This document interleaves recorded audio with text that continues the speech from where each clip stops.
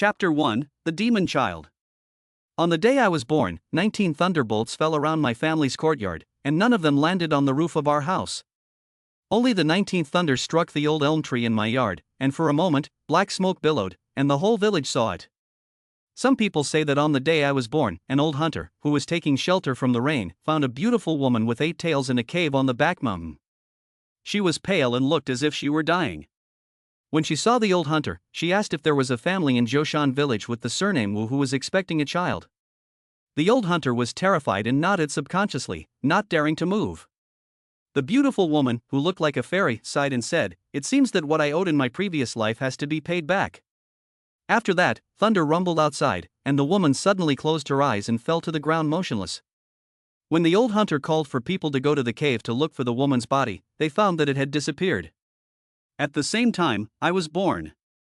When the midwife saw me for the first time, she was so shocked that she almost threw me out. I was born with a very strange appearance, a pointed chin, a head that looked like a fox, and tiny fangs growing from my mouth as soon as I was born. Most newborns cry, but I didn't. I just looked hungry. When my mother tried to feed me, I bit down hard and sucked out blood. The pain made my mother push me away, and she was filled with deep fear of the newborn me.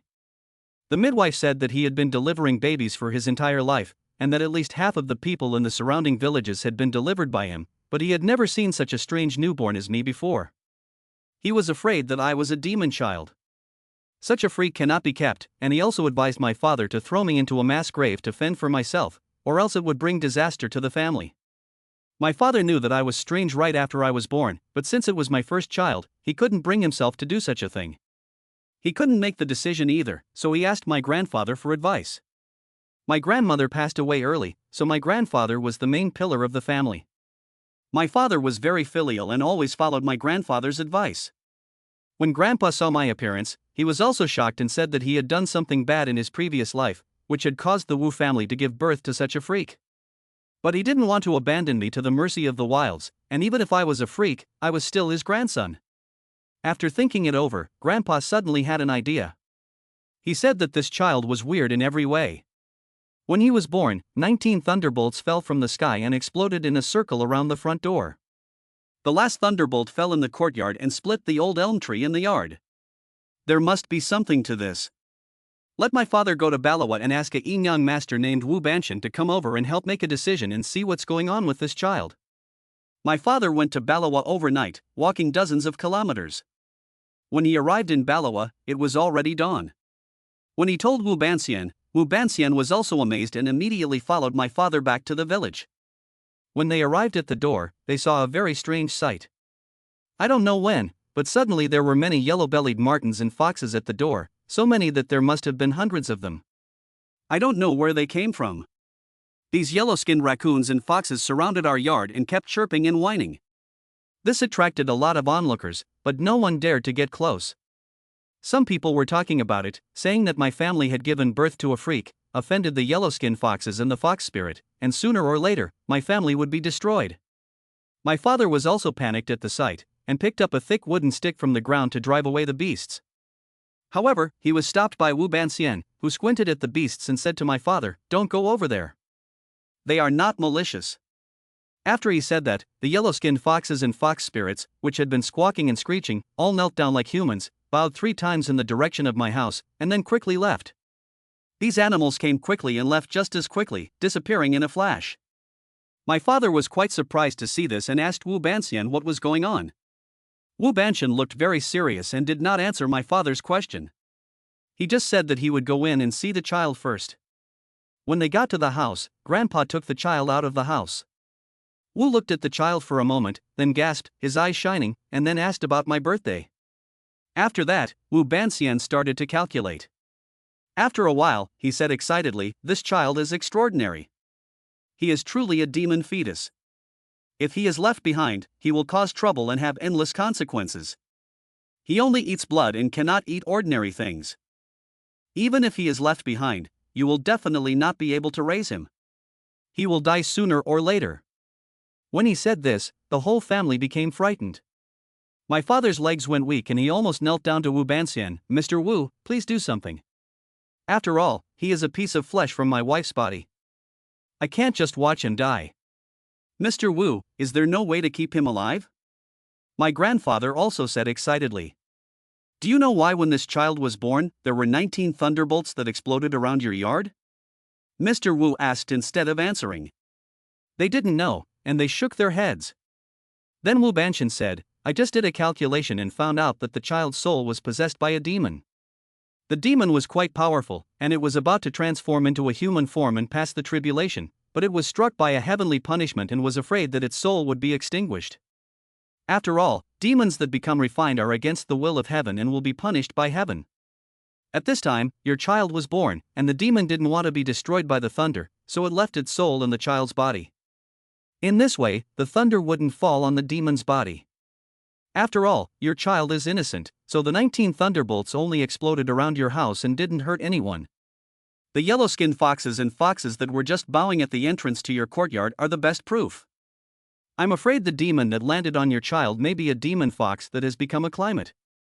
Those yellow-skinned foxes and foxes are all his relatives and descendants. My father almost burst into tears when he heard this, and quickly said, Mr. Wu, what should we do? Wu Banqian sighed and said helplessly, this is the first time I have seen this situation. Even if the child survives, he will have a difficult life and a tragic fate. Looking at his fate, he has a lot of fire in the sky, but not enough water. He has a lot of fire, but not enough water. He has a lot of fire, but not enough water. He has a lot of fire, but not enough water. He has a lot of fire, but not enough water.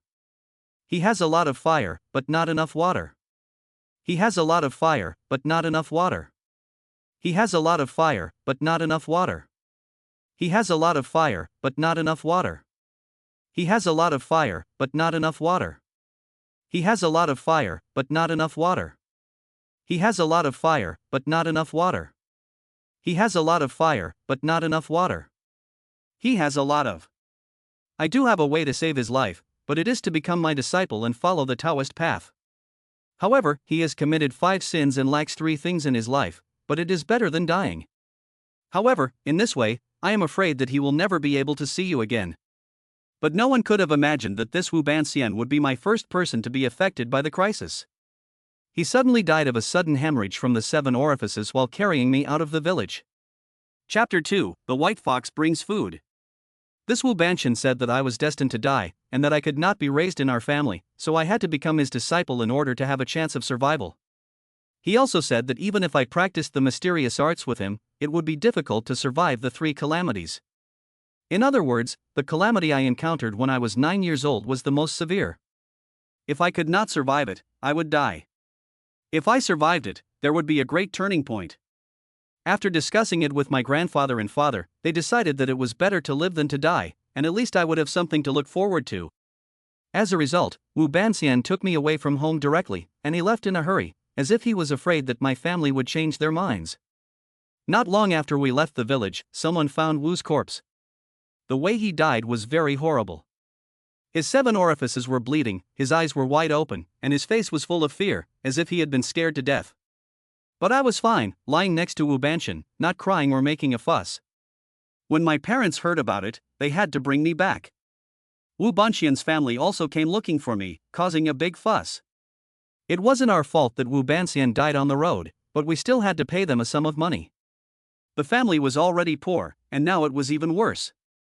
Later, I heard from my master that the reason Wu Banqian died was because he had an evil heart. When he carried me away, he was coveting something on my body, and he also wanted to take my life. These are just the later events, so I won't go into detail. After I was taken home by my father, I started to worry again. I didn't know whether the words of the Wu half-immortal were true or not. The sudden death of the Wu half-immortal made my family a little afraid of me. Even the people in the village said that I was a jinx, having killed an innocent person at birth. My food rations also became a problem. I didn't drink milk at all, only blood. From the time I was born until now, I have not eaten a thing and have been crying because I am hungry. Grandpa and my father were so worried that they couldn't eat or sleep, and my mother was so sad that she cried alone. Unexpectedly, when my father went out to the toilet in the middle of the night, he suddenly heard a rustling sound in the courtyard. He looked in the direction of the sound and suddenly saw several white-haired foxes appear in the courtyard, followed by several yellow-skinned raccoons. In the dark, the eyes of those animals were shining, and they were also sneaking around. One of the big white foxes even lay on the windowsill, peeking into the house. When my father saw this, he was initially frightened, but then he became angry. He thought to himself, it's bad enough that we have a freak in the family, but these animals are also here to cause trouble. So he picked up a brick from the ground and threw it at the animals. The brick hit the white-haired fox lying on the windowsill, and the fox let out a scream of pain that sounded very miserable in the quiet night. It looked back at my father viciously, showing its sharp fangs, and scared my father into inaction. At this time, the door suddenly opened, and my grandfather rushed out with a machete. Although he was almost 70 years old, the old man's body was still very strong. He had been a soldier when he was young, fought the devils, and was once the squad leader of the big knife team. When he glared, he was full of murderous intent, and the knife in his hand was shining. As soon as the animals saw my grandfather, they were scared and fled out of the yard. "What's going on?" Grandpa looked at my father and said.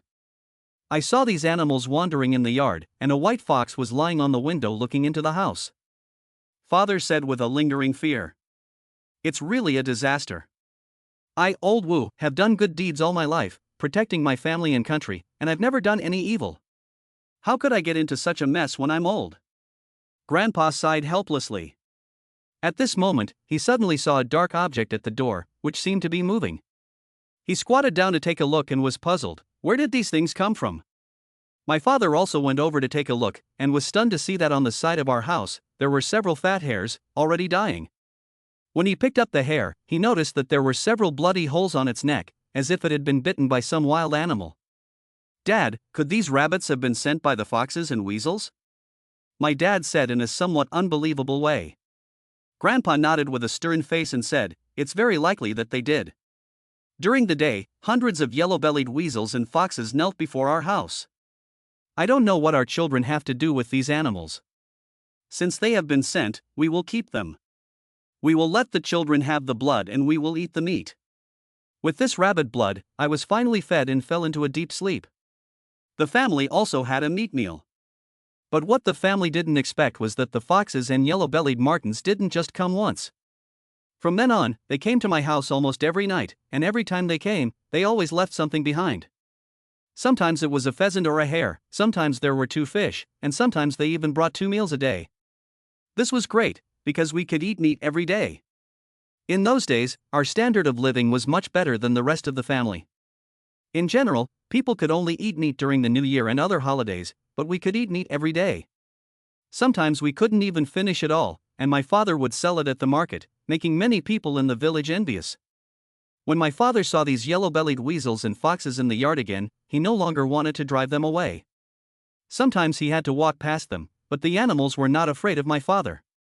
They would snatch the game and pass by my father, then leave without looking back. In this way, 3 years passed in the blink of an eye. Every day, the foxes and weasels would bring some wild game, and the family would eat the meat and I would drink the blood. Because life was so good, my parents both gained a little weight. Gradually, I grew up, and apart from the problem of drinking blood, I was no different from a normal child. My family tried to give me other foods, but I would always throw up after eating them. When I was born, I had white fur and a face like a fox, but as I grew older, the white fur faded and my face gradually became normal, and the more I grew, the more graceful I became. However, when I was 3 years old, my grandfather and father began to worry again. They still remembered Wu Bunxian's words, "I was born to suffer a calamity every 3 years." Now I was 3 years old, and I didn't know what kind of calamity I would encounter. On the 3rd birthday, the disaster really came. A person died in the village, and everyone in the village said that I was the cause of the death. Chapter 3: A Bowl of Pheasant Blood. When I was 3 years old, there was a severe drought. On my 3rd birthday, most of the adults in the village went to water the fields, and my family did the same, leaving me alone at home. My family left me a bowl of pheasant blood to drink when I was hungry. Although I was only 3 years old, I was smarter than most children and very obedient. I played in the yard by myself. For several years, I had been on my own. No other children wanted to play with me, mainly because the adults in the family wouldn't let me. They said I was a natural freak, and the people in the village knew that I never ate food, only blood, and that every night, yellow-bellied squirrels and foxes would come to my house to deliver things. Everyone avoided me like a poisonous snake. On my birthday, I was playing in the yard as usual. Just as I was peeing on the ant nest, I suddenly heard the sound of children playing outside the yard, which immediately attracted me. For the past 3 years, I have basically never left this courtyard. After all, everyone in the village despises me, and everyone avoids me when they see me. But I really wanted to have a playmate, even if it was just a child who would talk to me. When I heard the noise outside the yard, I ran to the gate and looked out through the crack. In front of my house was a small sand dune. It was the sand that the neighbor had collected for building a house. There were 4 or 5 children playing in the sand, laughing and talking. I was so curious to see them. I was only 3 years old at the time, and I didn't think much of it. I ran over to them and wanted to play with them. But as soon as the children saw me, they all looked scared. One of the older children pointed at me and said, "The freak is here.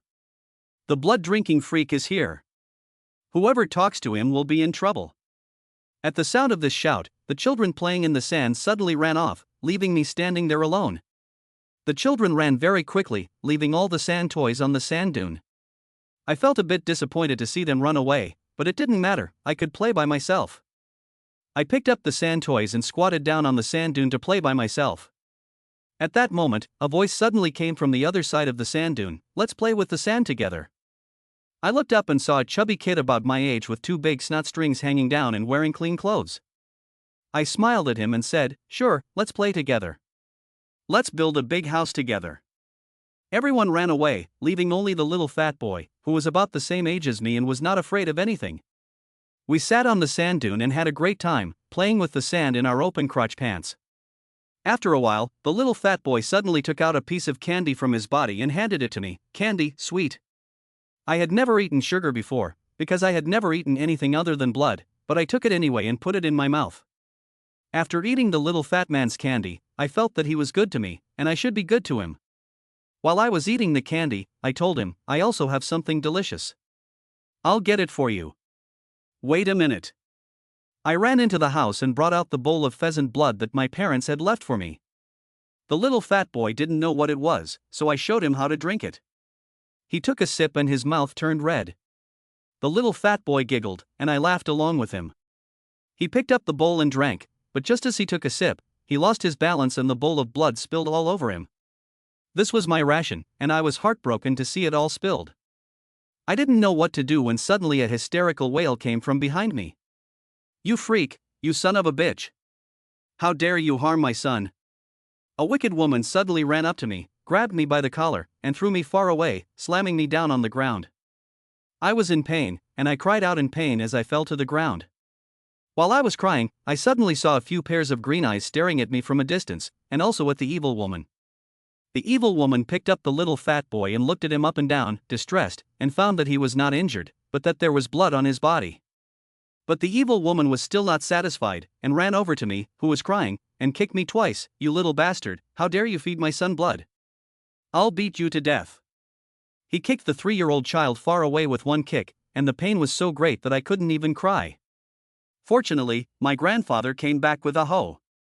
When he saw the evil woman still beating me, he rushed over and pushed the evil woman away, angrily saying, "Lao San's wife, why are you beating my grandson? You still have the nerve to ask? Ask this freak what he did. He actually fed my son blood. If he gets sick, I'll make you Wu family pay with your lives." The evil woman was fuming with rage, her arms crossed. Grandpa picked me up from the ground and saw that I was crying and felt sorry for me. When I looked at the little fat boy again, I was shocked. The little fat boy had spilled a bowl of blood all over himself. It was bloody and looked very scary. I was fine after drinking the blood, but if a normal child drank it, it would definitely be a problem. My grandfather knew he was in the wrong, so he couldn't say anything. After apologizing repeatedly, he took me home. But the evil woman still wouldn't let go, standing at the entrance to my house and yelling at me, attracting a lot of neighbors to watch. When I was being carried by my grandfather, I could still see some green eyes peeking out of the grass and staring at me, and also at the evil woman. "Shao Jia, I told you to stay at home, why did you run out?" Grandpa put me down. Shao Jia is my nickname. My full name is Wu Jia. Wu Banxian said that I was destined to suffer 18 calamities in my life, so my grandfather gave me this name. Play. I want to play with them. He gives me candy, and I give him something good to eat," I said, sobbing. Grandpa heard this and could not help but sigh, but there was nothing he could do. Children are like that. They think it's good to give their most precious things to other children, and they don't have any bad intentions. When my parents came back and heard about this, they gave me a good scolding and said that I would never be allowed to go out again. The family thought that this matter had passed, but it was only the beginning. Because the next morning, someone found the body of Lao San's wife in the mountains behind the house. The body was in a terrible state, bitten by some kind of wild animal. There were wounds and scars all over her body, and there was no good meat on her body. In particular, one of her feet had been gnawed down to the bone. The foot that was gnawed was the one that kicked me. Chapter 4: The coffin falls to the ground. Ma Lao's wife died in a very strange way. According to Ma Lao San, she and her child went back to bed that night and were fine. In the middle of the night, she heard a noise in the yard, but she was so tired from working in the fields all day that she couldn't even open her eyes. She thought she heard someone calling her wife's name, but she wasn't sure if she was just sleep-talking. After a while, Ma Lao's wife suddenly got up from bed. The sleepy Ma Lao asked her what she was doing. Ma Lao San's wife did not respond, and Ma Lao San thought she was going to the toilet, so he did not ask anymore and went to sleep. When he woke up the next day, he found that his wife was not in bed and could not be found anywhere. So he called a few neighbors to go find her. They searched the whole village, but could not find her.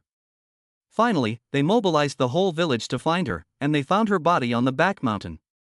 When everyone saw the body of Ma Lao's wife, they were so scared that they didn't dare to get close to it. No one in the village had ever seen someone die so tragically. There were bite marks all over her body, and one of her feet had been gnawed down to the bone. The most terrifying thing was that her mouth was still curled up in a strange smile, and her eyes were still open. She died so tragically, but she could still smile.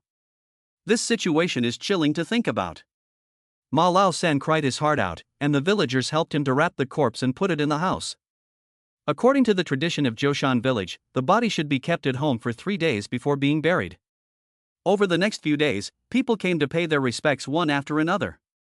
They were all neighbors in the village, and they saw each other every day. My father also bought some paper money and went to pay his condolences to Ma Lao's wife. But when he burned paper money in the brazier in front of Ma Lao's wife's coffin, something strange happened. When others burned paper money, it burned well and was completely consumed in a short time, leaving only a pile of ashes. But the yellow paper money my father bought wouldn't burn at all. After pouring high-proof liquor on it, it only burned a little and quickly went out. A strange wind blew in from somewhere, and the ashes in the brazier blew out of the brazier, covering my father in ashes. The paper wouldn't burn, so I lit 3 sticks of incense. But soon after lighting the incense, 2 of the sticks broke off, leaving the middle one intact. This is what is known as 3 long and 2 short. When the people around saw this, they all changed their expressions. The incense was burned like this. Obviously the deceased had a grudge against the people who came to burn incense. The incense and paper money offered by the other party were not accepted. My father was also very scared and hurried home alone to tell my grandfather about it. My grandfather sighed and knew that this was not a simple matter. In fact, if you think about it, the death of Ma Lao's wife is inextricably linked to me. Because I gave his son Xiaopang blood, Ma Lao San's wife beat me up, and something happened that night. Back then, the fortune teller was said that I would have a disaster every 3 years, and that either I or someone else would die. Now that Ma's wife is dead, it's just as he said.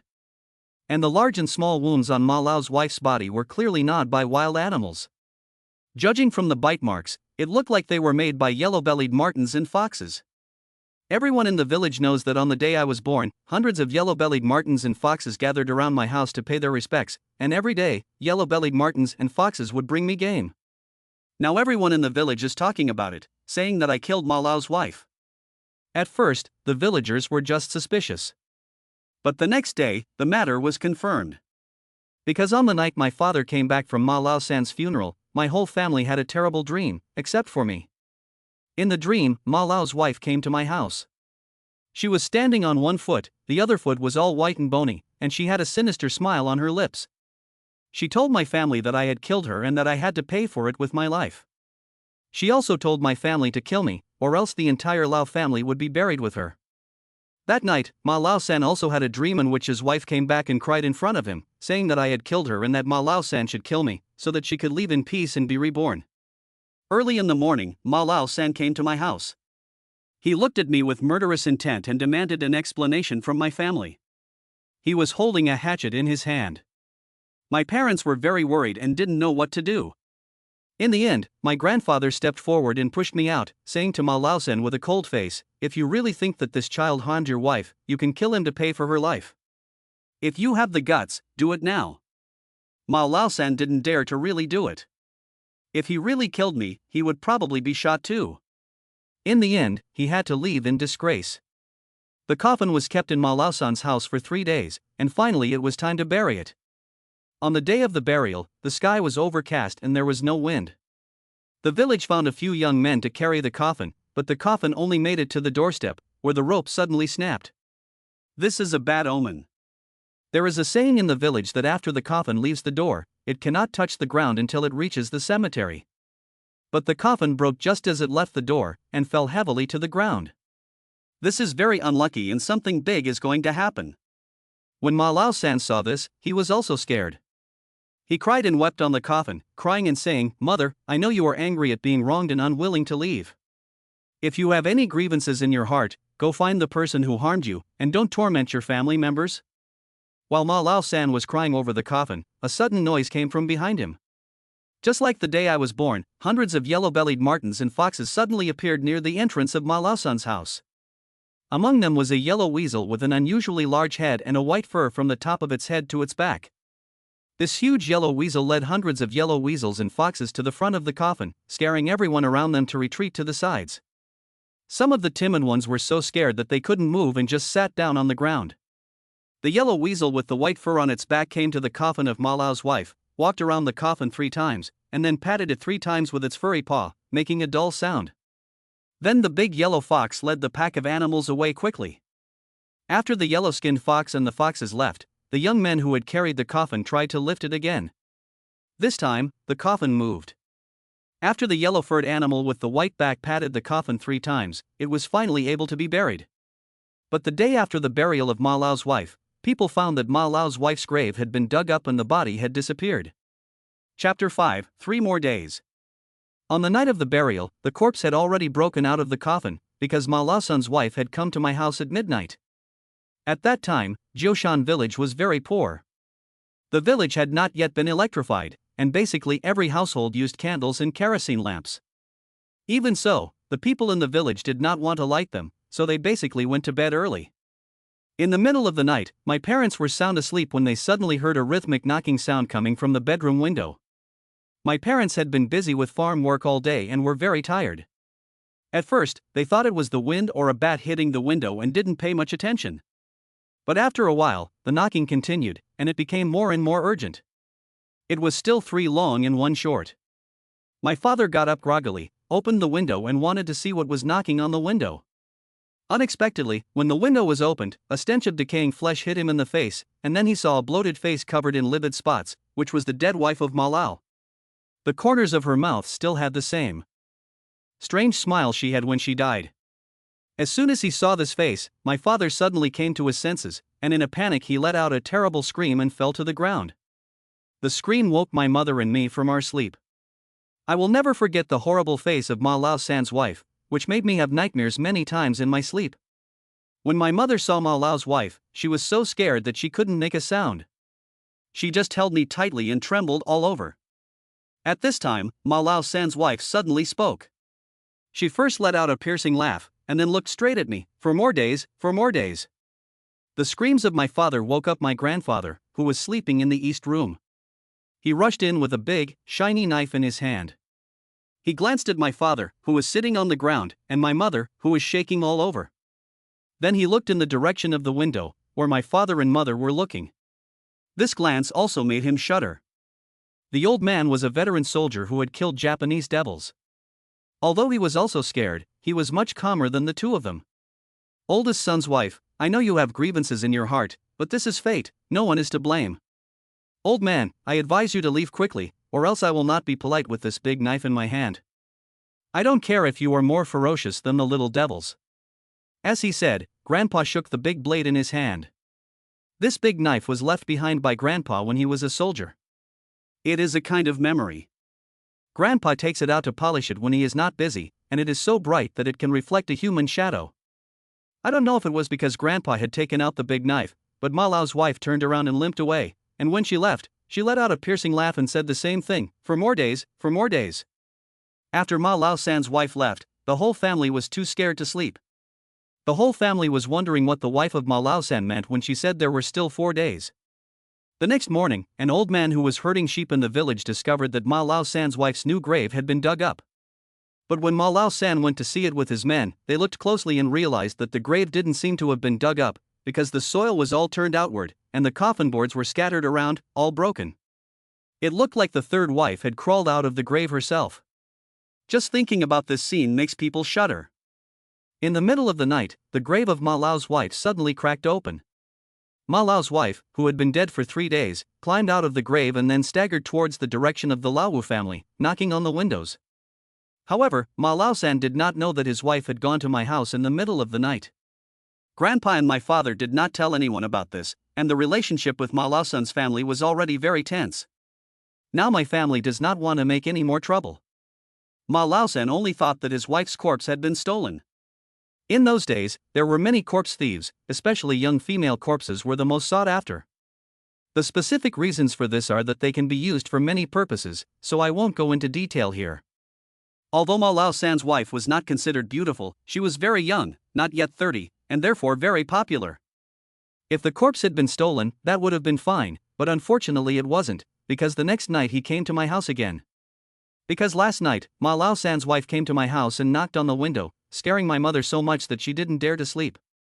My father comforted my mother, saying that Lao San's wife's corpse had been stolen.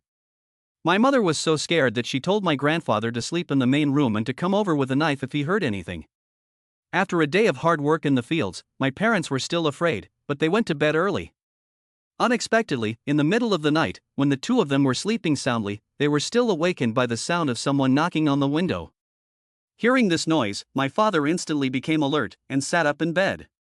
With the bright moonlight shining through the window, he saw a dark figure standing outside, rhythmically knocking on the window. My mother was already crying in fear, holding me and shivering in the quilt.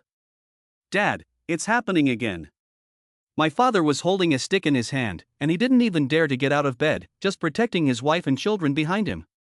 My grandfather, who had killed a Japanese soldier, rushed in at the sound of the noise, still holding the big, shiny machete in his hand. When he saw the figure standing outside the window, the swollen face was clearly visible. "Oldest daughter-in-law, you're never going to stop, are you?" "Old man, I'm already at the end of my life. If you're capable, then kill me. When I become a ghost, you won't be able to live either." With that, Grandpa stabbed the window with his machete. Outside the window stood Ma Lao San's wife, with a strange smile on her lips and her eyes white and bloodshot. She said in a very sharp voice, 3 more days, 3 more days, he he he." Even Grandpa, who was brave, couldn't help but gasp in horror at the sight of Ma Lao's wife. Fortunately, after the third wife of Ma Lao said this, she walked towards the door on tiptoe with her foot, which was nothing but a white, bony skeleton, and disappeared in a flash. "Dad. Ma Lao San's wife said yesterday that there were 4 days left, and today she said there were 3 days left. Is it true that after 3 days, our whole family will be killed by her?" My father suddenly thought of something and said in a panic. Chapter 6, The Apprentice. Ma Lao San's wife has been coming to my house for 2 days in a row, and every time she comes, she just leaves a sentence, which makes the whole family feel an unprecedented panic. If this continues, we will either be killed by her or die of fright. That night, the whole family didn't sleep, except for my 3-year-old self, who slept soundly. Early the next morning, Grandpa made a decision and asked my father to go to a place called Sanshurpu to find a fortune teller named Mrs. Lu to help solve the family's problems.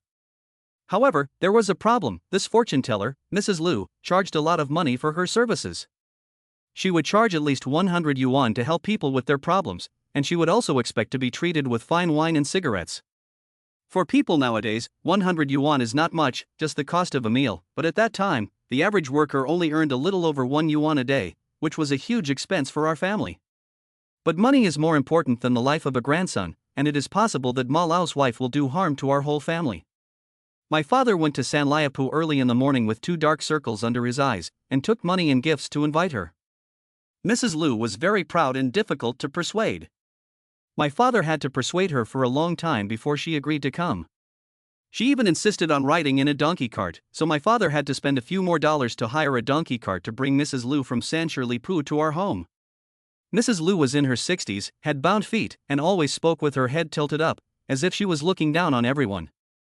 Grandpa was very polite to her, mainly because he had heard that this old woman was very knowledgeable and had never failed to help people. Lupa Z took a puff of smoke and snorted a few words out of her nostrils. "Where are the children? Bring them out and show them to me."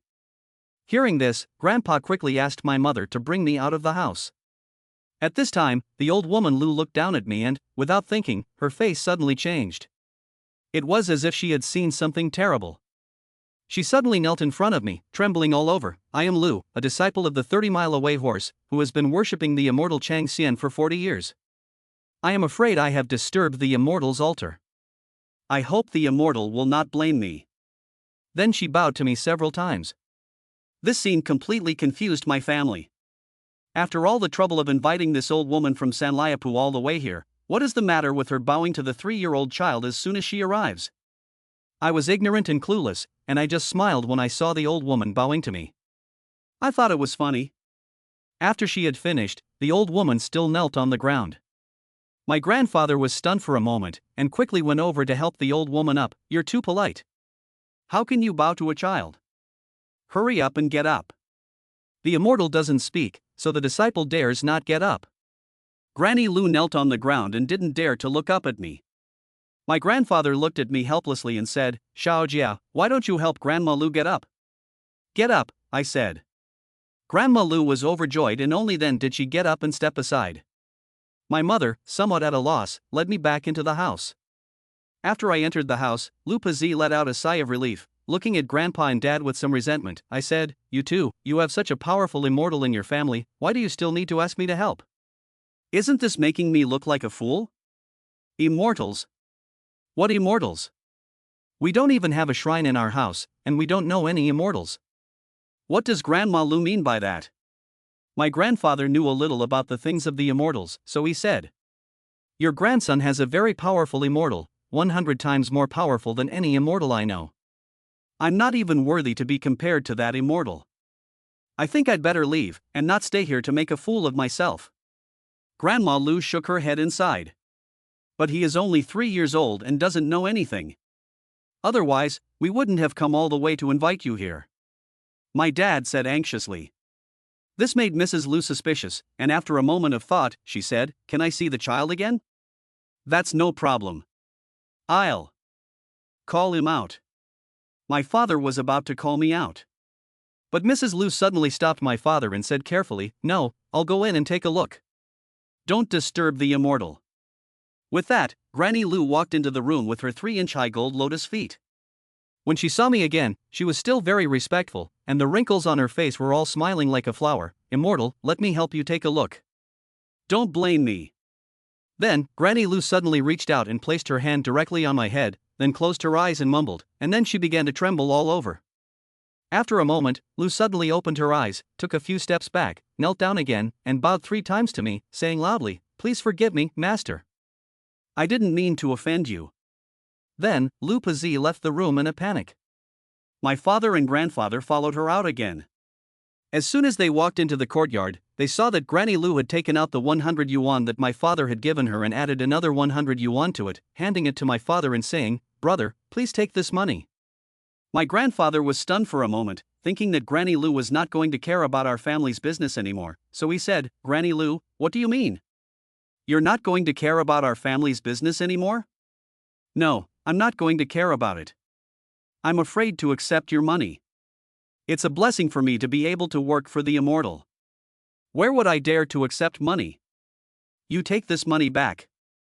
It's just a little token of my respect," Granny Lu said respectfully, and there was no trace of arrogance in her tone.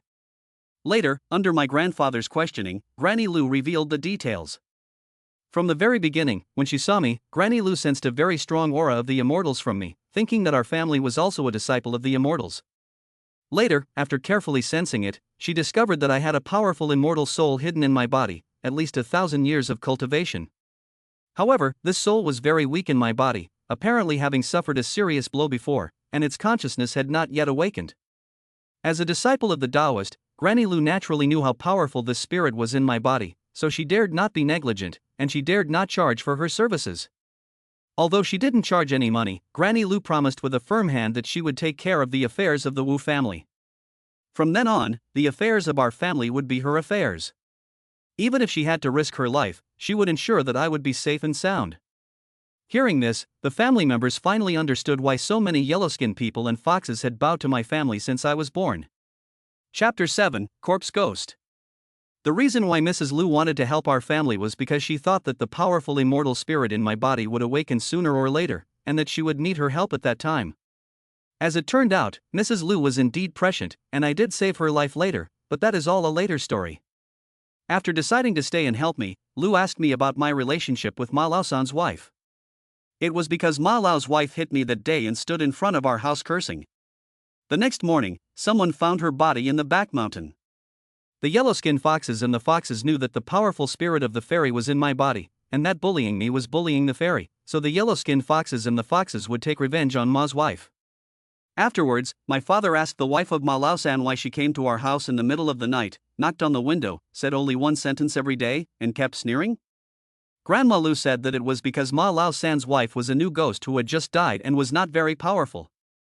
She would only become very powerful after the 7th day, and at that time she would be able to kill all of you. Moreover, the wife of Ma Lao-san had a lot of resentment, and her resentment was blocked in her chest. She was also bitten by the Yellow Emperor and the Fox Spirit. This kind of corpse is most likely to turn into a corpse, becoming a very scary thing called a corpse ghost. This evil thing is half corpse and half ghost, and it is very scary. The corpse of Ma Lao's wife was not stolen by someone, but she herself broke out of the coffin and is now hiding in some dark corner. After the 7th day, the soul of Ma Lao's wife will merge with the corpse and come back as a corpse ghost to take revenge. Hearing what Granny Lu said, the family was terrified and asked Granny Lu what to do next. Grandma Lu said that the easiest way to solve this problem is to kill the wife of Ma Lao-san before the 7th day, whether it is to find her body or to disperse her soul. The wife of Ma Lao-san will not turn into a corpse ghost. Grandpa said, "That's easy. Every night, Ma Lao's wife will come and knock on the window. You should stay at home and wait for her to come at night, and then you can get rid of her once and for all." Grandma Lu thought the same way. Before dealing with Ma Lao-san's wife, Grandma Lu also asked my father to find a few things. First, an adult black dog with no stray hairs on its body. Second, 3 roosters that have been raised for at least 3 years and have bright feathers. Third, a shroud for me to wear when Ma Lao-san's wife appears, to protect my life. The first 2 were easy to arrange. Almost every household in the village kept dogs and chickens, but when I heard that I was to be given a shroud for my 3rd birthday, it was a bit difficult. Where would they sell a shroud for a 3-year-old child?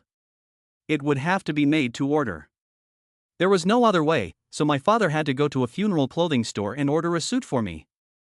It would take at least a day to make it.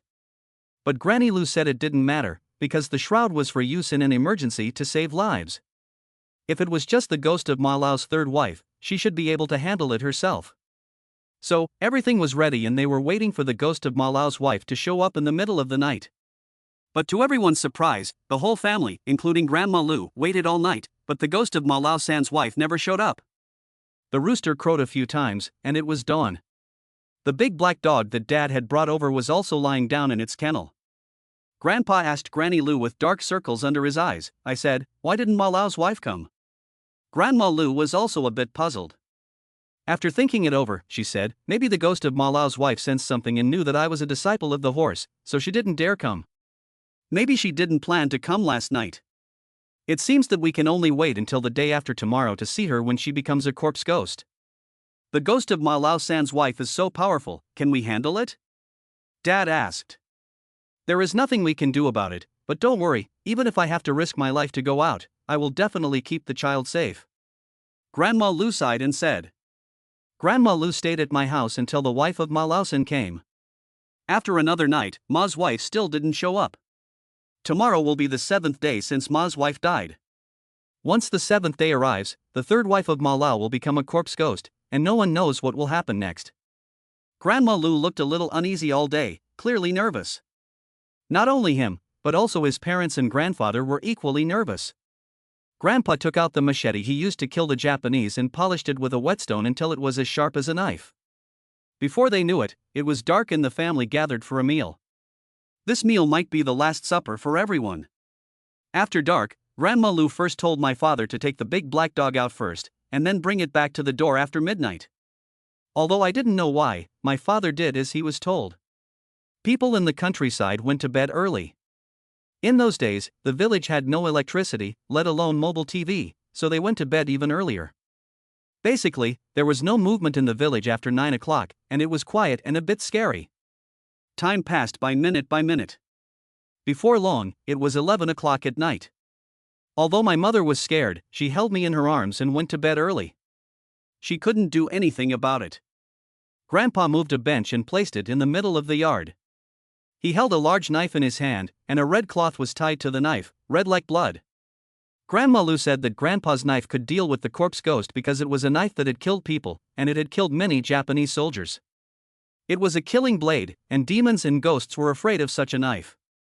Grandpa had long since put life and death out of his mind, and he would do anything to protect his grandson that night. Grandma Lu stood in the middle of the yard, smoking a pipe and staring at the door. After 11 o'clock, after a while, something strange happened. First, the yard was blown by a wind, a black whirlwind that kept spinning in the yard. At the same time, the whole village was in an uproar, and all the dogs were barking furiously. But it only lasted a few minutes, and soon it was quiet again. Suddenly, it became extremely cold, and Grandpa, who was sitting in the middle of the yard, suddenly felt his hair stand on end. At this moment, footsteps suddenly came from outside the courtyard, thumping loudly and sounding extremely heavy. At the same time, a strong stench of decaying flesh drifted over. Hearing this noise, Granny Lu suddenly became nervous. She was here. Chapter 8: Summoning the Immortals. As soon as the words were spoken, a loud bang was heard, and the two heavy doors suddenly flew up and crashed into the courtyard, shattering. Then a sinister voice came from outside the courtyard: "You killed me, and I want your whole family to pay for it." Soon, Grandpa and Grandma Lu saw Ma Lao's wife standing at the door. Although they had been prepared for this, they still involuntarily shuddered when they saw her. At this time, Ma Lao's wife had already shown signs of decay. Her whole body was swollen, her eyes were pale, and 4 large fangs were exposed from her mouth. Sharp black fingernails had grown on her hands, each one as long as 10 centimeters, and each nail looked like a sharp dagger. Ordinary people have never seen such a strange thing. When she saw this, Granny Lu suddenly shouted, "Ma Lao's wife, I am Lu, the apprentice of the 30-mile shop. I am here today to specifically clean up you. People cannot be resurrected after death.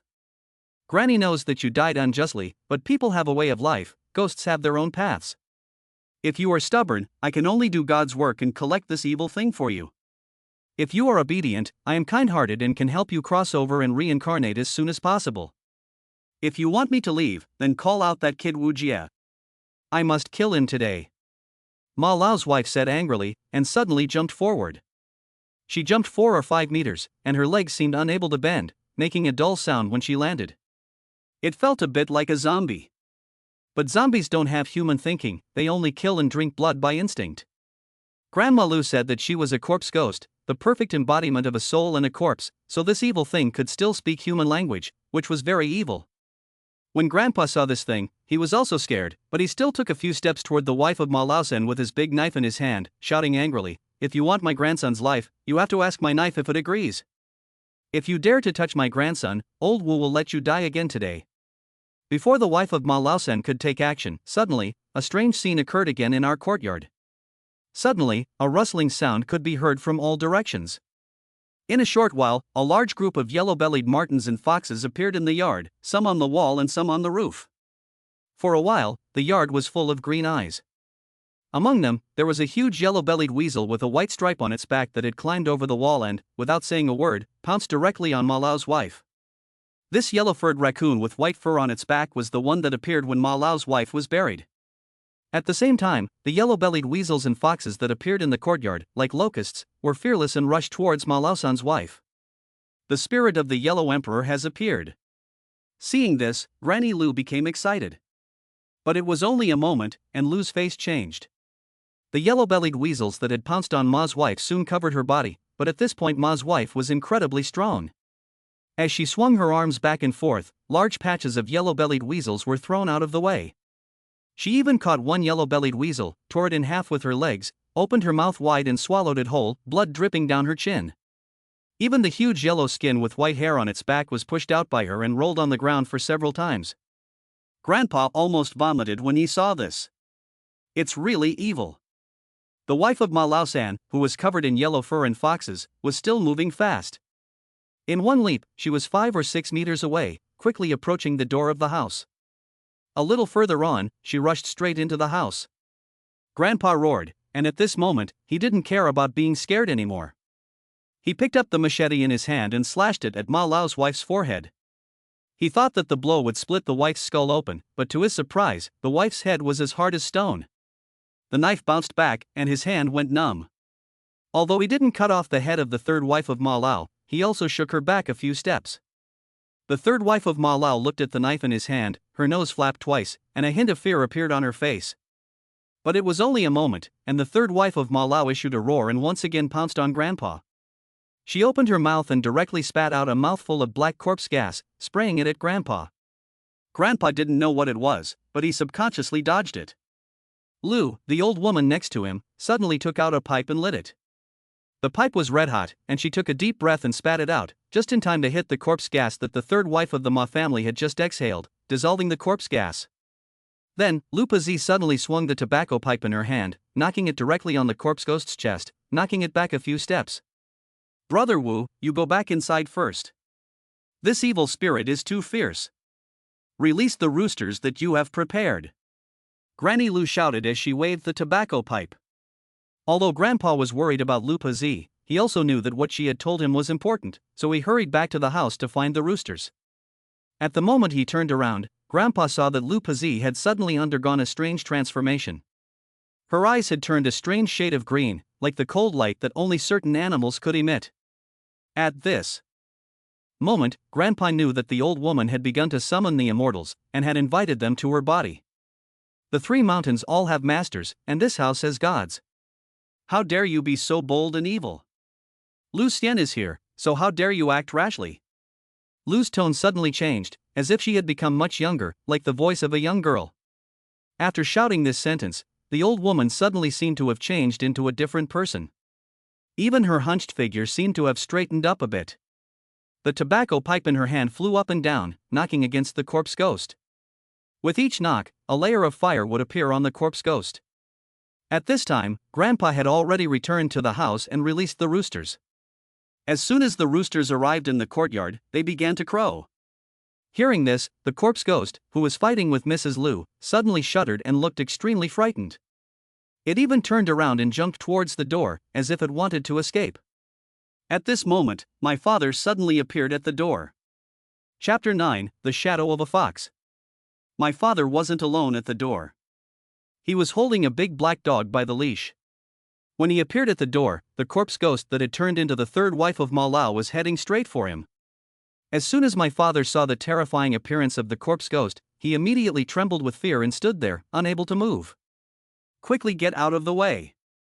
Grandpa sought his dumbfounded father and shouted. But my father was so scared that his legs were weak and he couldn't move. At this critical moment, the big black dog in his hand suddenly barked and jumped straight at the corpse ghost, leaping 2 meters into the air and landing on the corpse ghost, but it didn't knock it down. Taking advantage of this opportunity, the yellow-skinned and foxes once again swarmed over and began to bite. However, the corpse ghost's body was extremely hard, like copper skin and iron bones. These animals could not bite it at all, and could only use it as a pendant. Only the big yellow-skinned fox played a big role, grabbing the corpse ghost's legs and flipping it to the ground. Quickly go inside and hide. Granny Lu shouted again, holding her pipe aloft and slamming it down on the corpse's head. The horse's third wife let out a piercing cry. At this time, my father finally reacted and quickly turned and left the courtyard gate. Grandpa also hurried into the house and came to the bedroom. My mother and I had already been awakened by the commotion outside. My mother held me tightly, listening to the terrifying sounds of the ghosts and wolves outside. I was scared and trembling all over. At that time, I didn't understand anything, but I could hear all kinds of sounds outside, including the cries of the yellow-bellied squirrel and the fox, as well as the roars of the corpse ghost. Occasionally, there were the crowing of roosters and the barking of dogs, all mixed up in a mess. When Grandpa came in with the big knife with the curled blade, my mother let out a cry of fright. "Xiao, don't be afraid. Hurry and dress the child in the shroud. This is what Grandma Lu told me to do." Grandpa reminded me. Hearing the commotion outside, my mother, who had already been scared out of her wits, remembered the shroud and hurriedly began to dress me. The whole plan was now ruined. My father's appearance was a bit untimely. The 3 roosters that Granny Lu asked my father to find were mainly to scare away the corpse ghost. Roosters usually only crow at dawn, and evil spirits like the corpse ghost are afraid of the light. As soon as it gets light, they must find a dark place to hide. As soon as the sun shines on them, the corpse ghost will quickly turn into a pool of pus and blood. Hearing the rooster crow, the corpse ghost thought it was dawn, so it turned around and ran. Just now, Grandma Lu thought that the corpse ghost was too strong, much stronger than she had imagined, so she asked Grandpa to let the 3 roosters out. Unexpectedly, the corpse ghost heard the noise and really ran away, but my father heard the noise in the yard and led the big black dog to block the door. This big black dog was used to block the door. Black dogs have a strong yang energy, especially black dogs without any stray hairs. Even if they can't beat you, they're not afraid of you at all. Grandma Lu had made 2 preparations. If she couldn't beat it, she would let the roosters out to scare it away, and then find a way to deal with it. If she could beat it, she would let the black dog out to block its escape. The result was a scene that could not be cleaned up. It was also the fault of that old woman Lu, who didn't explain clearly to my father when to release the black dog. My mother had just dressed me in my shroud when a muffled groan came from outside the courtyard, as if it were Mrs. Lu's voice. Hearing this noise, my grandfather felt something was wrong and turned around with his knife to go and take a look. At this time, a huge black shadow suddenly appeared next to the window. Before he knew what was going on, he heard a loud crack and a pair of hands with sharp fingernails suddenly pierced through the window and reached in. Then, the hideous face of Ma Lao's wife followed. She jumped into the room with a single kick. My mother has always been timid, and when she saw Ma Lao's wife's big mouth full of fangs, she was so scared that she almost fainted on the spot, and at the same time she let out a hysterical scream. Grandpa was also terrified by this scene, but he still raised the knife in his hand and slashed at the corpse ghost. The corpse ghost was also prepared for Grandpa's knife. He reached out and suddenly grabbed the knife, then kicked Grandpa away with a flying kick. Grandpa groaned, his eyes went black with pain, and he couldn't get up no matter how hard he tried. "Wu Jia! Wu Jia! I've come to find you." Ma Lao's wife chuckled, her nose twitching slightly. In an instant, a look of confusion appeared on her face. "Because she couldn't find me." The corpse ghost is invisible, but it can sense the vitality of the living, especially my breath. The reason why Mrs. Lu asked me to wear a shroud is because only the dead wear shrouds, and the shroud can block the vitality of the living. Before I put on the shroud, she could still sense it, but when she entered the room, she couldn't find me. "Third sister, please let my son go. I only have one son." My mother was so scared that she was in tears, but she still held me tightly in her arms. The corpse ghost's nose twitched for a long time, but it didn't sense my breath.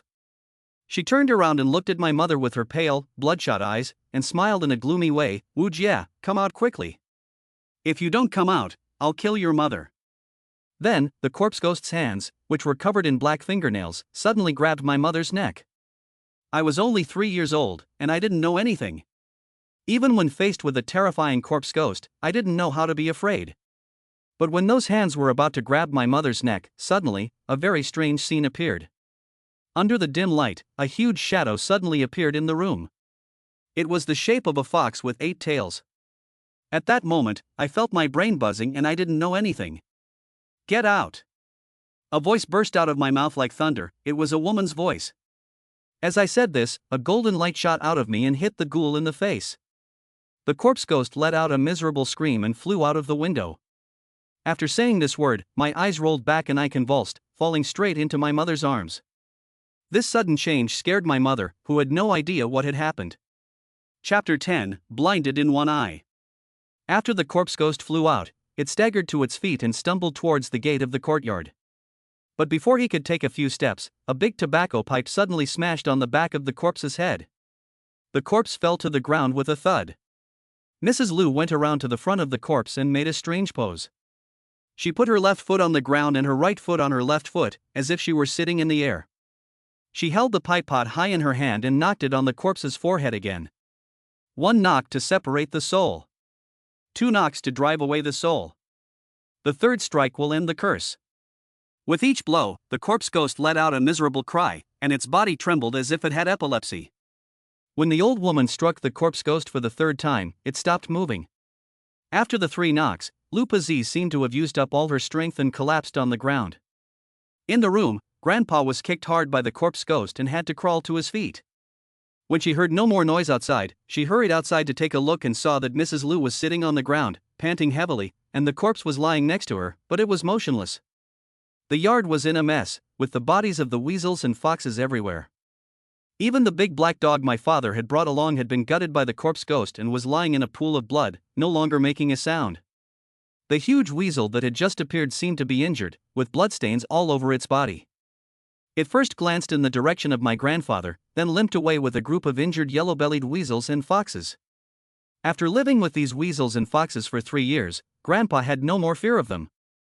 For the past 3 years, these yellow-skinned weasels and foxes have been bringing food and drink to our family every day, and this time they came to save the lives of our family members. Seeing the huge yellow weasel, Grandpa called out to it, "Thank you, Yellow Emperor." The Yellow Emperor naturally did not respond, and soon disappeared into the night. Grandpa came to Lu's side and looked at her in the moonlight. He was shocked to see that there was a scar on her face, from her forehead to the corner of her mouth. It was a long scar, as if she had lost an eye. "Grandma Lu, are you all right?" Grandpa asked. Uneasily. Grandma Lu took a deep breath in pain and said in a trembling voice, "It's okay, I'm still alive." "This corpse ghost?" Grandpa looked at the corpse ghost lying on the ground with some concern. "Don't worry, it's fine. The soul of Ma Laosan's wife has already been scattered by me. Without a soul, the corpse can't become a corpse ghost. In a while, you will throw the corpse in the back mountain, or return it to Ma Laosan's family for reburial. This matter will be settled." While they were talking, a head suddenly appeared at the door. It was his father, who had just come in with the big black dog. He heard the noise in the yard had stopped, so he came to take a look. He was also shocked to see the mess in the yard. "Come in, it's all right." Grandpa called out. "Dad. Xiao Jie is dying. Come in and take a look." My mother's cries could be heard from inside the house. Hearing this, Grandpa, Dad, and Grandma Lu, who was limping, all entered the room. "What happened?" Grandpa asked, glancing at me in my mother's arms. Just now when sister-in-law came in, I saw a big fox shadow suddenly appear on the wall behind Xiaojia, and it had 8 tails. After the shadow appeared, sister-in-law jumped out of the window, and then Xiaojia fainted. He couldn't be woken up no matter how hard I called. "What's wrong with him?" Mom said while crying. Grandpa and Dad were scared when they heard this and came over to me. Grandma Lu heard this and pondered for a while, then waved her hand and said, "It's not a problem. The fairy spirit in the child's body must have just come out and chased away the corpse ghost. Otherwise, you and your son would have been dead long ago. It was precisely because the fairy intervened that the corpse ghost was seriously injured, and I had the opportunity to send her away. The spirit of the fairy was already very weak, and this manifestation of the soul has made the fairy even weaker. She and the child are 1 soul and 2 bodies, so it will be fine in a few days, 3 days at the least, 7 days at the most. The person will definitely wake up." Hearing Lu's words, the family's hearts were relieved. Next, there was still a lot to do. First, my father found a truck and took the body of Ma Lao San's wife to the back of the mountain. He planned to notify Ma Lao San to collect the body and rebury it at dawn. After all, the body could not appear in my house, otherwise there would be a lot of unnecessary trouble. As for the bodies of the yellow-bellied cats and foxes in the yard, Grandpa had also collected them all, a total of more than 30. The fur of these yellow-bellied cats and foxes was very bright and could definitely be sold for a good price, but they had all lost their lives to save my life. Grandpa absolutely could not do such an ungrateful thing, so he dug a large pit in a corner of the yard and buried all the bodies. After everything was taken care of, it was already dawn. Grandma had already helped Grandma Lu to dress her wound. Grandpa went to the east end of the village and found a donkey cart, which he used to take Grandma Lou to the hospital in the town to treat her wound. On the way, Grandpa was still worried about Grandma Lou's injury. He pulled the donkey cart while saying to Grandma Lou, "Sister, you said that we are not related, but you lost an eye for our family. The Wu family has nothing to repay you, and it is not a good feeling." Grandma Lou said, "Brother Wu, I told you before that I would help your family without expecting anything in return. It is my blessing to be able to help you. Your grandson's being chosen by the immortal means that he has a great destiny and his future is limitless. However, your grandson has a special fate. He has suffered many hardships and calamities in his life, and every 3 years, he will either die or someone else will. Here, I would like to remind you that the biggest disaster he will encounter will be when he is 9 years old. If he can survive it, his fate may change for the better. If he can't, he will die. Remember, on his 9th birthday, don't let him go out." "Why 9 years old? Didn't he have a disaster at 6 years old?" Grandpa asked in confusion. "At the age of 6, I might be able to help, but at the age of 9, I can't do anything. It all depends on his fate." Mrs. Liu took out her pipe and smoked, looking in the direction of Joshan village, not knowing what she was thinking. 3 days later, I woke up. Chapter 11, The 6-Year-Old Robbery. After the matter with Ma Lao's wife was settled, the next day someone found the body of Ma Lao's wife, which my father had thrown into the back mountain. The body was no longer as hideous as it had been the night before, with no fangs and no sharp fingernails. It had become an ordinary corpse, and Ma Lao buried it again. That night, there was a lot of noise in my house. In the middle of the night, there were all kinds of strange noises, but no one dared to come out and see.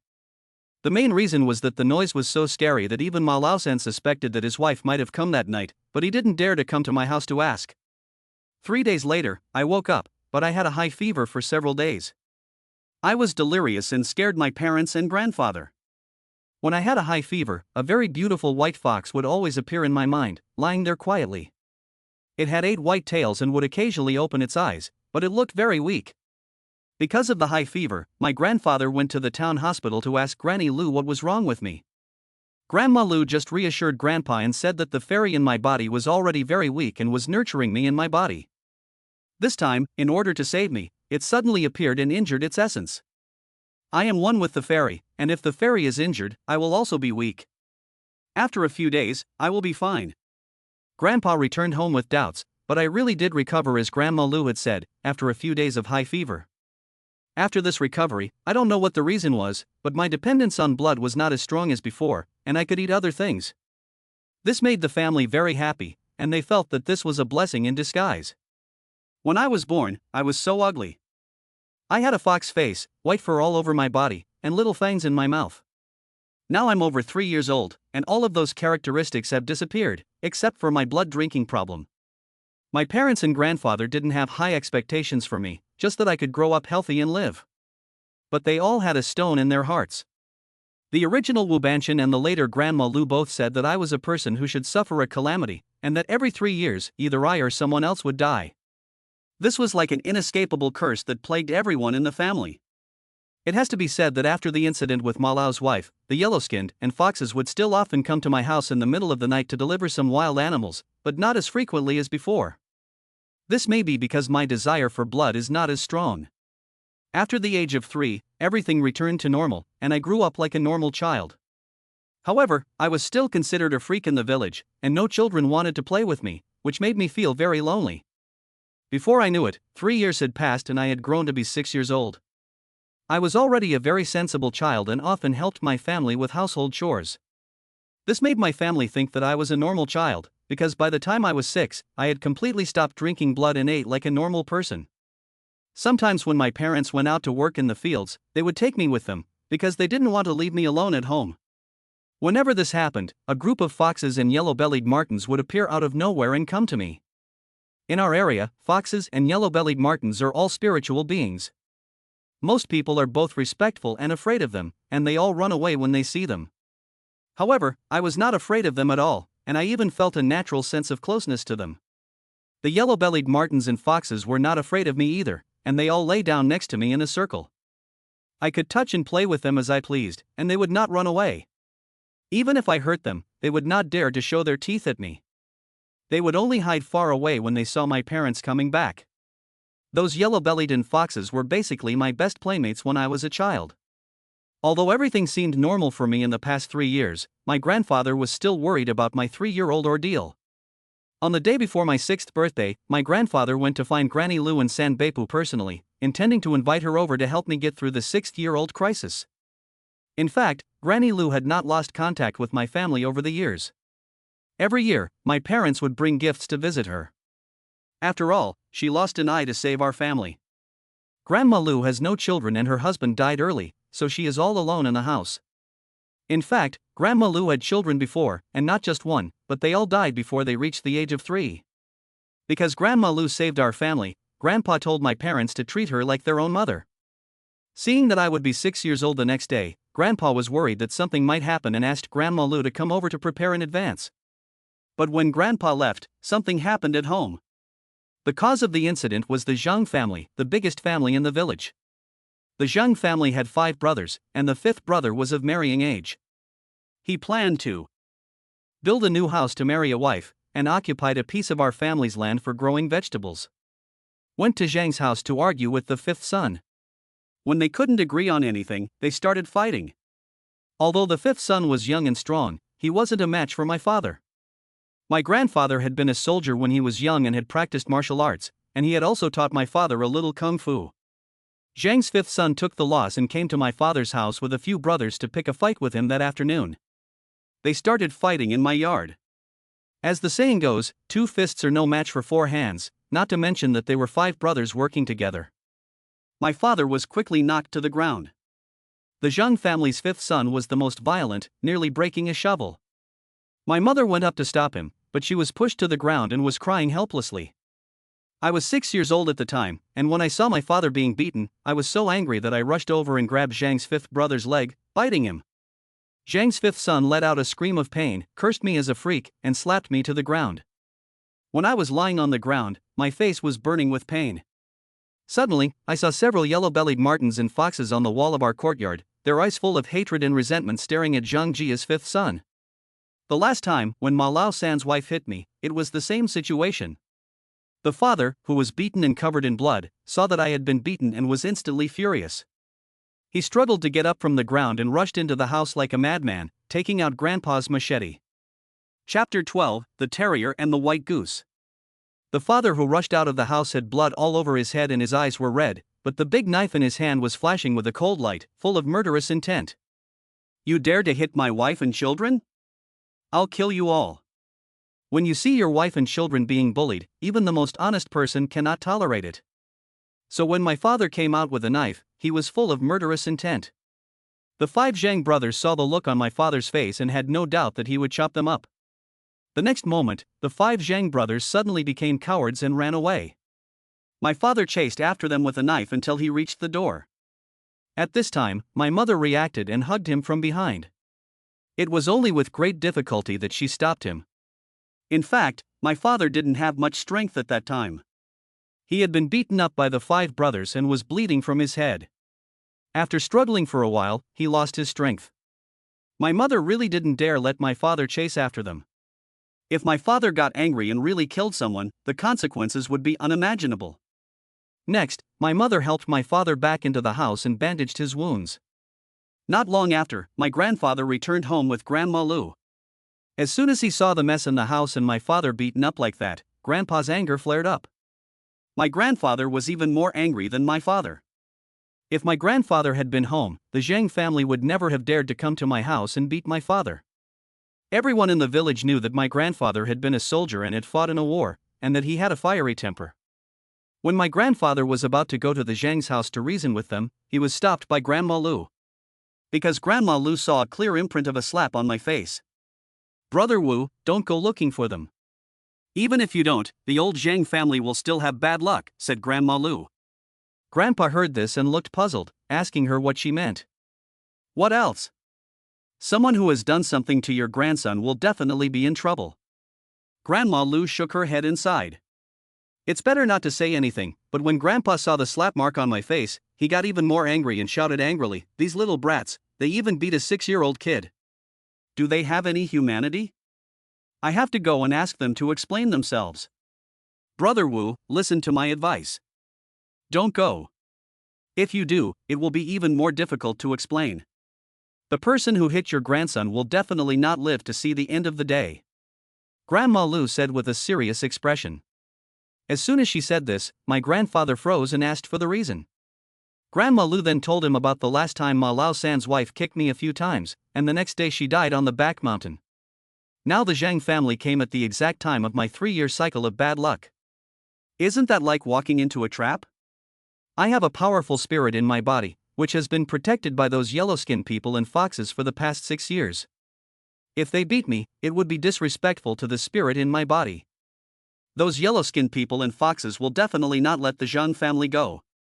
Grandpa heard this and shuddered, thinking that this was a troublesome matter. Although the Zhang family was in the wrong, they wouldn't lose their lives just because they slapped me.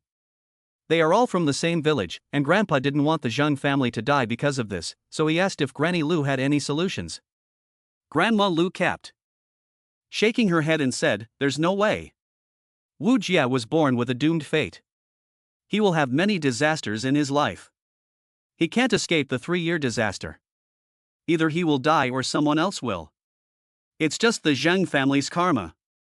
Although this was the case, my grandfather still felt uneasy and asked if whoever hit me would die. Grandma Lu nodded. Then my grandfather asked who had hit me. My mother said it was the 5th son of the Zhang family. After thinking for a while, Grandpa asked if Lu could think of a way to help the Zhangs, or at least warn them. Grandma Lu had no choice but to tell Grandpa, those who want to take revenge on the Zhang family must be the Yellow Fox and the Fox Fairy. They will probably go to the Zhang family tonight. Tell Zhang Laowu to let a few dogs loose in the yard tonight, but don't tie them up. Also, keep a few white geese in the bedroom where he sleeps. Before putting them in, make sure they are full and let them poop in the room. In this way, Zhang Laowu may be able to escape. There is a reason for this. First of all, the local dogs in the countryside are very intelligent and are good at guarding the home. If the local dog finds a weasel entering the home, it will definitely spare no effort to chase it. In addition, the yellow-bellied rat is not a match for the local dog in terms of size. Under normal circumstances, the yellow-bellied rat will lose when it encounters the local dog. As for the white goose, it is actually similar to the earth dog in that it can also guard the home and protect the yard. Moreover, the white goose has a very strong sense of territory, and its body is definitely larger than the yellow rat. Its mouth has a strong biting ability, and sometimes the earth dog is so scared of the white goose that it dares not approach it, let alone the yellow rat. More importantly, the yellow rat is very afraid of the white goose's feces. As long as the yellow rat touches the white goose's feces, especially the paw, it will rot very quickly. Grandma Lu was reluctant to talk about these things. After all, he was a disciple of the horse, and the yellow dog and the fox were all immortals, but they were people he could not offend. But she couldn't resist her grandfather's repeated requests, and told him the method. But Granny Lu couldn't guarantee that this method would save the life of the 5th son of the Zhang family. Those yellow-skinned and foxes have been kind to our family, and it can be said that they have done us a great favor. Without them, I wouldn't be alive. But human life is at stake, and my grandfather is soft-hearted. We are all from the same village, neighbors, and the 5 Zhang brothers were all raised by my grandfather. Although the 5 brothers were a bit unruly and beat up our family, this is not something that can be justified. Even so, it cannot be said that they have committed a capital crime and used their lives to pay for it. Whether it would work or not, Grandpa still wanted to tell the 5th Zhang that he had come to settle the score. So before it got dark, Grandpa went to the Zhang family's house with his hands on his back. When he got there, he found that the Zhang family's gate was tightly shut. Grandpa knocked on the gate for a long time, but no one answered. In fact, Zhang's 5th son was at home that day. He knew that Grandpa would definitely come back, so he was afraid to go out, and Grandpa could not possibly break in. The 5 Zhang brothers had all grown up under the watchful eye of their grandfather, who was always very authoritative in the village. At the time, he was so angry that he attacked my father. Now, when he thinks about it, he is also very scared, especially of my grandfather's machete. Grandpa was still a bit worried, so he went to find the other brothers of the 5th Zhang family member. However, these brothers either dared not go out, or were so scared that they did not dare to stay at home. Some even directly asked their wives to come out and apologize to my grandfather. Grandpa went around in circles, but in the end he had to return home with nothing to show for his efforts. Perhaps this was the fate of the 5th Zhang family member. The next day, the eldest Zhang family member found his body hanging from the ceiling beam in his house. Chapter 13, Death and Resurrection.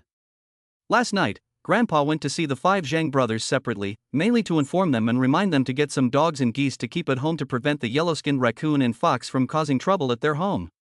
However, the 5 Zhang brothers all thought that Grandpa was taking up for my father and wanted to get rid of them. The next morning, the eldest Zhang brother wanted to go and talk to the 5th brother to see if they could go to my house together to apologize to my father. After all, they were from the same village, and it was their brothers who had done something wrong. They would see each other in the future, and they couldn't make things so awkward. But when the eldest Zhang opened the door and looked inside, he was so scared that he sat down on the ground. As soon as he opened the door, he saw Zhang Laowu hanging from the beam, gently swaying in the wind. Zhang's 5th son died in a very strange way. His tongue was sticking out, his eyes were wide open, his eyeballs were all red and bloodshot, and his face was a deep purple.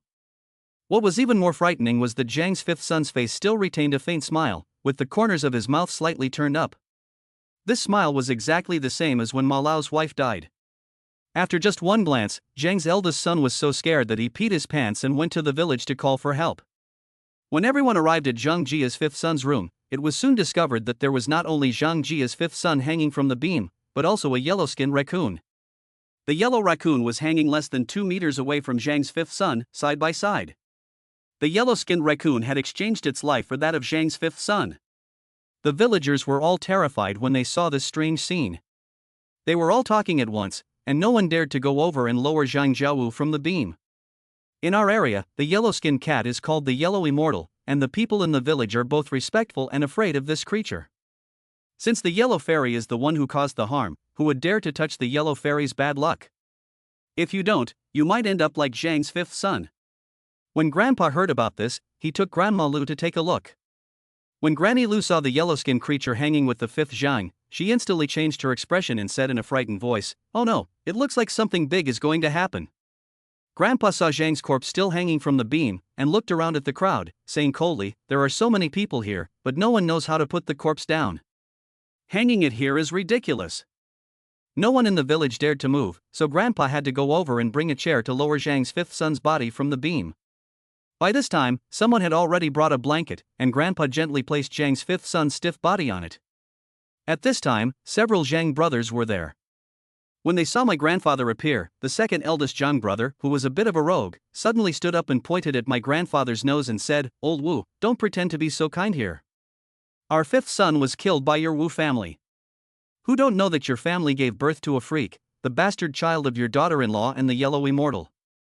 For years, every night there have been so many yellow-skinned people and foxes delivering things to your home. We brothers just beat up your son, so you let the yellow-skinned people harm our 5th child to death?" As soon as he said this, the other brothers of the Zhang family were suddenly excited and also came forward to accuse Grandpa. Grandpa's face turned cold, and he looked at the Zhang brothers. "You little brats, while I was away, you brothers teamed up to bully my family, not only beating my son, but also attacking my daughter-in-law and grandson. You didn't even care that your own brother was hanging from the ceiling, and when I helped you get him down, you still yelled at me. What's the matter? You want to fight with old Wu? Come on up and try." When he said this, Grandpa squinted at the Zhang brothers with murderous intent. Grandpa himself was very authoritative, and when he got angry, he had a murderous aura about him. The brothers dared not say another word. At this point, Grandma Lu also stepped forward and said, "That's enough. Let's not say too much. The deceased is the most important. Let's first bury the body. The 5th son of the Zhang family was not killed by the Wu family. It was you who offended the Yellow Immortal, which caused this great calamity. Let's just leave it at that." Everyone present knew that Grandma Lu was the most famous disciple in the 8 villages and had great prestige. Since she said that the Wu family was not to blame, the brothers could say nothing more. However, the second son of the Zhang family was full of anger. He stared at the yellow-skinned corpse hanging from the beam and suddenly did something unexpected. He took an iron shovel from behind the door and smashed the yellow-skinned corpse hanging from the beam. After the corpse of the yellow skin was hung on the ground, the second son of the Zhang family was still not satisfied, and he directly picked up the shovel and pounded it on the corpse. When Lu saw this, she hurriedly stepped forward to stop him. "Don't be disrespectful to the Yellow Immortal. You've already caused trouble. You'll be in big trouble. But Zhang's second son didn't care about this. He swung the shovel at the corpse of the Yellowskin while saying angrily, "This Yellowskin killed my brother. Can't I beat him a few times to vent my anger?" After a few blows with the shovel, the corpse of the Yellowskin rat had been smashed into a mass of meat and blood. Even if Granny Lu tried to stop him, it was already too late. She could only watch the puddle of meat and sigh. Grandpa returned home in a rage, and Granny Lu followed him. On the way, Granny Lu looked very unhappy and kept smoking opium. After returning home, Grandma Lu sat down and sighed, saying, "Xiao Jia has this fate. Every 3 years, it's either him or someone else who dies. It really is his time to die, but this is not the end of it. I guess the Zhang family will not be able to rest in peace for a while." Grandpa came back with a belly full of anger and, hearing what Grandma Lu said, he was puzzled. If the fifth son of the Zhang family has died, what else could possibly happen? Grandma Lu shook her head helplessly and said, "I can't say for sure. No one knows what Huang Xian was thinking, but the second son of the Zhang family just desecrated Huang Xian's corpse, so I guess he's going to be unlucky. This is never ending. Will something happen to my grandson?" Grandpa said worriedly. "I can't say for sure, we'll just have to wait and see," Grandma Lu said. Unexpectedly, Grandma Lu's words were soon fulfilled. That night, a major incident occurred. After the fifth son of the Zhang family died, he had not yet been buried in a coffin. Not long after it got dark, he sat up in bed and was alive again. This scene almost drove the Zhang brothers crazy. Chapter 14, The Spirit of Huang Heir. After Grandpa died, the remaining Zhang brothers gathered in the room of the fifth son to discuss how to arrange the funeral for the fifth son. In addition to the 4 Zhang brothers, there were also their wives. The whole room was noisy and everyone wanted to avoid paying more for the funeral. When they were arguing, they suddenly heard a strange laugh coming from where Zhang's fifth son was lying. At first, no one paid any attention to it, thinking it was just a stray cat outside.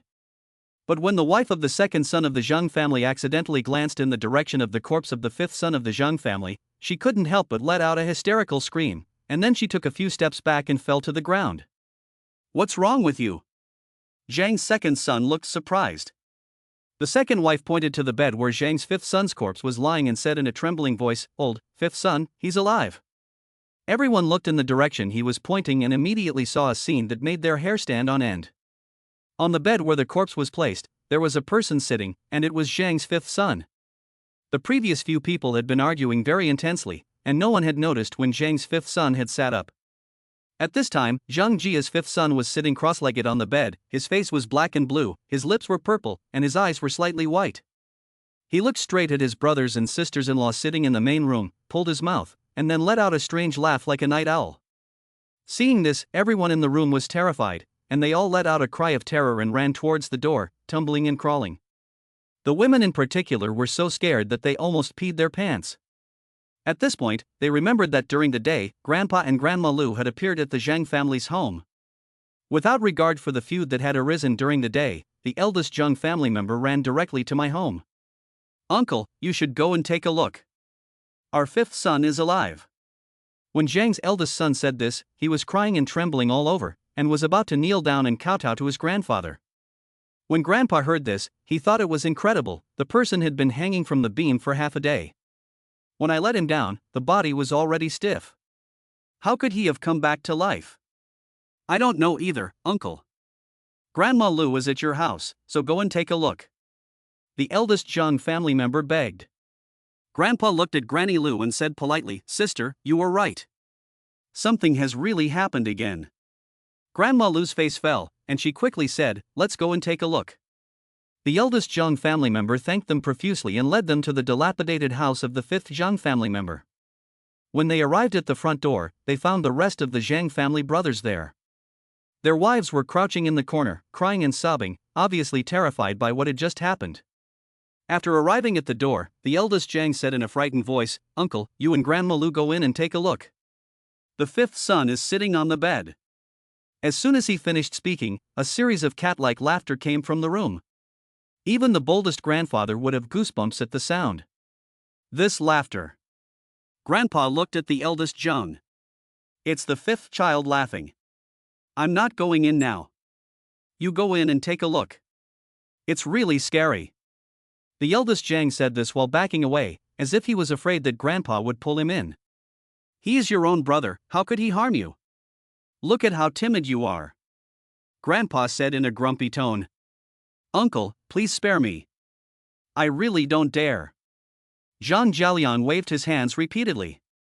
In the end, Grandpa had to follow Granny Lu into the house.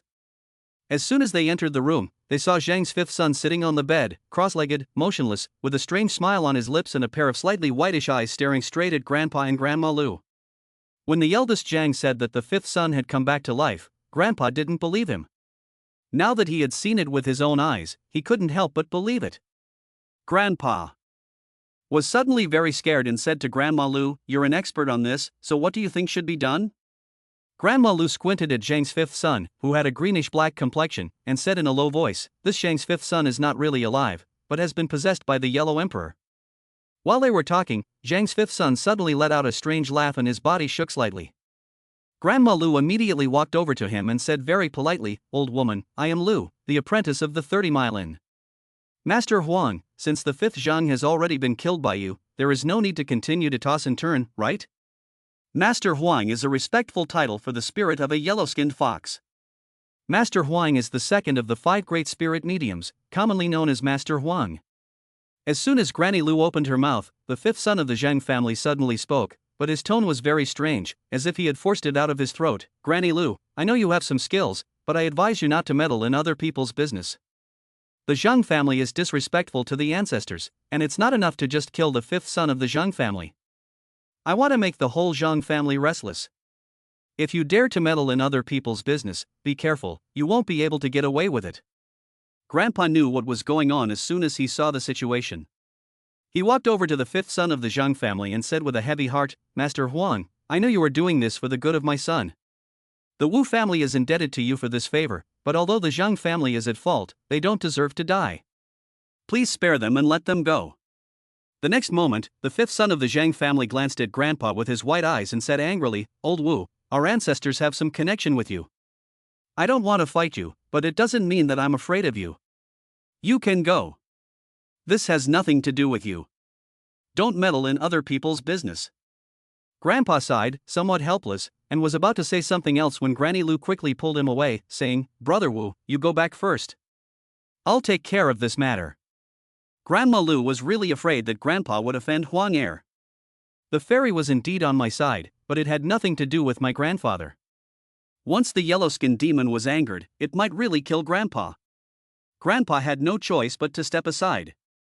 Grandma Lu said respectfully again, "Master Huang, I know that the Zhang family was wrong and offended you. As long as you stop messing around, just make a condition. As long as we can do it, I will try to satisfy you." The fifth son of the Zhang family smiled mysteriously and suddenly said, "First, bring me a few chickens to taste." This strange request suddenly stunned Grandpa. Chapter 15, The Dead Beg for Food. Grandpa felt a bit uncomfortable. The yellow-skinned raccoons had been kind to our family. If it weren't for them, I wouldn't have survived to this day, let alone the disasters, I would have starved to death. But the Zhang brothers were the ones my grandfather had seen grow up. When they were little, they would surround their uncles and shout at them. Although the 5 Zhang brothers had bullied their own son, it was just a small matter that could be resolved with a few words. They would still be living in the same village in the future, and they would see each other every day. Grandpa didn't want them to die either. The reason why Grandpa was in a dilemma this time, and even had some resentment towards the yellow-bellied squirrels, was because he felt that the squirrels had gone too far. The 5th Zhang family member had only slapped him, and although he was at fault, it was not worth taking his life. As a result, Zhang's 5th son was replaced by the yellow-skinned man, and even his corpse was not spared, and he was still tossing and turning here. But then again, the second son of the Zhang family also tossed the corpse of the yellow-skinned man, so this can be considered a form of retribution. It is an old saying that death is the greatest calamity. No matter what, Grandpa felt that human life was definitely more precious than the life of a yellow-skinned rat. Grandma Lu was afraid that Grandpa would cause a big mess, so she quickly told him, "Brother Wu, tell the Zhangs to bring over some chickens." After eating the chicken, what if he wants something else? Grandpa asked with his eyes. "Don't worry, old woman. I know what I'm doing." Grandma Lin winked at Grandpa with her one eye in a very mysterious way. Grandpa had no choice but to go outside the yard and tell the Zhang family. The eldest Zhang immediately ran home and planned to catch a few chickens from his own home. As a Taoist priestess, Granny Lu was no stranger to the yellow-skinned monkey. The yellow-skinned monkey is also one of the most magical creatures among the five immortals. In fact, Grandma Lu had also encountered several cases of being possessed by a yellow-skinned monkey. The possession of the yellow-skinned monkey happened quite often in our area, mostly during the vigil. During the vigil, the filial son and virtuous grandson had to stay inside the spirit house overnight. It was especially taboo for some furry animals to approach the corpse, because it was easy for the corpse to come back to life. This so-called zombie is not a person who has turned into a zombie and is chasing people around, but an animal that has possessed the body, especially the yellow-skinned monkey, which likes to possess the body and demand things from the living. When the yellow-skinned monkey possesses the body of a dead person, it will control the body and sit on the coffin, making demands. If the yellow-skinned rat's demands are not met, it will control the corpse and roll around on the ground, refusing to leave the dead body. Whenever this happens, the villagers will invite Grandma Lu to come and drive the yellow-skinned demon away from the corpse. If you try to force the yellow skin to leave the corpse, it will not only harm the corpse, but also control the corpse to harm the living. In such cases, before the Taoist priest is called in, the filial son and virtuous grandson can only beg the yellow skin to try to satisfy all its demands. In most cases, the yellow skin will only ask for food. Its favorite is to eat chickens and ducks and other domestic animals. If it is given, it will leave after eating and drinking. At that time, the dead person will fall back on the coffin and will not move. However, there are exceptions, such as the yellow-skinned monkey in front of us. Its purpose is not entirely to eat, but to cause trouble for the Zhang family and bring about the death of its members. At this point, it is necessary to call in a Ma Xian to negotiate with the yellow-bellied weasel. Just like bargaining in the market, while negotiating, the horse fairy also needs to judge the strength of the yellow-skinned monkey, so as to find a way to deal with it. There are also ways to judge the strength of the yellow-skinned rat. It is analyzed by the things the yellow-skinned raccoon asks for. Generally, a high-level yellow-skinned raccoon will ask for more advanced things, and may even ask for medicinal herbs such as old ginseng, which can help him improve his skills. Low-level yellow-skinned raccoons will most often ask for food, live chickens and ducks, and even live fish. There are also some yellow-bellied weasels with even lower spiritual attainments who can't even speak human language. They can only describe what they want as best they can. They will learn the sound of a hen clucking and clucking non-stop. At this point, people will be able to tell that they want to eat an old hen. In short, for a low-level yellow-skinned monkey, if it wants something, it can only describe it, speaking and gesturing at the same time. Whether it can understand depends on the subject's ability to comprehend. The yellow-skinned monkey that had possessed the fifth son of the Zhang family was something that Granny Lu couldn't judge at first. She could only try to satisfy its demands at first to see if there was any room for compromise. Grandma Lu worships Chang Xian, a snake that has become a spirit, so she doesn't have much of a taboo against the yellow skin. After a while, the eldest Zhang returned with a few chickens, which he handed over to Grandpa, but he didn't dare to enter the yard. Grandpa took the hens and went into the house, where he handed them to Grandma Lu. At this time, Grandpa was not in a hurry to leave, and was very curious about what Grandma Lu was going to do next. But when he saw what happened next, he almost threw up. But after receiving the chickens, she handed them directly to the fifth son of the Zhang family, who was sitting cross-legged on the bed. "Uncle Huang, I've brought you the chickens. After you've eaten and drunk, can you leave?" Grandma Lu said, and threw the chickens on the bed. "Hee, let's talk about it after we've eaten."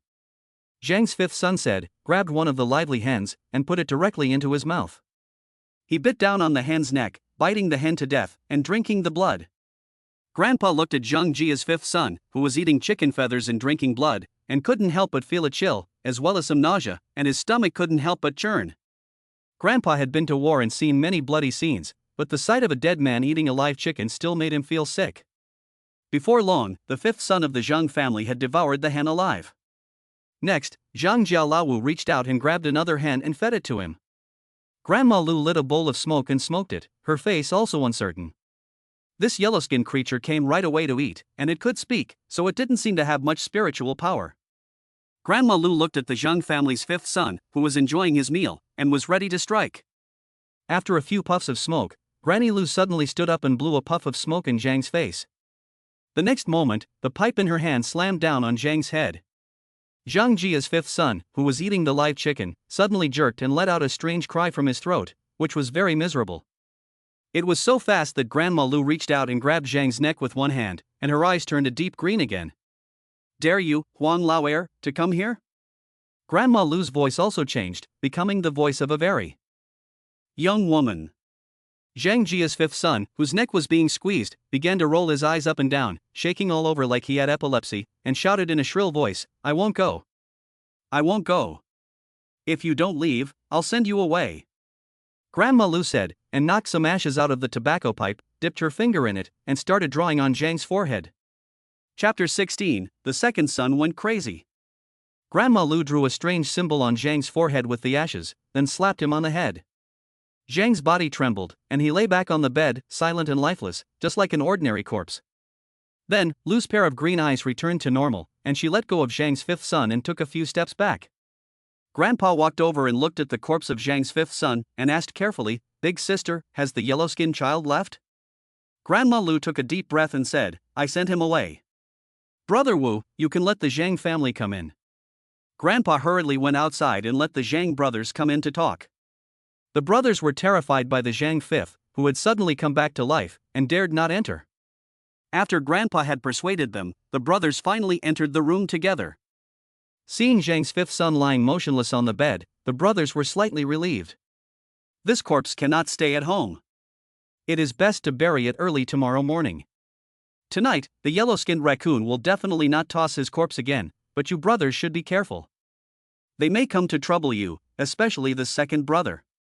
During the day, you beat the yellow-skinned raccoon's corpse flat with a shovel, and they may come after you," Grandma Lu said. When Zhang's second son heard this, he was scared and shivered. He hurriedly said, "Why? The yellow-skinned rat killed our fifth son, so I can't take out the yellow-skinned rat's corpse to vent my anger? You know the evil nature of the yellow-skinned rat, and you still dare to move its corpse. If it weren't for you, would the corpse of the fifth child have been possessed by the yellow-skinned rat?" Grandpa shouted angrily. Upon hearing this, Zhang's second son lowered his head and said nothing.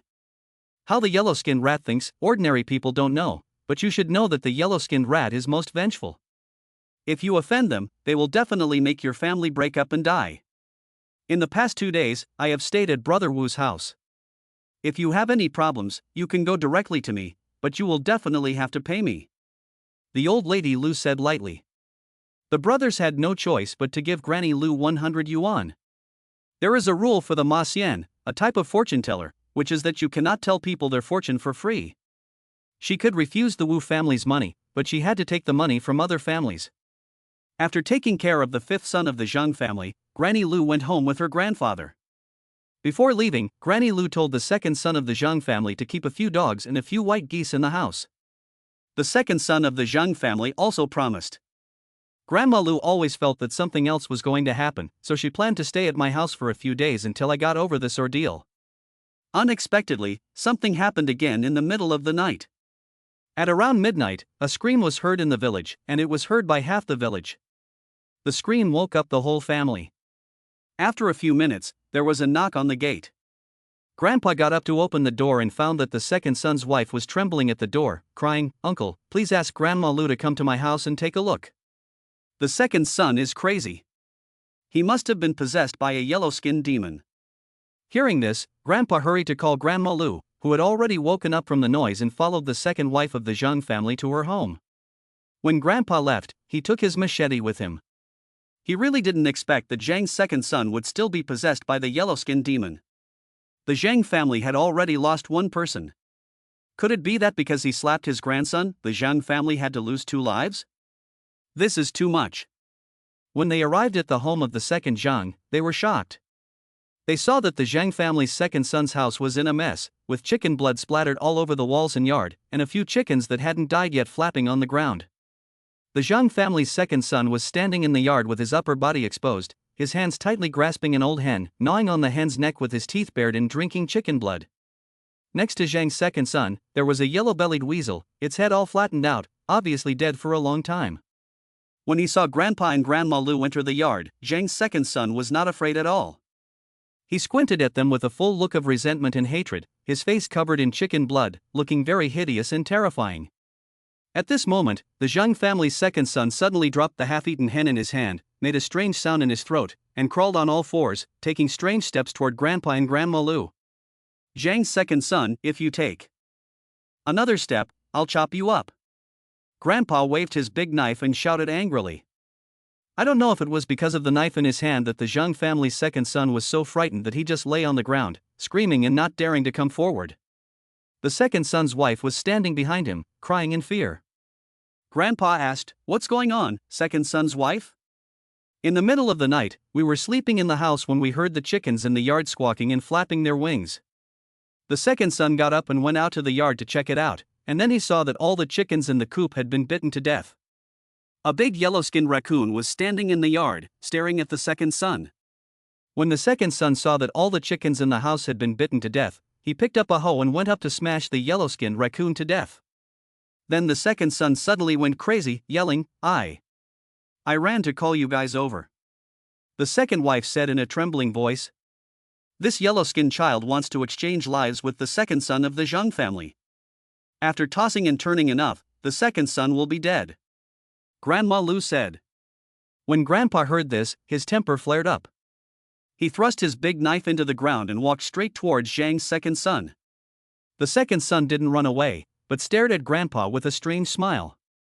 Grandpa grabbed Zhang's hair and slapped him a few times, shouting angrily, Yellow-skinned, if you keep messing with people, old Wu, will fight you. They just slapped my grandson, but did they have to kill him? The sound of these big ears being slapped was very crisp, and Zhang's second son's face soon became swollen. Although Zhang's second son was beaten very badly, he still smiled strangely. At this time, Zhang's second son let out a strange cry, very sharp, not at all the sound of a human being. Then, Zhang's second son's eyes rolled back, and he fell back straight, kicking his legs wildly. Blood began to flow from his nostrils, and Grandpa couldn't control him at all. At this time, Zhang's second son looked as if he had been strangled to death. In addition to bleeding from his nose, he also had white foam coming out of his mouth, and it looked like he was going to die at any moment. Big sister, come over and take a look at what's going on, Grandpa said while holding Zhang's second son down. Grandma Lu walked over and said, quickly hold him down. Grandpa couldn't control him alone, so he called his daughter-in-law, who was scared out of her wits, to help him. At this time, Grandma Lu suddenly took out a few silver needles from her body, found a few acupuncture points on Zhang's second son's body, and stabbed them down. Chapter 17, Evil Qi. As soon as the silver needles were inserted, Zhang's second son stopped convulsing, stopped bleeding from his nose, stopped foaming at the mouth, and his breathing also stabilized. Grandpa thought that Granny Lu had driven the yellow skin that possessed Zhang's second son away, but when he looked at Granny Lu's face, it was still very solemn. But then he saw Granny Lu's hand suddenly placed on Zhang's second son's lower abdomen and gently pressed down a few times. Grandpa was horrified to discover that a lump of flesh had appeared on Zhang's second son's belly, the size of a baby's fist. The lump of flesh was very strange, as if it were alive, and it moved around Zhang's second son's belly, sometimes here, sometimes there. Grandma Lu held a silver needle in her hand and stared at the lump of flesh with her eyes, trying to capture the trajectory of the lump of flesh as it moved around. She tried several times, but failed to hit the lump of flesh. Grandpa looked at it in amazement and asked, Big sister, what is this thing? It is the resentment of the yellow-skinned rat that has turned into a malicious spirit. If this malicious spirit is not released, the second Zhang will definitely die. Grandma Lu said, her forehead was sweating, and she tried a few more times, but still missed. Finally, Granny Lu glanced at Grandpa and anxiously said, Brother Wu, hurry up and get a bucket of well water. It must be cold water just taken from a well. Grandpa responded, and ran directly to the well, and brought a bucket of water. Well water is all groundwater, even in the hot summer, the well water is cold and piercing, like ice. Grandpa carried the well water over and walked up to Grandma Lu, saying hurriedly, Big sister, what should we do next? Pour it all over him, Grandma Lu ordered. Grandpa was not polite, and directly splashed a bucket of well water all over Zhang's second son. Such cold well water, splashed on the body, would make a dead man jump. But the Zhang family's second son only shuddered slightly, and then he didn't move. At the moment the cold water was poured on the second son of the Zhang family, the lump of flesh that had been moving around on his belly suddenly stopped for a moment. In the blink of an eye, Granny Lu's hand was like lightning, and she stuck the silver needle directly into the lump of flesh. Grandma Lu's technique was very steady. After piercing the lump, the silver needle in her hand suddenly shot up, and the lump burst, spurting out a stream of black water that smelled foul. Grandpa was momentarily dizzy and covered his nose, backing away. The smell was like a rotten egg smashed directly in the face, and it was unbearably foul. But Grandma Lu seemed to be completely unaffected, and she remained squatting next to Zhang's second son. As more and more black water flowed out of the lump, it became smaller and smaller. It eventually disappeared. Zhang's second son finally regained his breath and his face gradually became normal. Grandma Lu let out a sigh and sat down next to Zhang's second son. Just as Granny Lu had recovered her breath, the strange thing happened again. She saw Zhang's body suddenly sit up straight from the ground, his eyes rolling back and forth. In a short while, his eyes turned completely white, covered in red bloodshot veins, as if he had cataracts. Seeing him like this, Granny Lu was suddenly panicked. She kept looking around, as if she was looking for something. At this moment, a more bizarre scene appeared. Zhang's second son used his hands and feet, arched his back, stuck out his tongue, and quickly crawled around the ground. He was very skilled at this, and at this time, Zhang's second son was a large human-shaped weasel. He kept making strange noises in his throat, and his face became hideous again. Grandpa was shocked by the situation and ran directly to a nearby place, pulling his large knife out of the ground. "Big sister, what's wrong with the second child?" Grandpa said in a panic. "There is not only one yellow-skinned cat in the yard, there is also a higher-level one. You should look around and find the yellow-skinned cat and kill it directly. Then Zhang Er will be able to live," Grandma Lu said, and she lit another cigarette, puffing it vigorously, and the tobacco in the bowl of the cigarette was burning red. Grandpa heard this and paused for a moment. "Do I have to kill it? This yellow-skinned animal is also here to rob.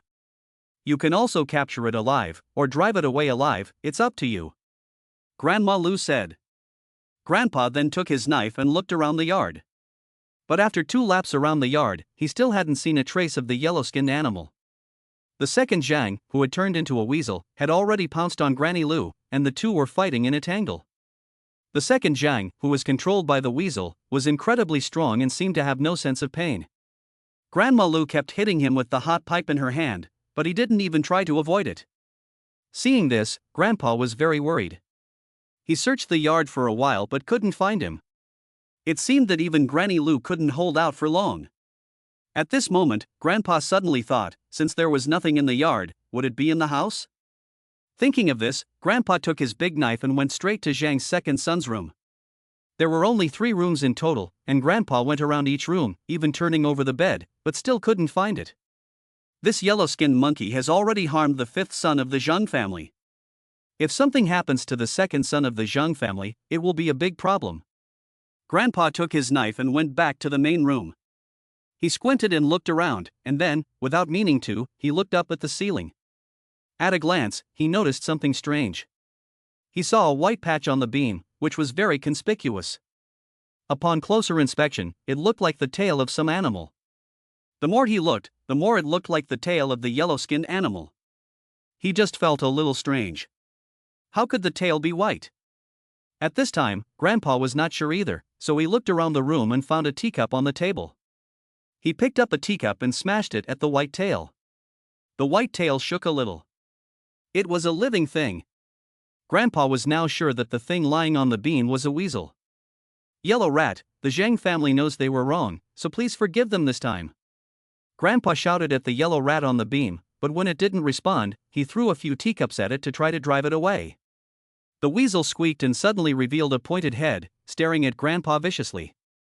Grandpa saw clearly that the one on the beam was a weasel with a white tail. It is said that the higher the level of a weasel's cultivation, the more white fur it has. The weasel in front of him had a white tail, so it seemed to have a high level of cultivation. Chapter 18: The Weasel with a White Tail and Yellow Fur. The weasel with the white tail stared at Grandpa viciously, its eyes red and its teeth bared. Unfortunately, the beam was too high for Grandpa to reach it. Grandma Lu said that only by chasing away or killing the weasel could Zhang Er return to normal, otherwise Zhang Er would definitely be tortured to death by it, and even Grandma Lu would be in danger. Grandpa is not afraid of this thing, mainly because in the past few years, he has basically seen it every day and delivered things to my family every day.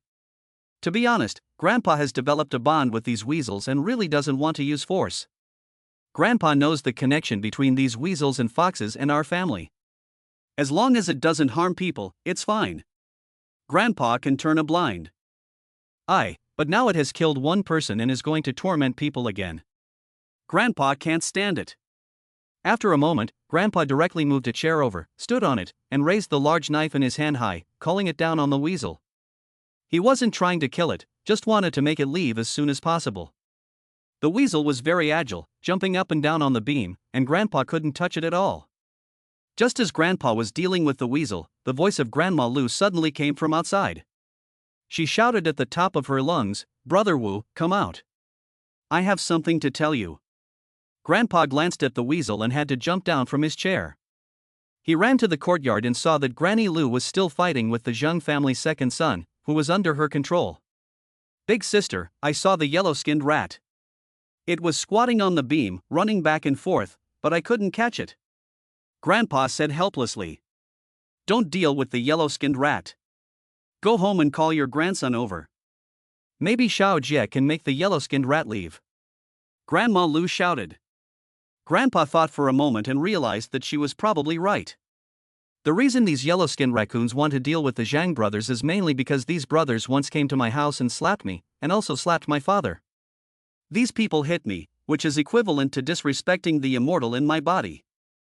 For so many years, the yellow-skinned foxes and the foxes have been sending food every day, not for me, but for the immortal. Perhaps I could persuade the yellow-skinned fox to leave in the past. While Grandpa was hesitating, Granny Lu said again, "Brother Wu, don't just stand there, hurry back and bring your grandson. I can't hold out much longer. The yellow-skinned fox is controlling the second Zhang brother, and I don't dare to harm his life." Hearing this, Grandpa said, "Sister, you hold on for a while. I'll be right back." He then grabbed his knife and ran back home, pulled me out of bed and headed for Zhang's house. I was still confused and didn't know what was going on, but Grandpa took me to Zhang's second son's house. When I got to the Zhang family's house, I was shocked to see the mess they had made. The ground was covered in chicken blood, and there were many chicken carcasses lying in the yard, some of them smashed and deformed. The second Zhang's throat let out a low growl like a wild animal, and he kept pouncing on Grandma Lu. "Xiao Jie, quickly stop your uncle," Grandpa shouted. I still vividly remember the scene of the brothers beating my father during the day, and my father was covered in blood. Although I was scared to see the second Zhang brother like this, I was secretly happy. "Grandpa, Uncle Zhang, and the others beat my dad, and his head is all bloody," I said. "What are you talking about? Hurry up and make him stop. We'll talk about this later," Grandpa urged, and slapped me on the butt. I had no choice but to walk over to the second Zhang brother, who was constantly attacking Grandma Lu, and said in a low voice, "Uncle, stop it." As soon as I said this, Zhang's second son's body slowed down noticeably, and he slowly turned to look at me. At this time, Granny Lu took a few steps back and began to pant heavily. After all, she was old, and after fighting with the second Zhang family member, who was controlled by the yellow-skinned demon, she was obviously a little weak. The second Zhang, who was controlled by the yellow-skinned monkey, didn't feel tired at all. At this time, his physical strength was being squeezed to the limit, and he might die of exhaustion without knowing it. As soon as I saw Zhang's second son's white and bloodshot eyes, I couldn't help but feel a little scared. They are disrespecting the ancestors, I must kill them. Zhang's second son pinched his voice and said in a very sharp voice. I looked back at my grandfather, not knowing what to say next. Grandpa was also stunned. He didn't expect that my words didn't seem to work either. At this moment, the yellow-bellied weasel with a white tail that had been on the beam suddenly came out of the house and stared at me with its red eyes. As soon as the yellow-bellied weasel with the white tail appeared, the second Zhang brother let out a roar and suddenly rushed out of the house. "Stop him! Don't let him get out!" Grandma Lu chased after him on her little feet. Grandpa and I stood in the doorway. Without saying a word, Grandpa rushed straight towards Zhang's second son. Before he could even raise his knife, he was knocked out by Zhang's second son. At this moment, I don't know where I got the courage to grab Zhang's pants. As Zhang's second son ran, he pulled me down to the ground, and I cried out in pain. Hearing my cry, Zhang's second son suddenly stopped. He turned around, picked me up off the ground, patted the dust off me, and then left again. At this time, I felt my head buzzing, my vision spinning, and everything went black, and I didn't know anything. Grandpa and Grandma Lu, who were not far away, were surprised to see a huge shadow behind me as I stood on the ground. The shadow was that of a fox with 8 tails, swaying back and forth. The second Zhang family member, who had just turned around, seemed to have sensed something, slowly turned around and looked at me. The next moment, the second Zhang family member knelt on the ground, trembling all over. "Let's go, don't continue." I suddenly spoke, but the voice that came out was that of a beautiful young woman. "Ancestor, this family has been disrespectful to you. How can you let them off so easily?"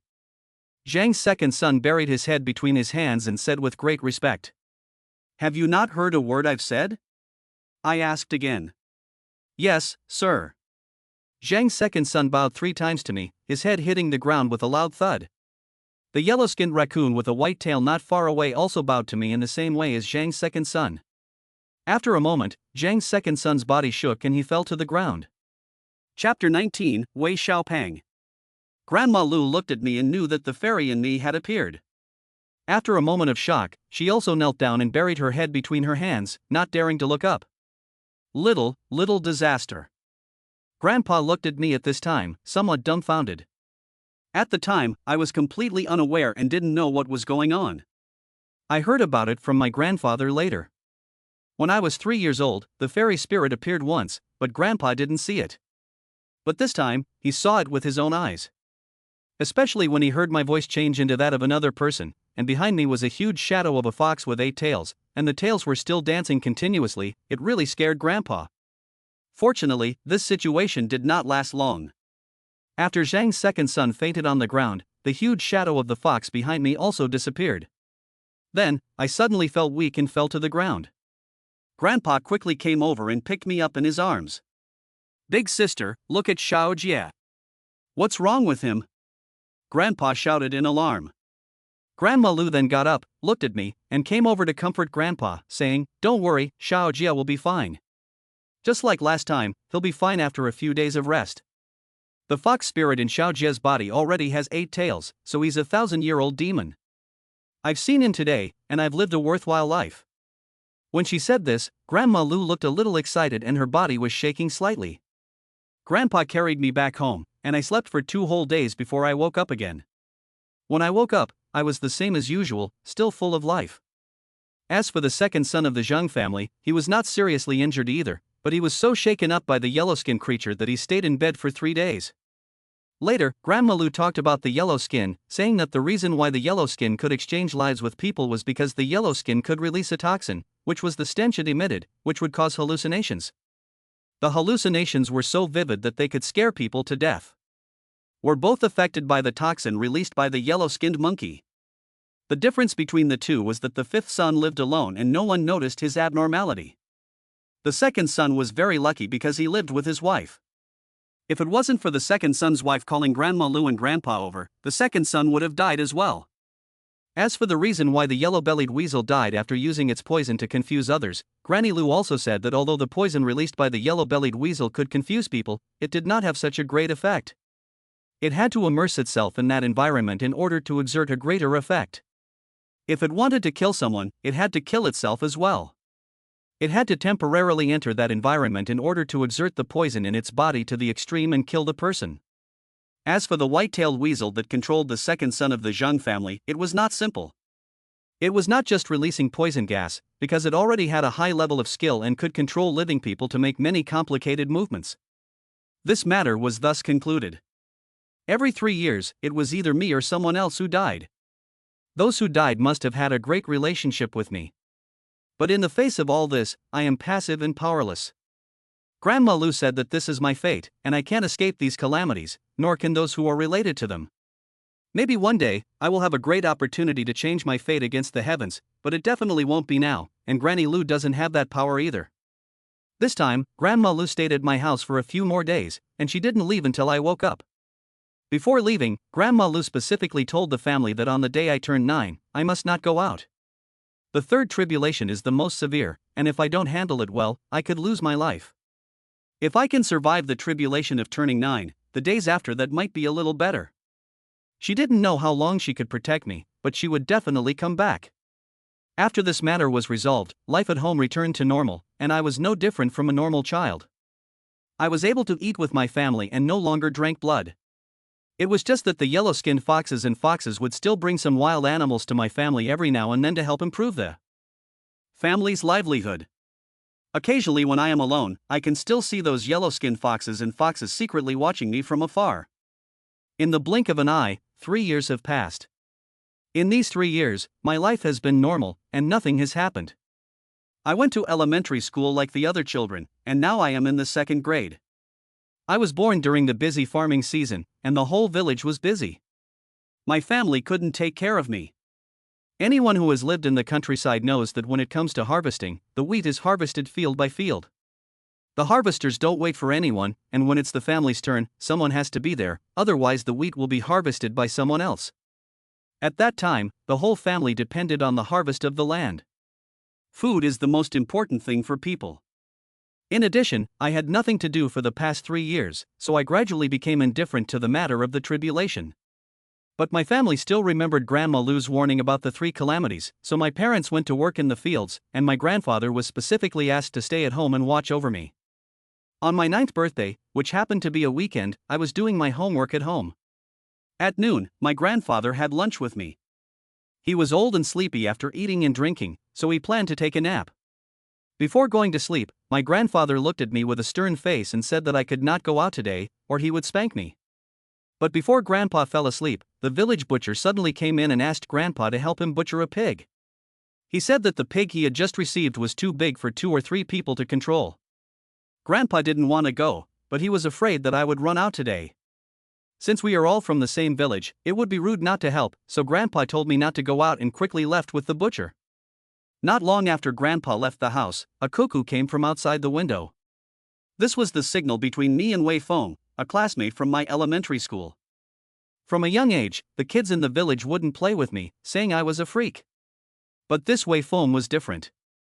He was my best friend, and we could play together. Wei Feng was a little fat boy, and his classmates called him Little Fat. When I heard Xiaopeng's signal, I quietly walked to the window, opened it, and saw Xiaopeng's big fat face appear in front of me. He smiled at me and whispered, "Xiaojia, let's go catch grasshoppers?" "What grasshopper?" "My grandfather doesn't let me go out. If he finds out, I'll definitely be punished." "You just can't study hard and play all day long," I said unhappily. "Xiaojia, you have no right to say that to me. I am the second to last in our class, and you are the last. How can you ask me to study hard?" Xiao Peng said. "This is somewhat true.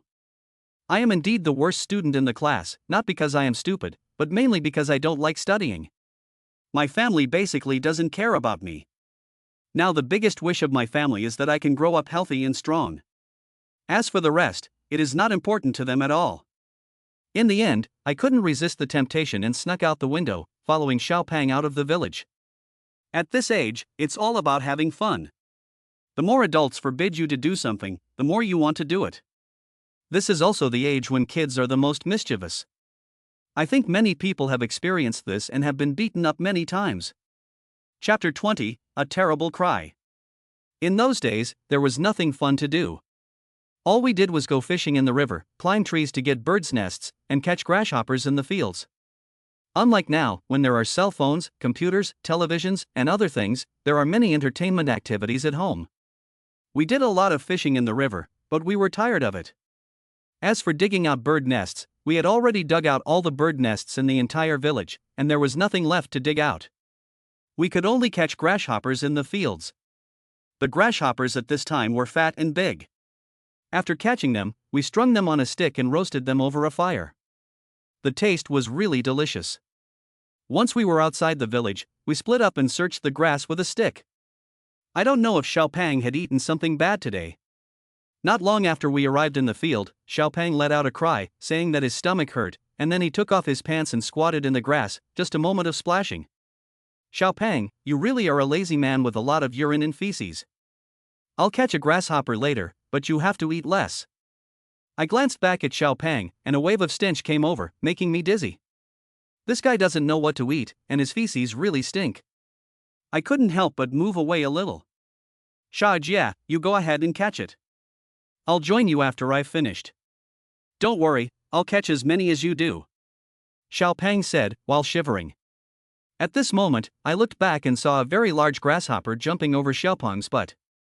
I swear, I'd never seen a grasshopper this big before. The grasshopper jumped directly onto Xiaopeng's buttocks. Xiao Pang let out a cry and moved his body to try to avoid it. I looked at it and, without thinking about the smell, walked a few steps closer and said to Xiao Pang, don't move. It's a very big grasshopper. You'd better catch it before it escapes. Hearing me say this, Xiaopeng's anger rose to his stomach, and with a forceful thrust of his big buttocks, he really caught the grasshopper. I was overjoyed, and was about to go over and catch the big grasshopper when, unexpectedly, a big cock strutted out of the grass and went towards Xiaopeng. It turned out that the rooster had been chasing the grasshopper, and the grasshopper had jumped onto Xiaopeng's buttocks in a panic. This kind of chicken is called a walking chicken in our area. It is not fed much, and it catches its own food, such as worms and grass seeds. This kind of chicken is very strong and fast. Not only can it catch grasshoppers, it can also catch mice as fast as a cat. Sometimes it can even kill snakes alive.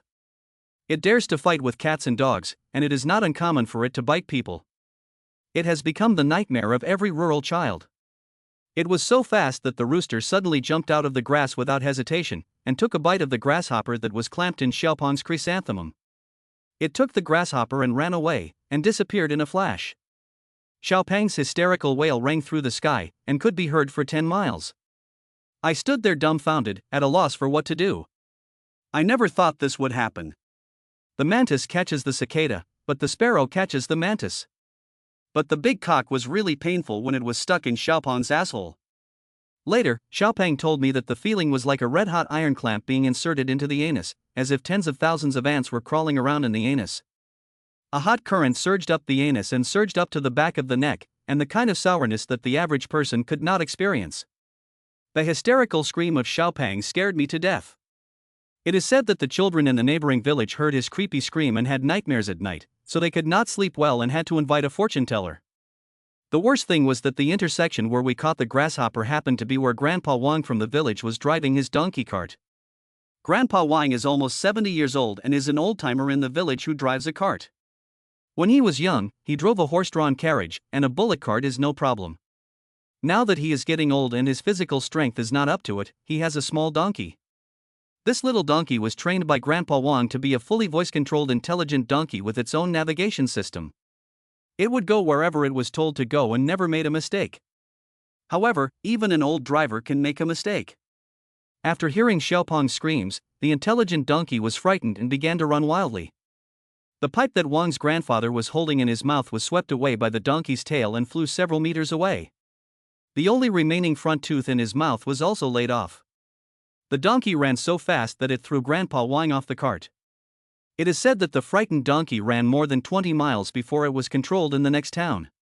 Grandpa Wang fell hard, rolling in a big hole by the side of the road and not getting up for a long time, crying out in pain. I saw that this was not good, so I had to save him first. Xiaopeng was only pecked by the rooster and was not in danger of life, but Grandpa Wang was old and fell so hard, it was really bad.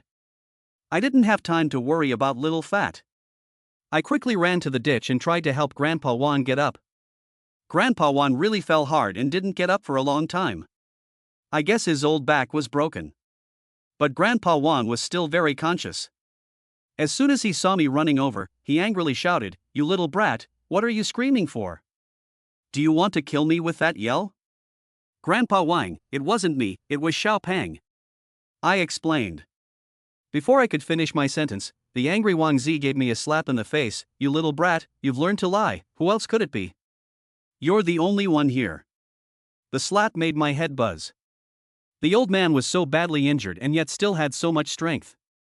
After I took the slap, suddenly I saw a few yellow-bellied weasels in the grass, and a fox staring at Grandpa Wang. As soon as I saw them, I knew something was wrong. I was already a sensible boy by then, and I knew that the appearance of the yellow-bellied weasels was never a good thing. I could understand that Grandpa Wang was angry when he hit me, but if I died because of that, that would be a problem. I looked in the direction of the yellow-bellied weasels and the fox, and kept waving my hands, saying, "It has nothing to do with him. Don't harm him." Seeing me standing there talking to myself, Grandpa Wang was furious and hit me again, shouting, "What are you doing? Hurry up and help me up." I came back to my senses and continued to help Grandpa Wang, but I was too weak to lift him. At this time, a villager happened to pass by, and I called out to him, and he was able to lift Grandpa Wang out of the ditch. What I never expected was that Grandpa Wang would have an accident in the end. Chapter 21, The Scene of the Death. I returned to Little Fatty only after seeing the villagers carry Grandpa Wang out of the ditch. Xiao Pang was lying on the ground in pain and unable to get up. The area where the chicken had pecked him was red and swollen, and he couldn't bear to look at it. He was trembling all over as he lay on the ground. I have to say, this is a very unique look. Xiao Jia, help me up, I want to go home. Xiao Pang was crying with tears streaming down his face. I finally remembered and managed to help Xiao Pang up. Because the place where the chicken pecked was so painful, I couldn't even pull up my pants. I helped Xiao Pang on one side, and Xiao Pang squatted with his back bent, his mouth wide open, and he moved step by step toward the village. When we reached the village entrance, we happened to meet a group of village women carrying hoes and returning from farm work. They all gathered around me and asked what was wrong with Xiao Pang. I said I was pecked by a chicken.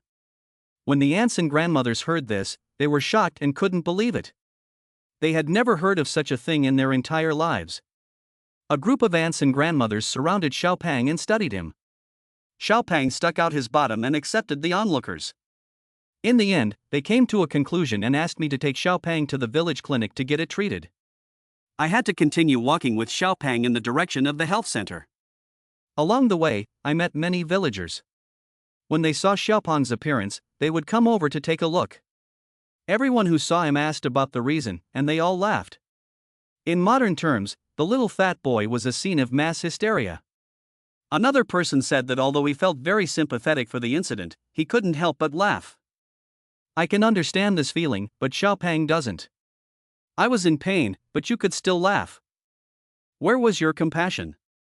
With Xiao Pang in his arms, they finally reached the health center. The so-called health center in the village was in a farmer's courtyard. The owner of the house is Lu, the second oldest son, whom we all call Lu Er. Lu Er graduated from medical school 2 years ago and then took over the village clinic.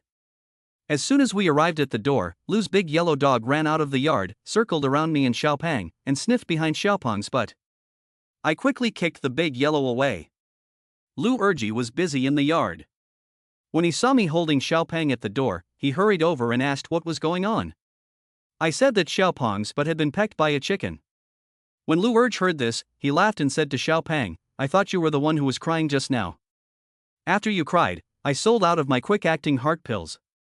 Hurry up and come in, I'll take a look at you. I helped Xiao Pang onto a long bench in the yard and made him lie down on it. Lu Erji went into the house and quickly took out a bottle of purple ointment. But when Lu Erji looked at Xiao Pang's wound again, he covered his nose and said, Good boy, did you not wipe your butt? What is this yellow stuff? No, I have to clean your wound first.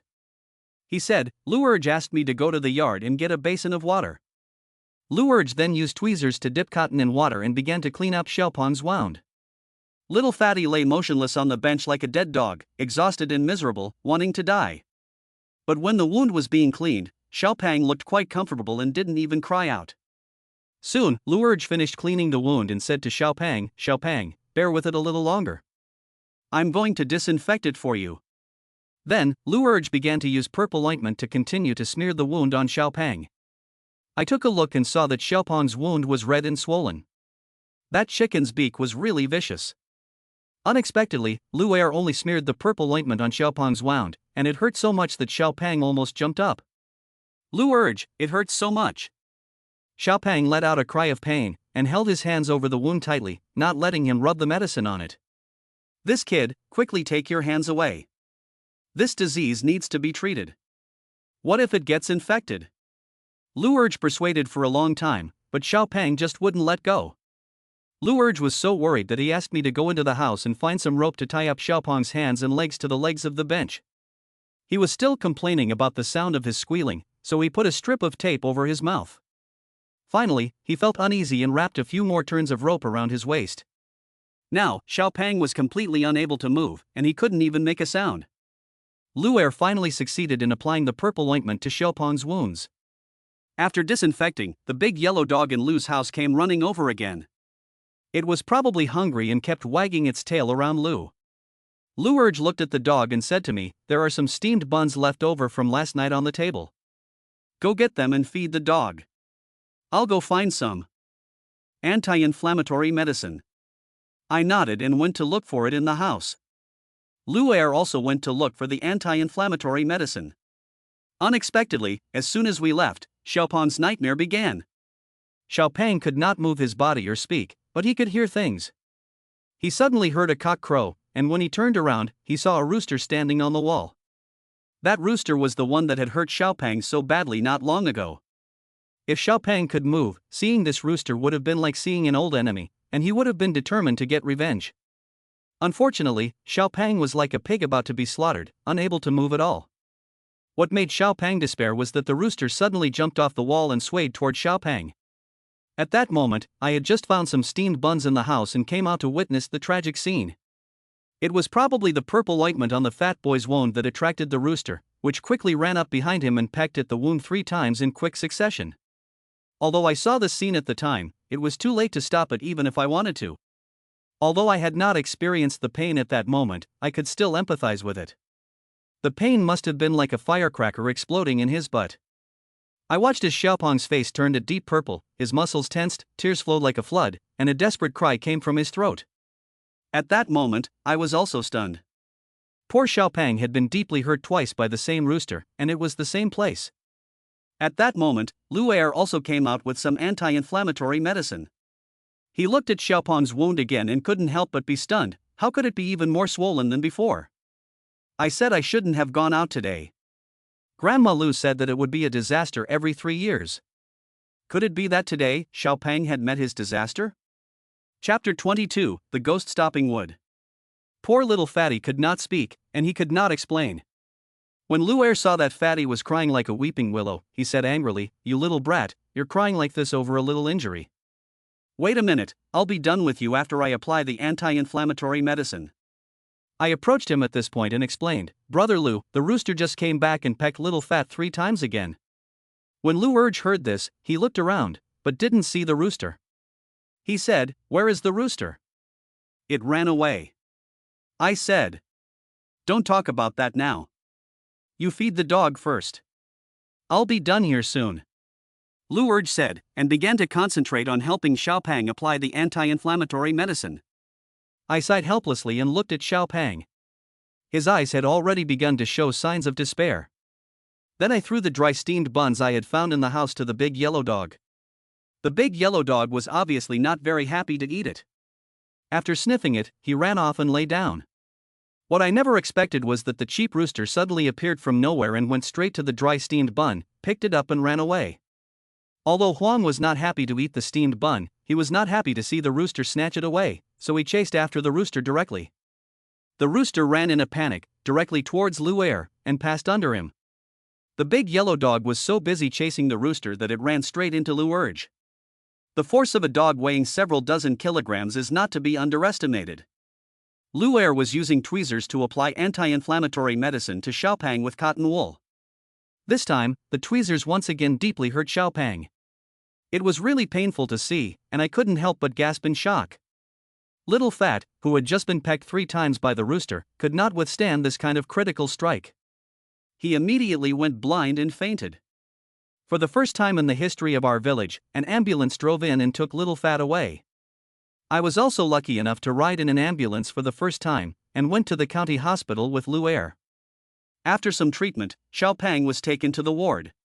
When he woke up, he looked very weak. I was very relieved that he had survived the repeated attacks. It seemed that Xiaopeng was not the one I should rescue. Surprisingly, the room where Xiaopeng was placed was also occupied by another person, Grandpa Wang, who had been thrown off a donkey cart by Xiaopeng's loud cry.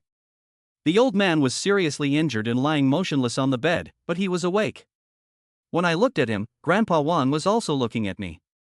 For some reason, I always felt that Grandpa Wang was looking at me with a strange expression. He smiled at me, but his smile was a bit strange. At the same time, I also saw a layer of faint red light hovering above Grandpa Wang's head. I didn't know why I was seeing these things, but I had a bad feeling in my heart. At the same time, my parents and grandfather were looking for me everywhere, but they couldn't find me. Later, they heard that I had gone to the county hospital with Lou Air in an ambulance, and they were shocked. They thought something had happened to me.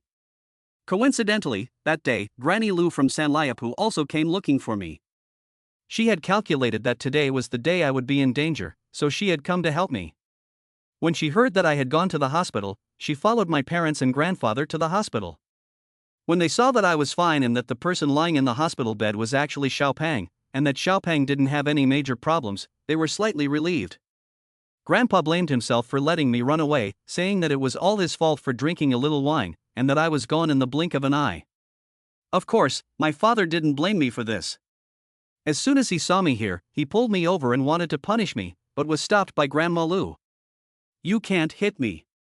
Have you forgotten what happened to Zhang's fifth son and Ma's third son's wife?" In the end, my father didn't hit me. He was also afraid. Anyone who hit me didn't have a good ending. Even my own father was afraid of me.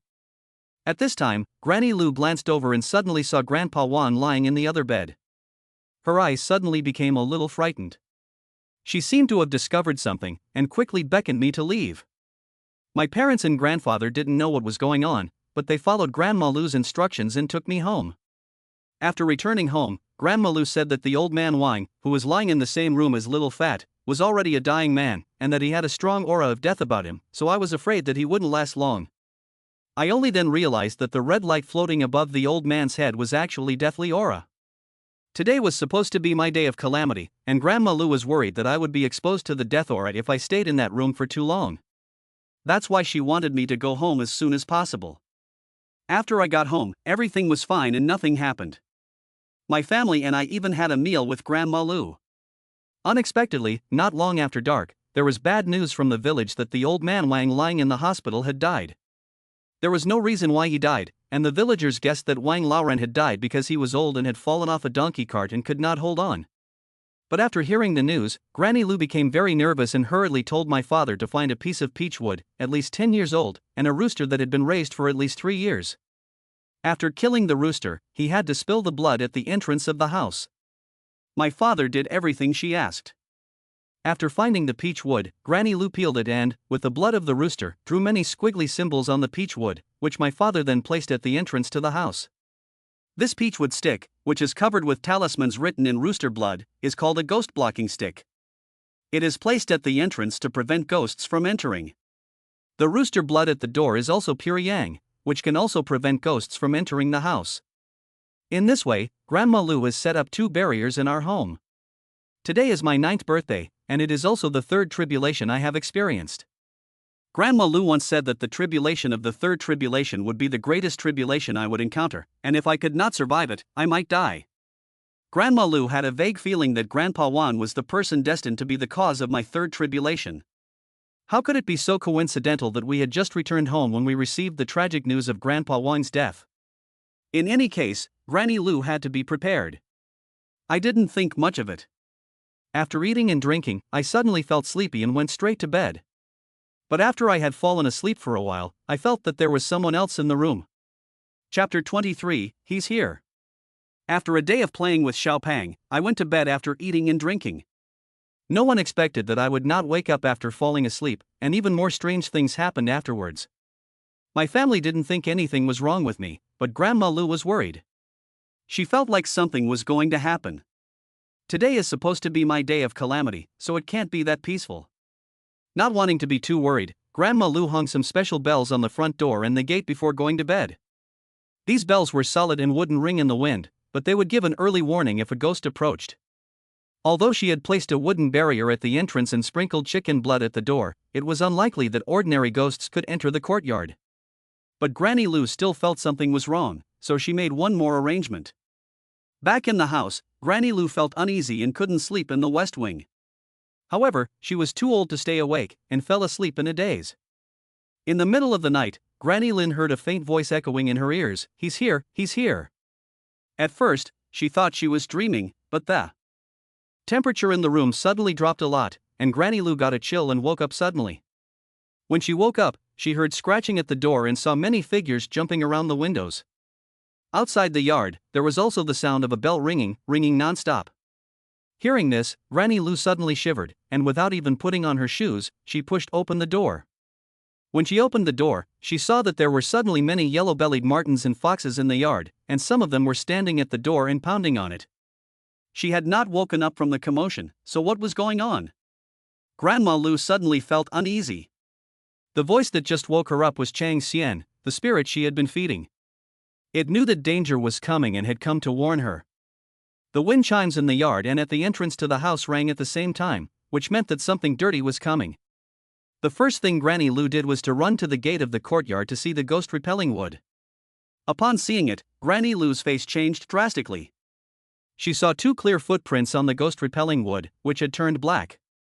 The runes drawn on the wood with rooster blood had also been burned by the fire and were all black.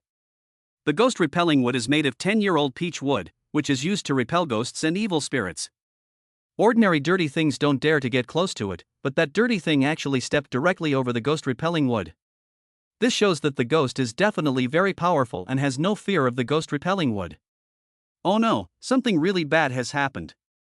Granny Lu panicked and hurried over to the room where I was sleeping. She shouted, "Brother Wu, wake up quickly, something's happened." However, after calling out several times, neither my grandfather nor my parents got up. Grandma Lu couldn't care less and went straight to my bedroom. I was already 9 years old at the time, and I had long since been sleeping in my own room, separate from my parents. When she walked into the room, she saw that I was completely red, especially my little face, which was flushed like a ripe red apple. Then she touched my forehead, which was hot to the touch. Just as Grandma Lu was about to withdraw her hand, I suddenly coughed a few times while lying in bed. The sound was very old, only an old person in his 70s or 80s could make that sound. This situation scared Grandma Lu a lot, and her first thought was that I had been possessed by something unclean. What she couldn't understand was that I had a very powerful immortal in my body, with more than 1,000 years of cultivation. How could there be any impurities in my body with such a powerful immortal in it? Confused, Granny Lu directly placed her hand on my spirit altar, said she was sorry, and then began to mutter, shaking all over. After a moment, Granny Lu took her hand away, and her face was getting worse and worse. Because she sensed that the spirit of the immortal in my body was extremely weak, she almost couldn't sense it anymore. However, there was still something else in my body, and the spiritual body was extremely vigorous. It really was something dirty that had possessed my body. Thinking of the old voice I had just made coughing, Granny Lu quickly thought of the old man Wang she had seen in the hospital that day. Could it be him? Could he be the person destined to be Wu Jie's victim? This old man Wang looked ordinary, and he had just died not long ago, so how could he have such great spiritual power? He was not even afraid of the ghost-repelling wood or the blood of a rooster, and he was able to possess a body directly after he had just died. Even if it is a fierce ghost, it would take at least 7 days after death to have such great power. Grandma Lu was also at a loss as to what to do. She ran over to knock on Grandpa's door, but no one answered after several knocks. Grandma Lu was worried, so she had to summon Chang Xian from her body to help. Her eyes turned a dark green, and then she slammed the door open. As soon as the door opened, a cold wind blew in. Grandma Lu quickly discovered that there was a red aura of death hovering over where Grandpa was sleeping, especially above his head, where the aura of death was even more pronounced. Seeing this, Granny Lu finally realized why she had not heard the commotion outside and the knocking of so many yellow-bellied rats and foxes. It turned out that she had been affected by the dead air, but she had been too busy to notice it at the time. So, Granny Lu went straight to her grandfather and shook him vigorously. It was only then that he woke up, still half asleep. "Big sister, what's wrong?" Grandpa was very surprised to see Grandma Lu in his room in the middle of the night. "Get up quickly, something happened to Xiaojie," Grandma Lu said anxiously. Hearing this, Grandpa suddenly sat up. "What happened to Xiaojie? He was fine before. This is a bit complicated. You get up first and wake up Xiaojie's parents," Grandma Lu said. After Grandpa got up, the first thing he did was to reach for his knife. This knife was his courage. As long as he had his knife, he had nothing to fear. But Grandma Lu said, "Don't take the knife. It's useless now. Xiaojie is possessed by something evil." Grandpa heard this and didn't even go for the knife. He went straight to my room and took a look. He saw that I was completely red, as if I had been boiled in water. I was so hot that I could boil an egg. I was also shocked and said to Grandma Lu, "Didn't you put the ghost repelling wood at the door and sprinkle it with rooster blood?" "I'm not sure, but I suspect that the dirty thing that has possessed Xiao Jie is the ghost of that old man in the hospital," Grandma Lu said. Chapter 24, Huang Xian worships the moon, and the red moon is overhead. Grandpa didn't know about my relationship with Grandpa Wang, and he didn't know that he had slapped me twice during the day. Perhaps this incident had nothing to do with Grandpa Wang slapping me. Maybe Grandpa Wang thought that it was my howl that frightened the donkey and caused him to fall off the cart, which led to his death. In short, this incident was very serious, the most serious one in the 9 years since I was born. Later, Grandpa also woke up my parents. They were affected by the deathly aura that Wang had exuded, just like Grandpa and the others. They slept very deeply and it took a long time to wake them up. When we were in the hospital, both Grandma Lu and I noticed the deathly aura emanating from the old man. I think that by then, the aura had already had an effect on us. At this point, the whole family gathered around me, worried about my condition, and begged Grandma Lu to think of a solution. Grandma Lu had never encountered such a situation before, and she didn't understand why the recently deceased old man was so fierce, and why he had attached himself to me as soon as he came, seeing that I wouldn't last until morning. The family was worried. This third disaster was, after all, unavoidable. "Big sister, this child has grown up so much, he can't just disappear. You have to think of a way to save the child," Grandpa said with red eyes. "I have watched this child grow up since he was a little boy. Even if there is a way, I have to save him. But I have never encountered this situation before. What is this old man Wang doing? Why is he so fierce right after he died and directly possessed Xiao Jie?" Grandma Lu said in a depressed tone. "Old Wang was a bachelor all his life, with no children, so there's nothing strange about it. Why would he be haunting Xiao Jie?" My dad asked in confusion. "What did you just say? That old Wang never got married?" Grandma Lu suddenly asked excitedly. "Yes, the whole village knows that when he was a child, his family was so poor that even the mice wouldn't visit. That year, there was a famine, and his parents both starved to death." "What does that have to do with Xiao Jie?" Grandpa asked. "Brother Wu, do you know the birth date and name of this old man?" Grandma Lu asked seriously. Grandpa and the old man Wang were about the same age and had played together as children. Grandpa knew the story, so he told Mrs. Lu the old man Wang's birth date and name. Upon hearing this, Granny Lu's face changed, and she said in a low voice, "In the early years, I learned some yin-yang numerology from a wandering Taoist priest. I've never used it, but today I'll tell his fortune."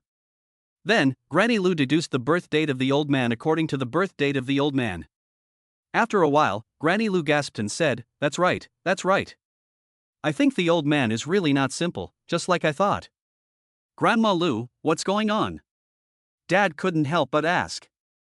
"This old man was born in the year of the Yang, the month of the Yang, the day of the Yang, and the hour of the Yang. He was born with the rare and extremely rare 4-Yang fate, which means that his fate is pure Yang. It refers to the extremely auspicious three-party foursquare in the Life Palace, which brings together the 3 stars of the 7 killers, the broken army, and the greedy wolf. People with this fate have many changes and ups and downs in their lives. When they are alive, it is not a big deal, but when they die, they have a particularly strong obsession, especially if they die with a grudge. Soon after they die, their soul power is particularly strong, 10 times stronger than that of a ghost.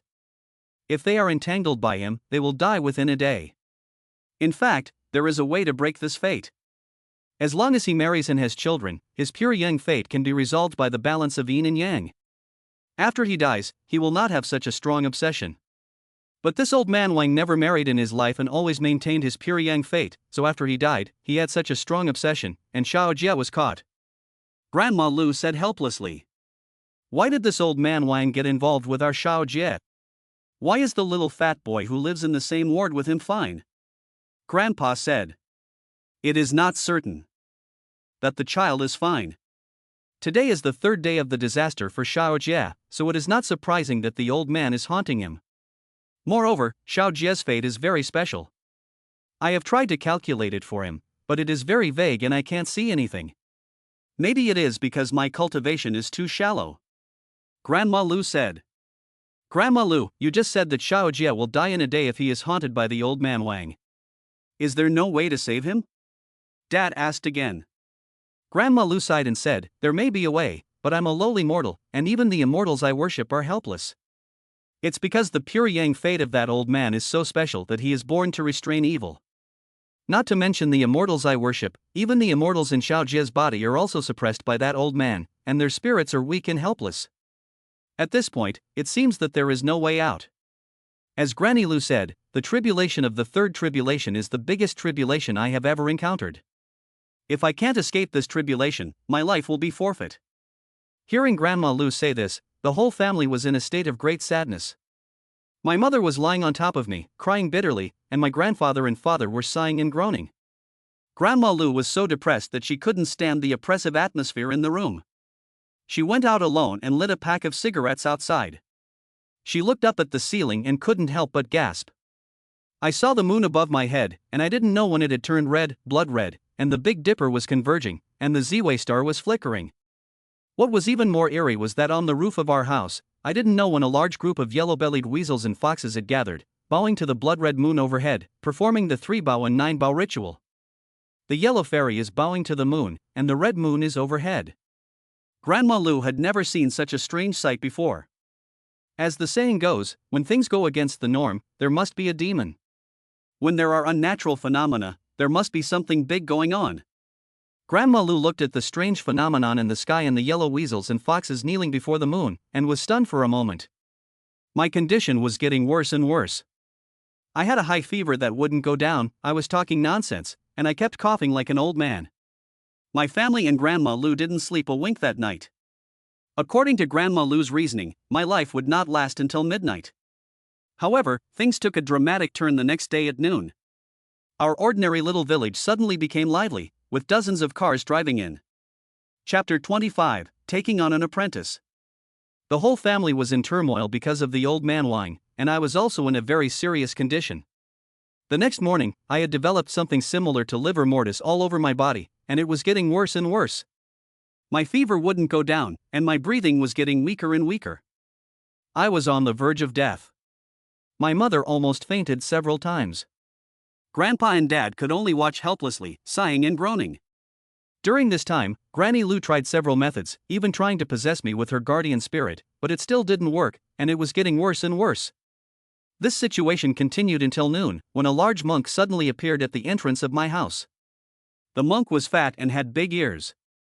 He was at least 200 pounds and looked to be in his 50s or 60s. He knocked on the gate of my house and asked if there was a 9-year-old child in the house who was possessed by evil spirits. Grandpa looked at the monk and thought he looked like a gluttonous monk, but he immediately pointed out that my family had a 9-year-old child who was possessed by evil spirits. I was shocked and nodded repeatedly, saying that there was a 9-year-old child in the family who would soon be dead. What did the master come here for? The monk nodded and said, "It's good that you have one. I want to take him as my disciple. I can cure him. As long as you agree to let him be my disciple, I will save him immediately." Grandpa quickly called his family and Grandma Lu out, saying that a great monk was coming over to cure him. But Grandpa always felt that this monk was a bit unreliable. He was so fat that he didn't look like a monk at all. Grandma Lu came out and took a look at the fat monk. She felt that this person was extraordinary, so she approached him and asked, "You are a horse-riding immortal from Beishan, who has passed 3 bridges and is always in good health. May I ask which immortal palace you worship?" Grandma Lu meant that he was a local Taoist priest who lived in Sanshurpu and worshipped Chang Xian at home. Then she asked where the monk came from and where he practiced. The monk laughed and said, "This lady doesn't need to ask me about my background. I'm a monk from the south, my Dharma name is Ju Ming. Where is my disciple? Take me to see him." The monk was so eager to get in that he was about to break into the house. Grandma Lu stopped him, smiled, took out a pipe and said, "This monk is in no hurry. It's not too late to smoke a pipe first." Then, Lu's grandmother filled a pipe with tobacco and was about to light it, challenging the monk to a contest to see if he really had any real skills. I was in a critical situation at the time. If the monk didn't have any real skills, he might have killed me. So Granny Lu had to be very careful. Just as she was about to light the pipe, the monk suddenly waved his hand and said, "You're so annoying, don't delay the important matter of my taking a disciple." At this gesture, Lu and her family were stunned. Because the pot in Granny Lu's hand had suddenly started smoking and catching fire as soon as the monk waved his hand. Grandma Lu still had the matchbox in her hand, but she didn't have time to take out the matches. This single move completely stunned my family, and Grandma Lu was also dumbfounded. What kind of trick is this? It's like a magic trick. Immediately, Grandma Lu nodded to Grandpa and said, "This monk is a character. Let him go in and show Xiaojia." The monk was delighted, and was about to walk forward, but my father suddenly stopped him and said, "Master, why do you want to take my child as your disciple? If you take him as your disciple, does that mean he will become a monk? What's wrong with being a monk? If I don't save him, he'll be dead." The monk said with some displeasure. "I only have one son. If he becomes a monk, who will carry on the Wu family line?" Dad said with a face full of embarrassment. "This is an emergency, and you're still talking about this? First, save the boy." The monk quickly entered the house. Grandpa pushed his father aside and warmly greeted the monk. "Wait." At this moment, someone suddenly shouted in the courtyard. Everyone stopped and turned to see an old man in a well-tailored suit, followed by 4 or 5 young men in suits and leather shoes walking towards them. The monk immediately changed his expression when he saw the old man and said coldly, "Shin, there must be a first come, first serve, right? I came first, so I'll take this disciple. No one can take him from me." The old man with the surname Shin smiled and looked at Grandpa and Dad and said, "I can also cure your child's symptoms, but if I do, he has to be my disciple. If he becomes my disciple, he doesn't have to be a monk. When he grows up, he can get married and your family can continue to pass on the family line. Shouldn't you think about it?" The family members all thought that this was great, that they could be cured and they didn't have to become a monk. If they had to choose, they would definitely choose the old man's surname Shin. The monk heard this and was so angry that he jumped up and cursed, "Shin Shou Yuan, you bastard, you ruined my good thing, I'm not finished with you." As he said this, the monk was about to rush forward, but a few strong men behind the man's surname Shin stepped forward and stopped the monk. "I say, Master Ju Ming, you are a monk after all, don't fight all day long, it's not good, and when it comes to choosing a disciple, naturally whoever is suitable for their family will be chosen, and there is no way to force it," Shin Shou Yuan said with a smile. Before Shin could finish his sentence, a car horn sounded outside the courtyard, and then a group of people walked in. This time, it was a middle-aged man, tall and strong, with gold-rimmed glasses. He was followed by a group of people, but he was holding a 7 or 8-year-old girl in his hand. The little girl had bright eyes and white teeth, skin as white as milk, 2 pigtails, and long, beautiful hair. She was a standard beauty at such a young age. As soon as the middle-aged man entered the door, he smiled and said to my family, "I can also cure your child's illness. If he is cured, he must become my apprentice. However, this apprenticeship is not free. When he grows up, I will marry my daughter to him, so that he can carry on the Wu family line. What do you think?"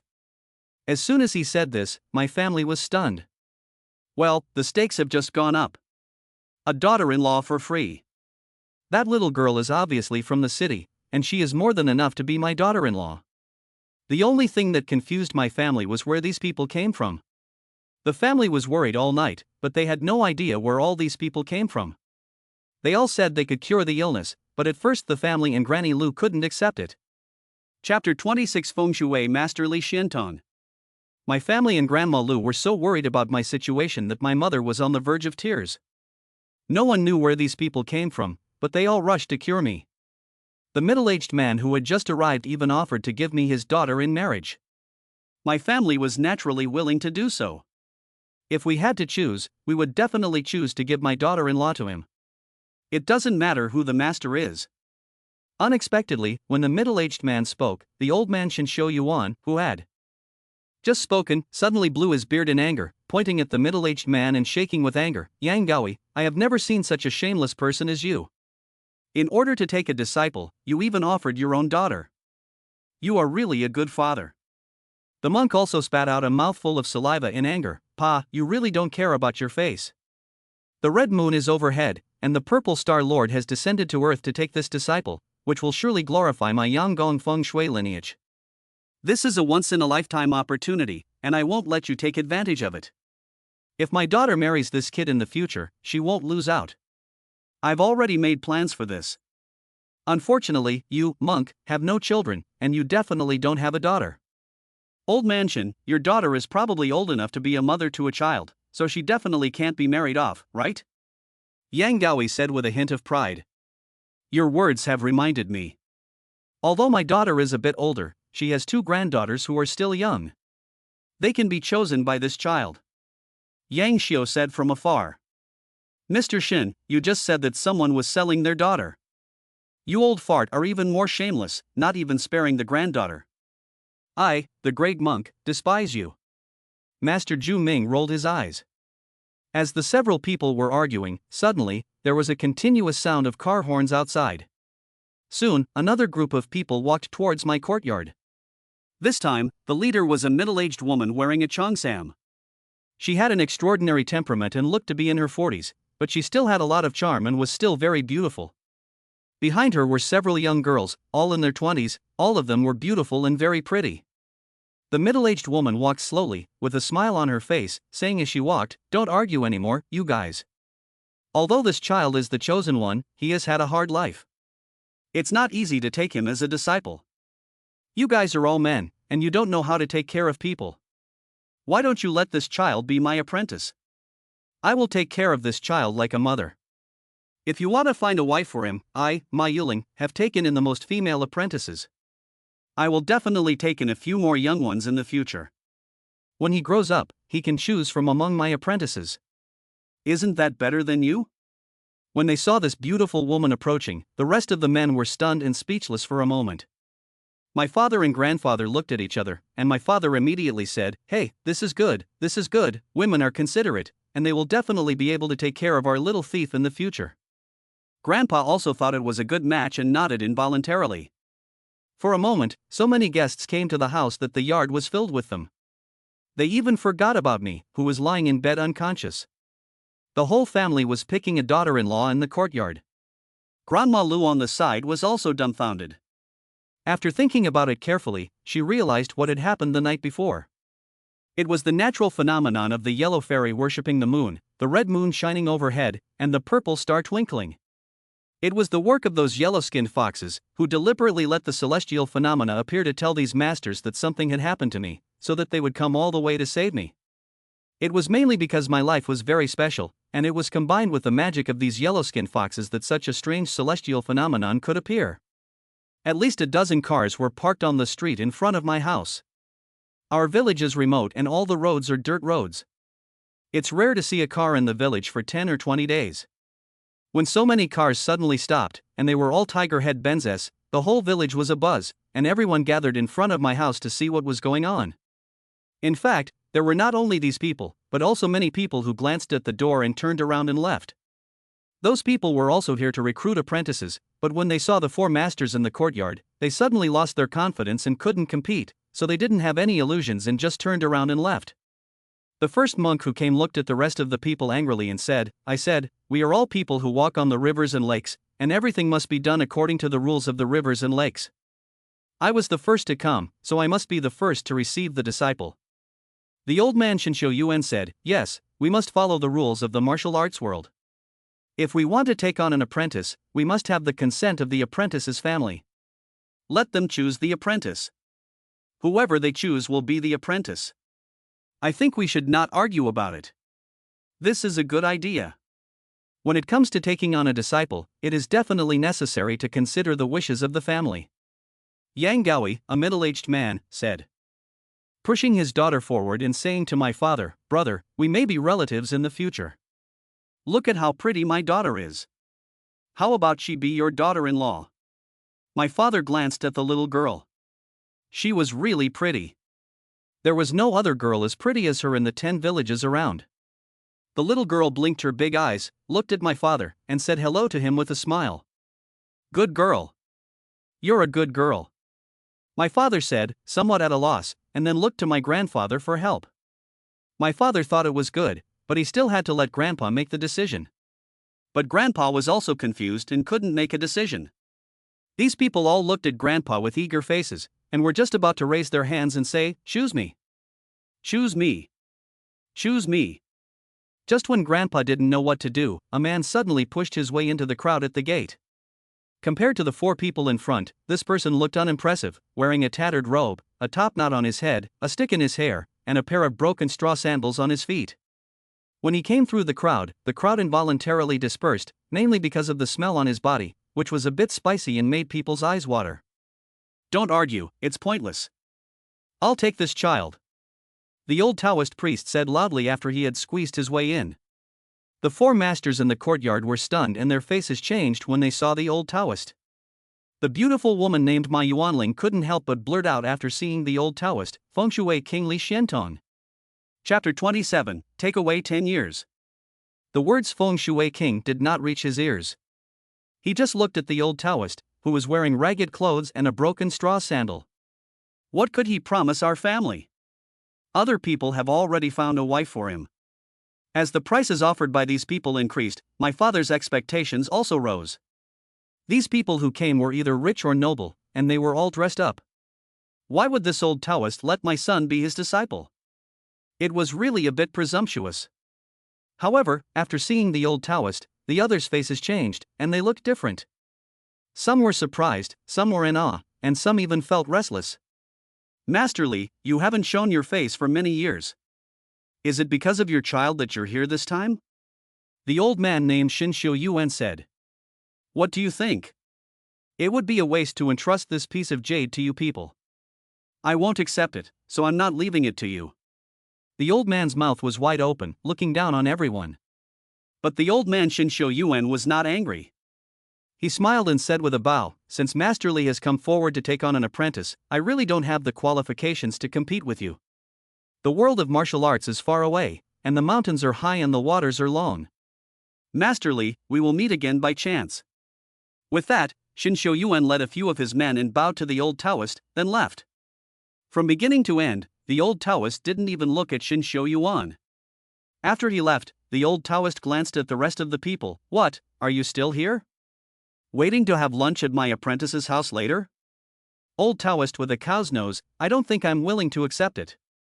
I was here first, so why should I be your disciple? I want to take a disciple too. The fat monk said angrily. What if you fight with me? If you win, you can take the disciple? The old Taoist squinted at the fat monk. The fat monk rolled up his sleeves, puffed up his cheeks, and suddenly said, You old monkly, you're too bullying. Goodbye. With that, the fat monk left in a huff, apparently not daring to fight the old Taoist Li. The remaining Yang Gaoi and Ma Yuanling seemed to be very afraid of the old Taoist in front of them. The two bowed to the old Taoist and then left in silence. These people came and went quickly. With the roar of a car, all the cars parked in front of our house disappeared. Only the villagers still gathered at my door and refused to leave. Some of them even rode on the wall of the courtyard, stretching their necks and looking into the courtyard. Our small village of Jiushan had never seen so many people, nor had the villagers seen so many cars, and it had never been so lively. We didn't know why so many strangers had suddenly come to our house, all of them seemingly wealthy people from the city. In fact, our family members, including Grandma Lu, were also in a daze and had not come to their senses for a long time. Now there was only one outsider in the courtyard, Li Laoda. Grandpa finally came to his senses and walked to the gate of the courtyard, politely saying to the villagers, It's okay, everyone, go home. Our son is sick, and the people who came here are here to treat him. Then, Grandpa closed the gate to the courtyard. When Grandpa returned, the Taoist priest said directly, Where is my disciple? Take me to see him. At this point, my father suddenly stepped forward and hesitantly asked, Master Taoist, do you want to take my son as your disciple? The Taoist master nodded without saying anything. I have to ask, if my son becomes your disciple, can he get married and have children? Dad asked cautiously. There is no problem. I am a descendant of the Zhengyi Dao, so not only can my son get married and have children, he can also drink and eat meat. The old Taoist said bluntly. One more question, can you find a wife for my son? My father asked again. The main thing is that the previous people, except for the fat monk, all scrambled to find a wife for me. Among them, the one named Yang Gaoi even brought his daughter over to propose a marriage alliance with me. This made the old Taoist stammer, and my father laughed in anger. Then he snorted and said, If he becomes my disciple, why would he worry about not finding a wife? As long as he wants to, he can find any kind of wife he wants. My father looked at him with disbelief. The old Taoist was dressed in rags and looked unkempt. It seemed that he had never found a wife himself, so I didn't know where he got his confidence. At this time, Grandpa came over and said politely, "Master Taoist, there is no problem with you becoming my disciple. You should go and see the child now, he is about to die. If I treat this child, I can see immediate results. However, before I do, there is something I must explain to you." The Taoist said in a deep voice. "Master Tao, you say that as long as the child survives, you will agree to any conditions?" Grandpa said sincerely. "After the child recovers, I will take him as my disciple, but he must be taken away, and he will not have any contact with his family for 10 years. The old Taoist looked at the grandfather. When he said this, the whole family was taken aback. Mom said worriedly, "What if we miss him? Can we visit him?" "No, during the time he is training with me, he will not go home, and you are not allowed to visit him." "Don't ask why, there is no reason," the old Taoist said very firmly. My father was a little upset when he heard this. Before, when people said they wanted to cure me, they said they wanted to take me as a disciple, but they didn't say they were going to take me away, and they said I wouldn't be able to go home for 10 years and I wouldn't be able to visit, and they said they would give me a wife. This old man is not giving anything and has set such harsh conditions. It's too late to regret it now. Those people have all gone far away, and they didn't leave any contact information. In the end, it was Grandma Lu who stepped forward and said, "Nowadays, there's no other way. As long as the child can survive and grow up healthy, nothing else matters." This is a true statement, and in the end, the family had no choice but to agree to the conditions of the Taoist priest. The family then invited the Taoist priest into the house. At this time, I was already very ill, with many livid spots on my body, a pale face without a hint of color, and my breathing had become very weak. The Taoist priest walked over to the bed, looked at me for a moment, and then said to himself, "You were born a demon, and your fate is miserable. You have experienced 18 calamities in your life, and each one has taken your life. But you have met me, Li Xiantong, so you are lucky." Then, the Taoist priest placed his hand directly on my head and shouted, "Get out!" Chapter 28, The Four Major Schools. This loud shout was deafening, and the few people standing in the room felt their eardrums buzzing and their souls almost flying away. I don't know what the old Taoist used, but after this loud cry, a black cloud suddenly flew out of my head, and the old Taoist reached out and stuffed it directly into a gourd. The old Taoist shook the wine gourd in his hand, took a sip, and praised it. "The soul of the four young destiny, mixed in with the wine, tastes different." The Taoist hung the gourd on his waist and then told his family, "Let my disciple rest at home for a few days. After 3 days, I will come and take him away." With these words, the old Taoist floated away, leaving the family standing there in a daze. Is that all? Grandma Lu had been busy all day, but the old Taoist master had finished in less than a minute. After the Taoist left, Granny Lu looked at me carefully and saw that the lividity on my body had miraculously disappeared, and my breathing had also begun to stabilize. The Taoist priest is a master, and his methods are too powerful. Grandma Lu was shocked. "Is Xiao Jie all right?" Grandpa said with some disbelief. Grandma Lu nodded vigorously and said, "Yes, the child is fine. After a few days of rest, he will be able to run around again. It seems that the child's life is not meant to end. He has been blessed with good fortune. Xiao Jie will be able to practice with the Taoist priest, so he won't have to worry about any more disasters in the future. He will definitely be able to turn bad luck into good fortune." When they heard that I was fine, the family members all breathed a sigh of relief. But when they thought about the old Taoist priest coming to take me away in 3 days, and that I wouldn't see him for 10 years, they all started to worry again. Especially Grandpa, thinking that he would only see me again in 10 years, when he would be over 80, and not sure if he would live to see that day. Grandma Lu said to him, "Grandpa will definitely live to be 100 years old." And she said, "Although I don't know who that Taoist priest is, he must have great supernatural powers. If I follow him, I will definitely learn a lot of skills." Grandma Lu was right. Later, I learned who my master really was. My master is Li Xiantong, the Feng Shui master of our time. No one in the world can match his knowledge of Feng Shui. The people who came to my house before were also not simple, all of them were famous figures in the geomancy world. There are 4 major schools of geomancy, namely the 8 Houses School, the Xiankong School, the Yanggong School and the Golden Lock and Jade Pass School, of which the Golden Lock and Jade Pass School is also known as the Crossing Yin and Yang School. The first monk who came to my house, Master Ju Ming, is the leader of the 8 Houses School. This school was founded by the monk Yixing in the Tang dynasty, who was proficient in calendar and astronomy.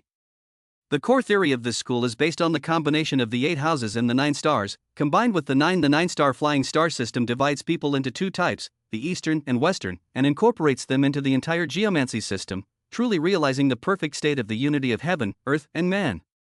It is the most direct manifestation of the He Tu Luo Shu, profound, and infinitely mysterious. The old man named Shen Shou Yuan is no simple man either. He is the head of the Xian Kong school, which emphasizes the use of natural landscapes as a basis for its theories. Combining the theory of the 3 elements of luck, the school uses unique mathematical calculations to determine the best location for a grave, and its theories are so profound that they reflect the operation of the natural laws of heaven and earth. The middle-aged man who came with his daughter to take on an apprentice was Yang Gaoi, a leading figure in the Yanggong school. The founder of this school was Yang Junsong, a court official in the Tang dynasty. At the time, he was in charge of the geography of the spirit altar and founded the Yang School of Geomancy, specializing in finding dragons, observing sand, finding water, setting directions, and determining the location of the grave. The Yang family is a family of geomancers with a long family history and is also a well-known figure in the geomancy world. The last beautiful woman in Cheongsam was Ma Yuanling, the strongest Feng Shui master of the passing yin and yang. Passing yin and yang, also known as the Golden Lock and Jade Pass, means that when a Feng Shui master passes by, he can make a direct judgment with the speed and accuracy of a casual glance, indicating the speed and accuracy of this school. The Golden Lock and Jade Pass also means that this technique is precious and difficult to obtain, and it is also a very powerful master. These 4 people have great prestige in the Feng Shui world and are known as the Southern Monk, Northern Shen, Eastern Yang, and Western Ma. This indicates that these 4 people have an irreplaceable position in the Chinese world today. My master is even more amazing. There is a saying in the underworld, the monk from the south, Shen from the north, Yang from the east, and Ma from the west, are not as good as Li Xiantong. Because my master combines the strengths of the 4 schools, he is a great master in the Feng Shui world. He is the originator of the Qimeng school, and no one in the world can match his accomplishments in Feng Shui. This is recognized by everyone in the Feng Shui world. This is why the 4 of them gave up on me as a disciple as soon as they saw my master. Because they felt that they were not as good as my master, they were not qualified to compete with him. The 4 families were all determined to take me as their disciple, and they could compete and fight for it.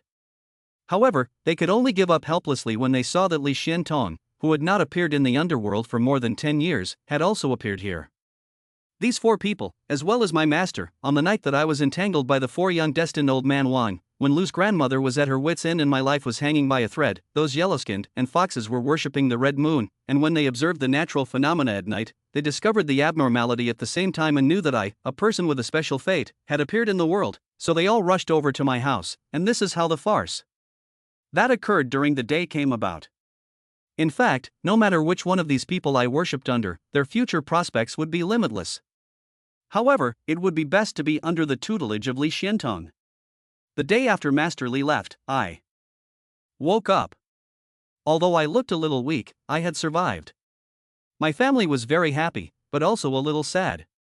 During the days I spent at home, my parents and grandfather were especially nice to me, buying me lots of delicious food and drink. They had never been so nice to me before, and I felt like a princess.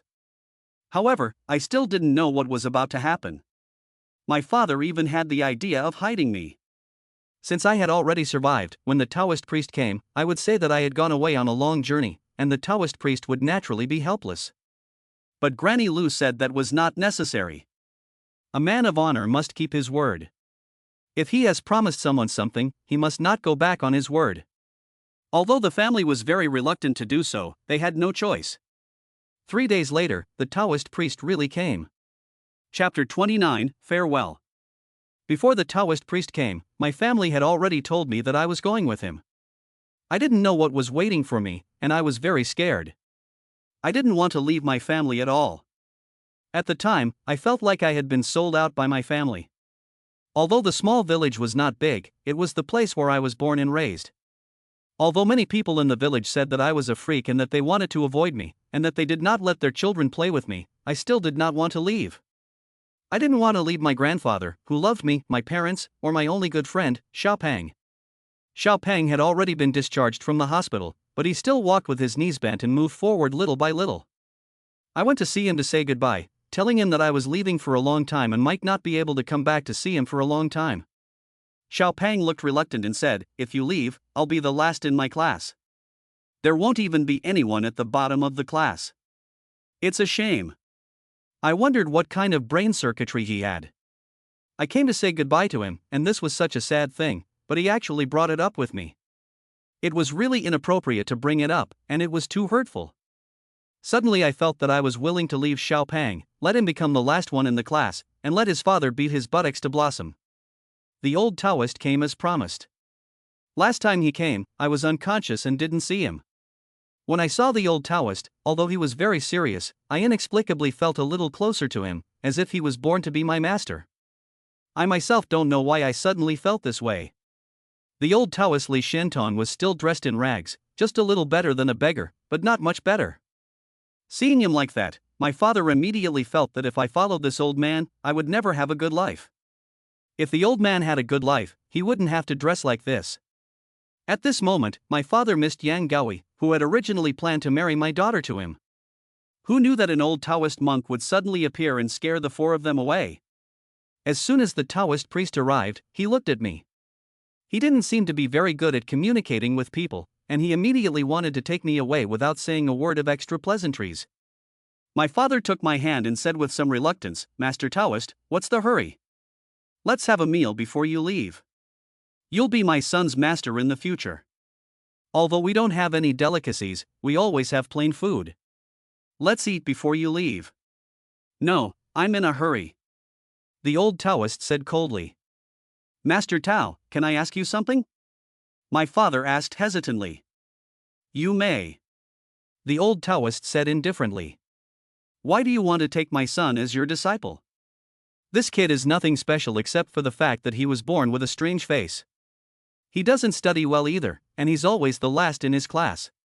If it weren't for the fear of those yellow-skinned kids, I would beat him up 8 times a day."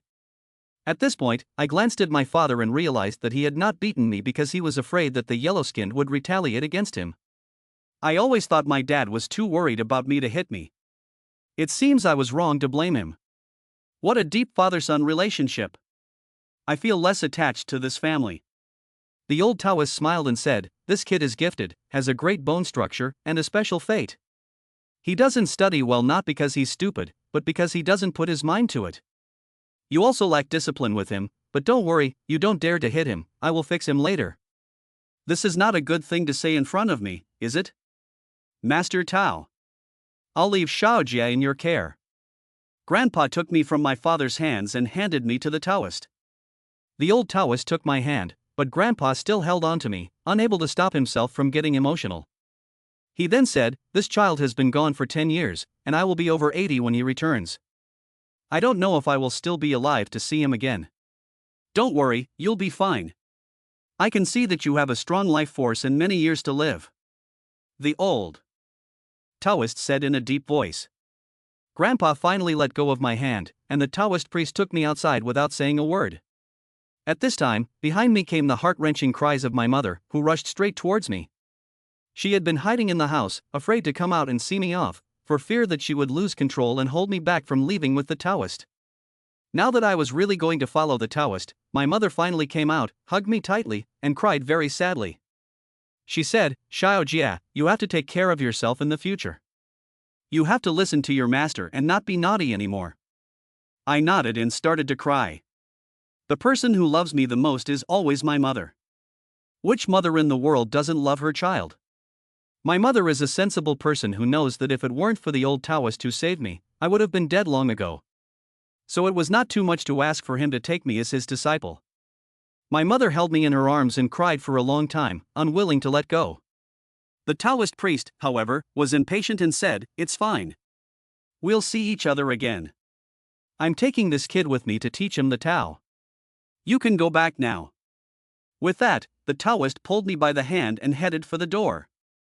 There was still someone standing at the door. It was the old witch Lu, who had watched me grow up. I had seen her often over the years. This old lady had always loved me since I was a child and often brought me delicious food, treating me like her own grandson. This time she came especially to see me off. Grandma Lu also had red eyes. She first bowed to the Taoist priest and then respectfully said, "Taoist priest, I know you are a person with great supernatural powers. I will leave the little thief in your hands from now on." The Taoist priest nodded and said, "You have done a great deal to help my disciple survive to this day.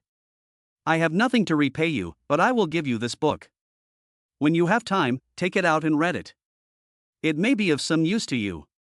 The old Taoist took out a book with ancient Chinese characters from his body. I didn't recognize the characters. But as soon as Granny Lu saw the book, her eyes lit up and she trembled with excitement, saying, "Master Taoist, this is too precious, it's not appropriate."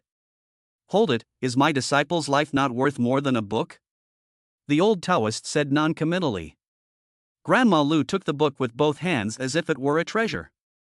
Chapter 30, Becoming a Disciple. In this way, I followed the old Taoist and left Jioshan village, where I had lived for 9 years, and embarked on a new journey. This move completely changed my fate. I left home with the old Taoist, and for the first time I entered the county seat and took a train. The train traveled for a long time, and we arrived in a big city called Yanbei. Although the old Taoist looked like a beggar in his ragged clothes, he lived in a nice place, a very beautiful courtyard house, and had a very fierce-looking servant. The man looked to be in his 30s, with a beard and a pair of fierce eyes. When he looked at people, his eyes were full of murderous intent, which made people shudder. When I first saw this man, I felt a little scared. But although this person looked fierce, he was very polite to me and my master. As soon as he saw us, he bowed and said, "Master, young master, you're back." Master didn't even look at him, just waved his hand and said, "Huzi, get ready, we'll have the ceremony later." Huzi replied, and walked towards me, saying, "Young master, follow me." Huzi led me to a room where there were prepared meals, all of which were good things that I had never eaten before. I was really hungry on the way over, and I swept the table clean in a flash. After I had eaten and drunk my fill, Huzi came forward and said, "Young master, you are truly blessed to have been chosen by the master as his apprentice. Do you know that there are at least 800 people who want to be his apprentice, but the master has chosen you, which means that you must be exceptional? I don't know if I'm better than others, but I always get the lowest grades in class, and my grades have always been very stable." Maybe that's what he meant by being exceptional. Afterwards, Huzi came over and explained to me the process of becoming a disciple. I was only 9 years old at the time, and it took me hours to remember all the things Huzi had told me. This was really difficult for a 9-year-old. After explaining everything, Huzi took me to a hall in the courtyard. When I saw the old Taoist again, he had changed into a new outfit, a brand new Taoist robe, and it seemed like he had taken a bath and smelled very nice. To be honest, I had received a lot of stares from people along the way as I followed the Taoist priest to this place. The old Taoist priest hadn't bathed in a long time, and the smell was so bad that it made my eyes water. When we took the bus, the seats on either side of us were empty. It was only for the ceremony that the old Taoist had specially cleaned up. Not to mention, after this grooming, the old man looked somewhat like a sage. Huzi led me to the old Taoist, and I knelt down. The old Taoist first looked at me, then said in a deep voice, "Wujia, before you become my disciple, I have something to tell you. You have been destined to join my Chiman sect, and you cannot go against this. Since you have joined my Chiman sect, you must follow the rules of the Chiman sect. First, you must not use what you have learned to do evil deeds. Second, you must respect your teacher and the Tao, and you must not disobey your teacher. Third, I haven't thought about it yet. I'll talk about it later." I heard that and was stunned. You haven't thought it through? What are you talking about? It seems that you haven't prepared enough to take on a disciple. Even the tiger cub next to him was shocked, and his face became a little embarrassed. After a pause, the old Taoist said, "My school is the first school of geomancy in China, profound, and infinitely mysterious. You will know after you learn it, but our school has always been a single lineage, which means that a master can only accept one disciple. I have been waiting for you for decades, and now I finally have you. It was not in vain that I went to so much trouble. If you accept a disciple in the future, remember that you can only accept one." Did you hear that? I remember. I said. "Okay, let's get started." The old master waved his hand. Then, I followed what Huzi had told me before and knelt on the ground, stuttering and saying, "The master is great. The master teaches me a skill so that I can earn a living and support my family. Now, I, Wu Jia, am a foolish student who has been fortunate enough to meet a great teacher. I wish to enter your school and receive your teachings to cultivate my body and cultivate virtue in the right path. Although we will be separated as teacher and student, we will be like father and son. We must be respectful to our teacher, and the teachings we receive will be unforgettable. We will be sincere and never regret our decision. I solemnly swear to this. These are all the words that Hu Zi taught me before. I had a hard time remembering them, and they came out very awkwardly, stuttering and sometimes forgetting words. Hu Zi whispered a reminder to me, and I finally finished memorizing this passage. As for the words love itself, never regret, I actually hold a different opinion. I didn't mean to take him as my teacher. I don't even know how I became his disciple. After saying this, Hu Zi brought a written document that he had prepared beforehand and asked me to put my thumbprint on it. From then on, I was in the hands of this old Taoist. Then, Hu Zi suddenly said loudly, "The disciple pays his respects to the master." Then, Hu Zi handed me a large pile of things, including celery, lotus seeds, red beans, dates, and longan. I gave all these things to the old Taoist. These all have their own meanings. Celery represents diligence and learning, and lotus seeds are bitter, representing painstaking teaching. Red beans represent good fortune, and longan represents perfect virtue. After I handed these things to the old Taoist, Hu Zi immediately shouted, "Perform the ritual of paying respect to the master. First, bow to the master, respect him, and benefit others. Second, to pass on knowledge and teach, to resolve doubts.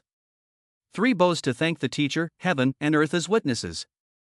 Hu Zi recited it, and I bowed. After the bow, Hu Zi brought a bowl of tea, which I handed to the old Taoist. The old Taoist drank the tea, and I was his disciple from then on. After the ceremony, the old Taoist smiled and nodded, saying, "Wu Jie, you will be my disciple in the future. After you graduate, you will be the next head of my Chiman sect." It's okay if you don't say this, but as soon as you say it, I can't help but be depressed. He's still talking about being the sect leader. Other people who are the head of a school have countless disciples and are high above everyone else. Our Chiman sect has always been a single-line lineage, so the head of the sect is me, and the disciple is also me. I am the only one inside and outside. What kind of broken head of the sect is this? After the first day of apprenticeship, there was nothing else to do, so Hu Zi took me down to rest. I had a room to myself, and after the night was quiet, I felt very lonely and missed my family. I wondered how my grandfather was doing, whether my parents were thinking of me, and whether Xiaopeng had recovered from his injury. Chapter 31 3 Conditions. After the old Taoist drank the tea I offered him, I became his first disciple. But the old Taoist didn't rush to tell me what I was capable of right away. Instead, he asked Hu Zi to help me go through the paperwork at the nearby elementary school so that I could continue my studies. I don't know how powerful the Taoist master was, but I was still able to attend a key primary school. I was never a good student, and now I was in a key primary school. I was even more of a drag on the class, and my grades were as stable as ever, never dropping to second to last. I thought I wouldn't have to go to school anymore after I followed the old Taoist, but it seems I was wrong. Not only did I have to continue going to school, but the Taoist also deprived me of my free time, which was completely inhumane. During the day, I went to school, and after I came home at night, the old master would start teaching me about Feng Shui and metaphysics. It's strange, but although I wasn't very good at school, I was very interested in the things my master taught me, and I understood almost everything at once. This may be what Hu Zi meant by talent. Although my master was not very concerned about my studies, he was very strict about the things he taught me about Feng Shui and metaphysics. If I made a mistake, I would get a beating. It was real, and he was ruthless. Every time he hit me, my butt would swell up. So I never slackened off in my studies of the things he taught me. As I grew up, the old master taught me more and more things, from simple to complex, and they became more and more difficult. I dabbled in everything from the I Ching, the 8 diagrams, the Book of Changes, the hexagrams, the Book of Rites, the 5 elements, and so on. In addition, the old Taoist would also teach me some martial arts and sometimes some Chinese medicine techniques on how to cure people. I didn't miss out on any of the 5 branches of Taoism: mountains, medicine, life, physiognomy, and divination. Every day, I went to school and then followed my master in his practice. At first, I was not used to this kind of life, but gradually I became numb. But there is one thing I have to say. Since I moved into my master's courtyard, I have had many visitors almost every day, all of whom have come to ask my master for help. But most of these people, my master will have Hu Zi drive them away. Only occasionally, my master would go out for a few days. I don't know what he was doing, but those few days when he was gone were the most relaxing time for me. Only then could I take a break and relax occasionally. Since the day I was born, I have been destined to suffer many calamities in my life, and every 3 years there is a calamity. But since I became a disciple of my master, I have never experienced any major disasters. The 3-year disaster, which seemed like a curse, has disappeared. Later, I discovered a pattern. Every 3 years, when I experienced a major disaster, my master would go out for a few days. But every time he came back, he looked very weak and pale. As soon as he returned, he would lock himself in his room and not go out for a few days. When he came out again, he would be his old self, full of energy. In the blink of an eye, 8 years passed, and I went from a key primary school to a key high school. Of course, it wasn't because I was a good student that I was admitted to the key middle school. I don't know what methods my master used to get me in. The elementary, middle and high schools I attended were all very difficult to get into, even though the elementary school was a bit easier. I don't understand why my master would send me to such a good school when I was already such a bad student. Although my grades improved slightly after entering middle school, they were still average. I definitely had no hope of getting into university, but my master didn't plan to let me go to university either. 8 years passed, and when I graduated from high school, I didn't take the college entrance exam. I gave up right away, and this was also master's idea. Even if I took the exam, I had no hope. In the year I just graduated from high school, my master suddenly told me very seriously that he was going on a long trip and might not be back for a year. In addition, my master told me another very important thing, saying that I had learned a lot from him over the past 8 years and was ready to become a master. After he left, if someone came looking for him, he could step in and solve the problem for a fee. As for how much to charge, there is no specific standard in our industry. It depends on how much the other party can afford. But my master left me 3 conditions. When I heard the conditions, I almost exploded on the spot. I almost wanted to roll up my sleeves and fight with the old man. Especially the first condition. After I heard it, I immediately broke off my master-disciple relationship with him. The old man said, "The first condition is that in the year I am away, you must earn 10 million for me and deposit it into the bank card I left for you. The second condition is that once you enter the door, you cannot make a living by any other means, you can only make a living by relying on the Feng Shui and metaphysics you have learned. If I find out that you are making money by other means, I will come back and break your legs. The third and most important condition is that your first business deal cannot be in Yanbei City, no matter where it is, as long as it is not in Yanbei." These 3 conditions not only made me frown, but also made Hu Zi, who was standing next to me, frown. Especially that 10 million, for me, is an astronomical number. Since I became the old man's apprentice, I haven't even seen 1,000 yuan, let alone 10 million. "Master, you're not joking about the 10 million, are you?" I said with some depression. "Do you think I'm joking? It's 10 million, not a penny less, or I'll break your legs when you come back," the master said with a cold face. "Master, don't break my legs every time. Even if I robbed a bank, I couldn't get you 10 million in a year." I wanted to cry but had no tears. "I don't care, but you must do it." The old man looked distracted, picking his nose with one hand and rubbing his feet with the other. Seeing the old man's smug look, if it weren't for the fact that he was my master, I would really want to go up and beat him up. The old man popped a big piece of snot out of his nose, wiped his hands on the soles of his shoes, and said, "Okay, I'm leaving. I'll see you in a year.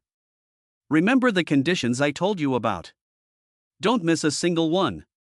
I looked at his back, which deserved a beating, and thought to myself that it would be better not to see a master who treats his apprentices like this. As the master was just about to walk out the door, Hu Zi suddenly went up and said, "Master, you're leaving for a year. Leave us some living expenses." Chapter 32, Business Comes to the Door.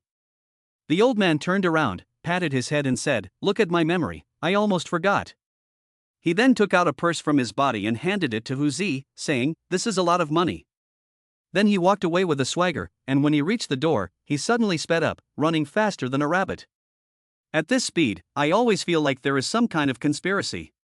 As soon as the old man left, I went to Hu Zi and asked him, "How much money did the master leave for us to live on?" Hu Zi counted the money in the bag inside, saying, "Master, I don't think we can last long on this." I'm afraid we'll starve to death this year. How much is it? I asked. 860 to 700 yuan and 35 cents. Hu Zi said. Why is there a whole number? This old man isn't going to beg for money, is he? Just like this, I'm expected to earn 10 million a year for him? I was depressed and wanted to die. This old man was stingy and stingy. He left us a few $100s after being gone for a year, and he didn't allow me to do other things to make money. This is the rhythm of wanting to starve me to death. Over the years, many people have come to the courtyard to ask my master to handle various matters, but a large part of them are from Yanbei City. Yanbei is a first-tier city, and many people know that my master has settled here, so they come looking for him. But over the years, the people who came to find master to do things were basically all told to leave by Master Hu Zi, so over the years, the number of people who came to find master to do things has become less and less, and now it is almost empty. In this way, 10 million a year, I feel like I'm dreaming.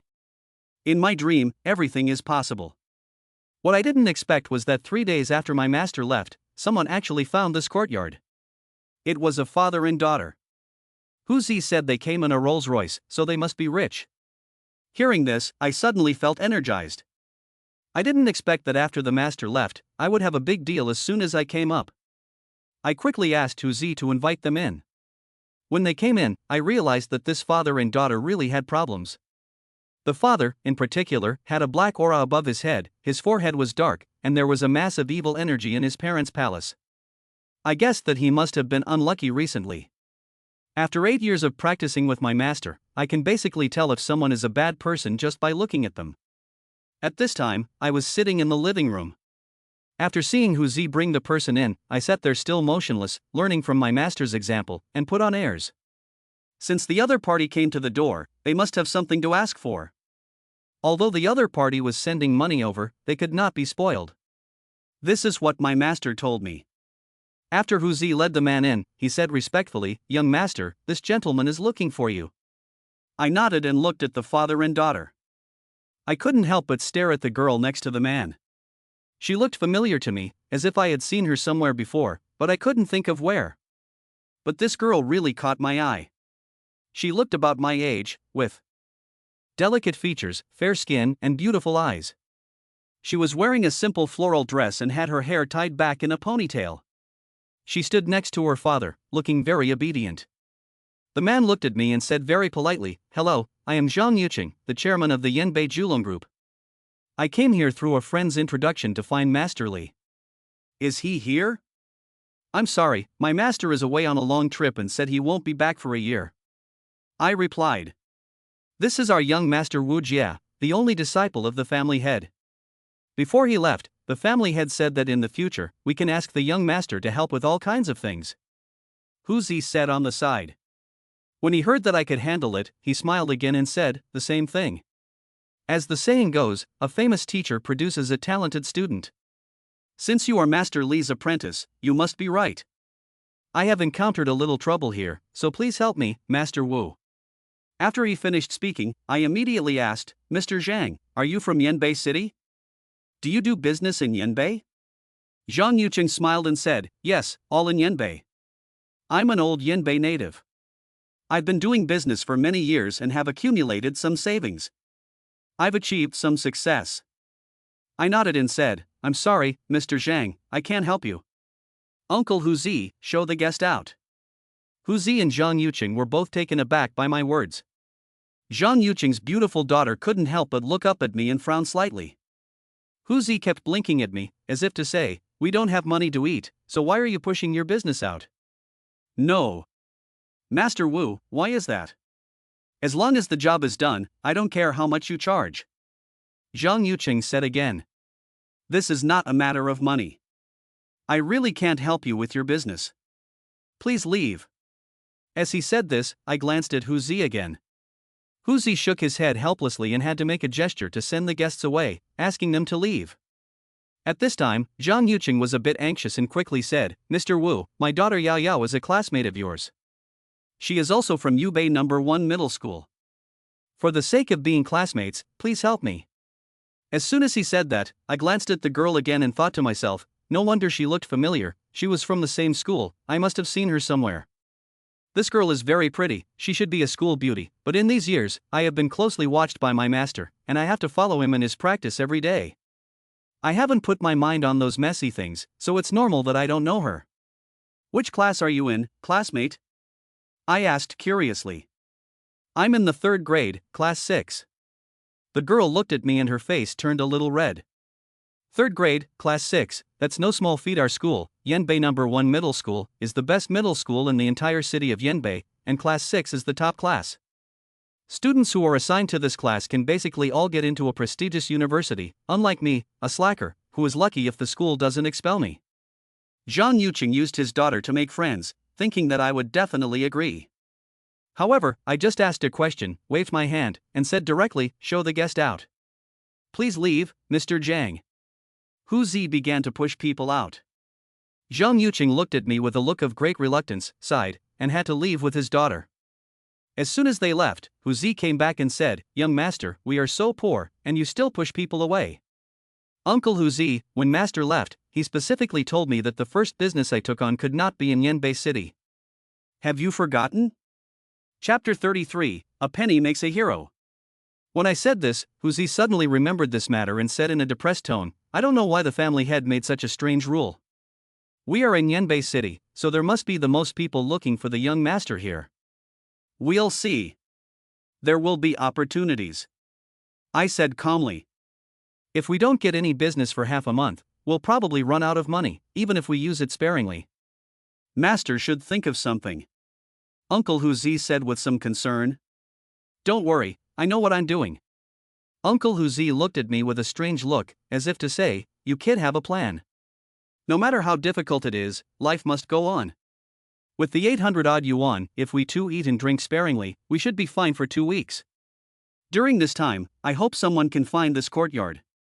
What I didn't expect was that in the next 2 or 3 days, several groups of people did come, but they were all local people from Yuebei City. After Hu Zi asked about the situation, he directly declined. The man named Zhang Yunqing also came twice, looking very anxious, but was also sent away by Hu Zi. There was nothing I could do. I had to follow the rules my master had left behind. Half a month passed, and I still hadn't opened for business. The worst thing happened. The little money that master left me was almost gone. On the 16th day, Hu Zi and I had only 10 yuan left. When master was here, I never worried about food and drink, but now it's different. I truly realized what it meant to be a hero with a penny. I had studied with my master for 8 years and had learned a lot, but I had nowhere to apply my skills.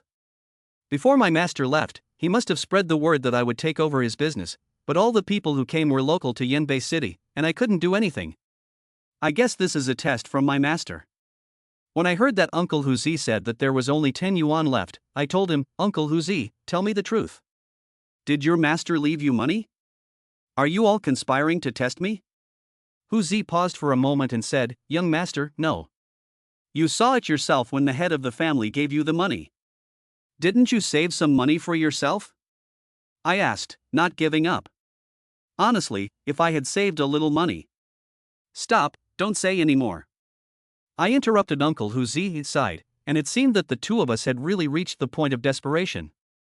There was only $10 left, so I said to Uncle Hu Zi, "Let's go out to eat."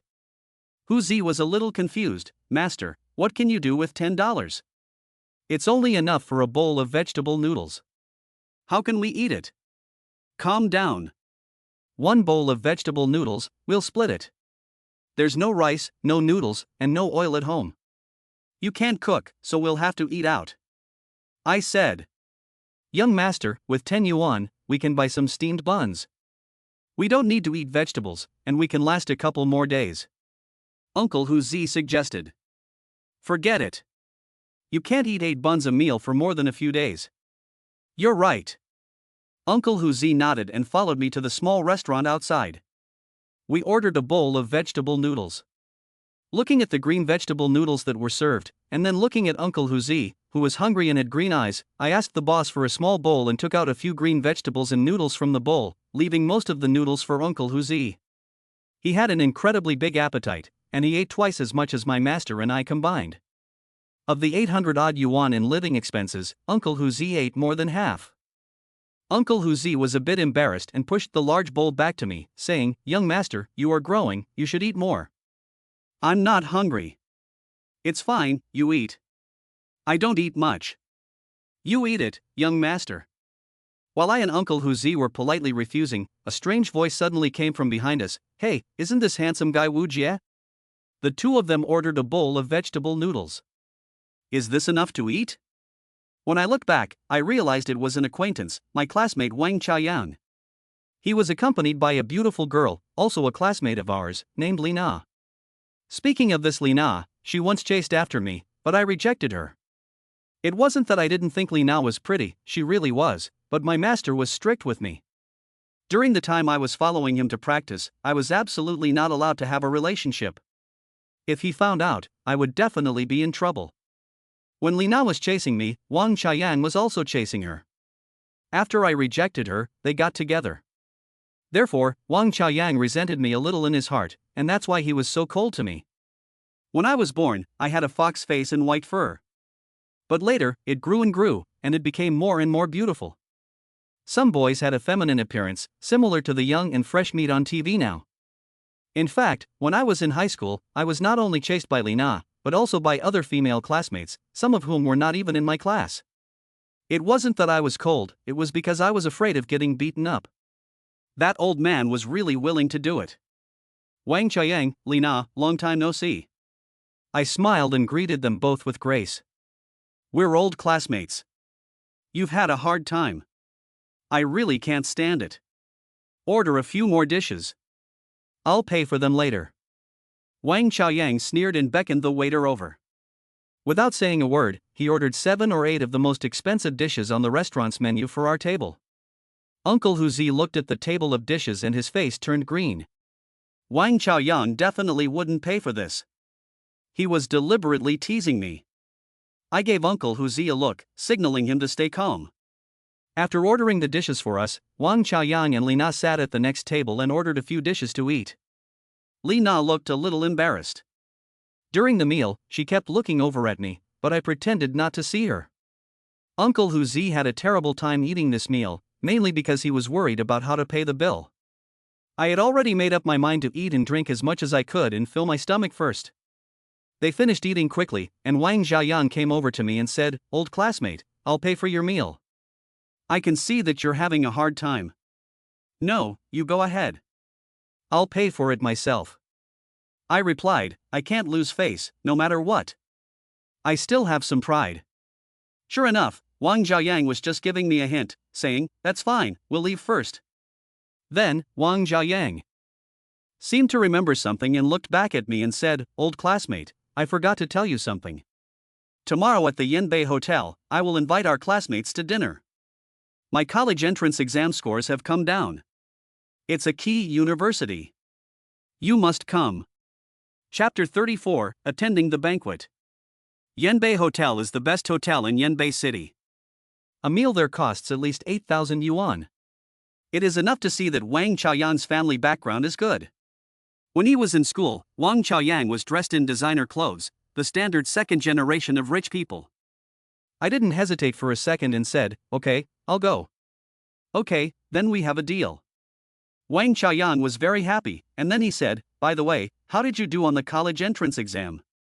"I didn't take the college entrance exam." Wang Chaoyang knew full well that I had not taken the college entrance exam, and the whole class knew it. He could not have been unaware of it. He was deliberately insulting me. That's right, I almost forgot. In fact, with your academic performance, the result would be the same whether you took the exam or not.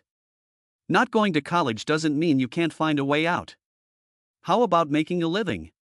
I heard that you can earn a lot of money a month by collecting trash.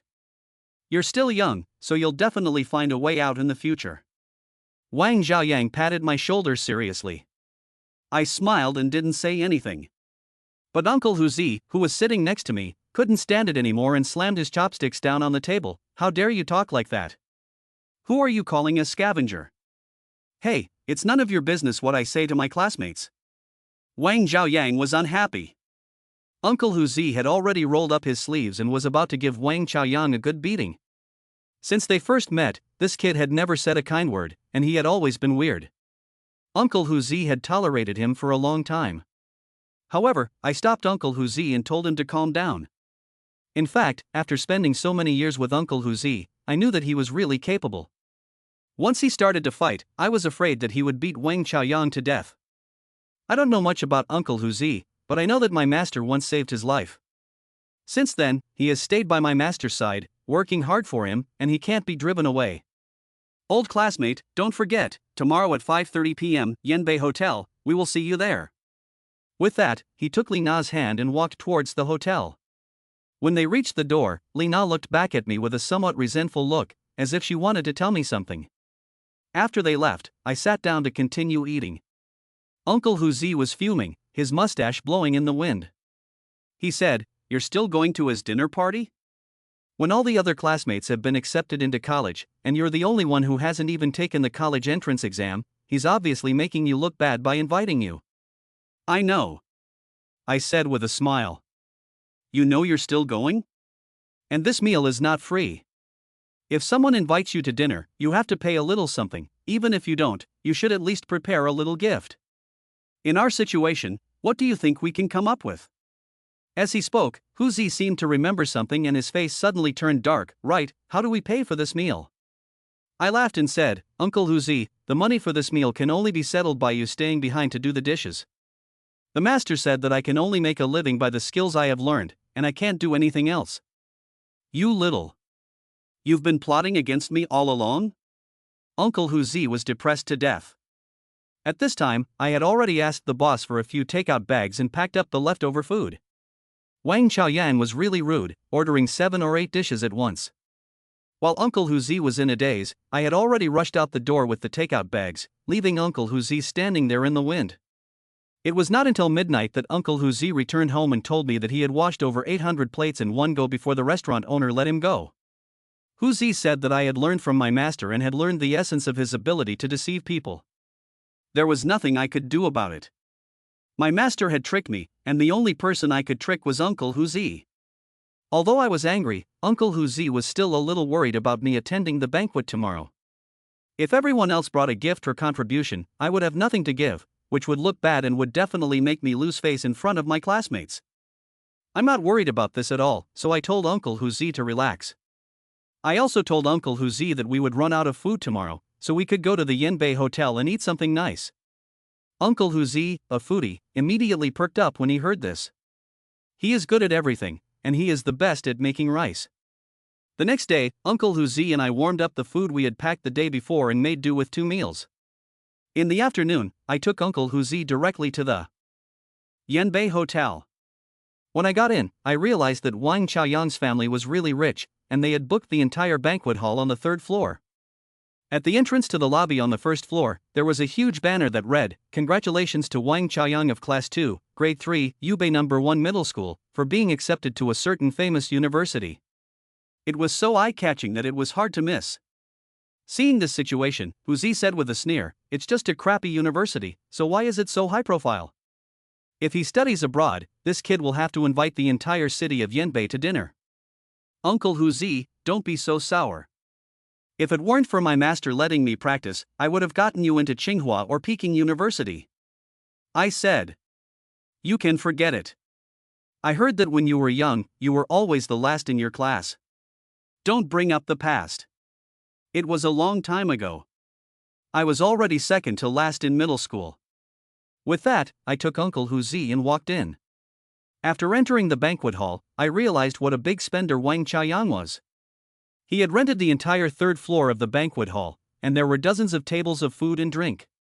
As a classmate of Wang Chaoyang, I was assigned to a corner seat.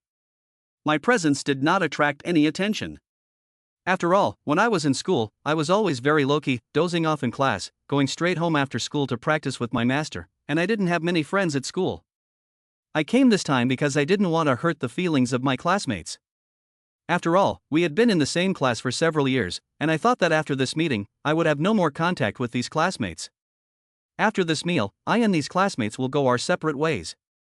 I guess we won't see each other again.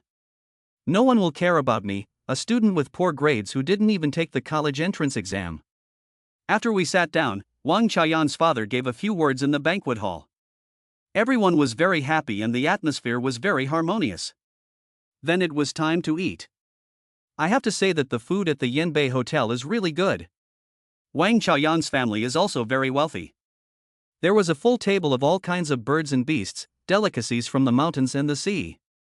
For the past month and a half, Uncle Huzi and I have been eating plain soup and water, so when we saw this food, our appetites were suddenly aroused. Especially Uncle Huzi, he came up and ate and drank like a pig, devouring the food like a whirlwind, as if he hadn't eaten in half a year. His appetite was so great that it stunned everyone at the table. Chapter 35, Amulet. Seeing how Uncle Huzi ate like a hungry wolf, I really didn't want to sit at the same table with him. I even suspected that he had brought a takeout bag and planned to steal some food after he finished eating. The world is really going downhill. Master, look at the life that Uncle Huzi and I have been living since you left. When we were eating, I tried to stay away from Uncle Huzi as much as possible and pretended not to know him. I ate a lot, and when I was about to take a bite of the fish on my plate, Uncle Huzi took a chopstick and put the fish in his mouth before I could. He ate it and laughed, saying, "It's delicious." I looked at him with disgust, and at that moment, the crowd who were eating suddenly made a commotion. Someone whispered, "A big shot is here." I was stunned and wanted to see who the big shot was. It didn't matter when I looked, and Uncle Huzi and I were stunned. The big shot they were talking about, Uncle Huzi and I had both met before, and was the daughter of Zhang Yuqing, who had found our courtyard. We are not in the same class, how could she be attending this banquet? Isn't that pretty girl the daughter of Zhang Yuqing from Julong Group? Uncle Huzi whispered. As he spoke, the girl walked towards the banquet hall like the moon surrounded by stars, instantly attracting the attention of countless people. Today she was deliberately dressed up, with a little light makeup, and her hair was like a waterfall, falling over her shoulders. Such a beautiful girl, standing in the crowd, was like a crane standing out from the chickens. Her arrival even made Wang Qiaoyang's father come over like a lapdog, smiling and saying, "Yao Yao, you're here too. How's your dad doing lately?" "Thank you, Uncle Wang. My dad is doing well," she said with a smile, gentle and generous. At this time, Wang Qiaoyang also came over, his face flushed with excitement, and he went up to greet her warmly. A group of people surrounded the girl and led her to the VIP table to sit with Wang Qiaoyang's parents. I also took a look at her and found that the black aura hovering above her head was a little more intense. There were already signs of evil spirits entering her body. Some time ago, when she came to see me with her father, there was not yet such a strong aura of evil spirits. It seems that something might happen to her recently. If it weren't for the rules left behind by the master, I would definitely have intervened for the sake of money. Unfortunately, I thought to myself. At this time, Uncle Huzi and I had almost finished eating. Uncle Huzi gave me a wink, signaling that we should leave quickly. Uncle Huzi thought that I didn't have any money on me and I didn't have a gift for Wang Qiaoyang. If he came looking for me later, it would be embarrassing. Anyway, we had already eaten and drunk enough, so it would be best to just run away. Anyway, we had already eaten, and we probably wouldn't have the chance to meet again. I thought, Uncle Huzi said this method is really good. Just as I was about to follow Uncle Huzi and leave, Wang Qiaoyang suddenly walked over to us. He was holding a glass of beer and came over to toast us. Uncle Huzi and I had just gotten up, but we quickly sat down again. If we left at this time, we would definitely not be able to leave. Wang Qiaoyang walked directly to our table and said with a smile, "Thank you, everyone, for being able to attend this banquet. I think that all of our classmates will be going to college soon, and it will be difficult to get together after that. So let's get together now. I'll toast you all first." Then Wang Qiaoyang drank a glass of beer and everyone raised their glasses. As soon as the glass was put down, a classmate stood up and said, "Wang Qiaoyang, I don't have anything to give you. I'm going to college soon, so I bought 2 computers, one for you and one for me. This laptop computer costs at least a few thousand yuan," and Wang Qiaoyang immediately thanked him profusely. At this time, several of his classmates took out the gifts they had prepared and gave them to Wang Qiaoyang. The cheapest of the gifts they gave him cost several hundred yuan. Everyone had given a gift, and I was the only one left. At this time, I looked a little conspicuous. A classmate who was usually very good with Wang Qiaoyang looked at me with a malicious look and said with a smile, "Wu Jie, everyone has prepared a gift for Wang Qiaoyang. What did you prepare? Show it to us." Uncle Huzi looked embarrassed and turned his head away from me.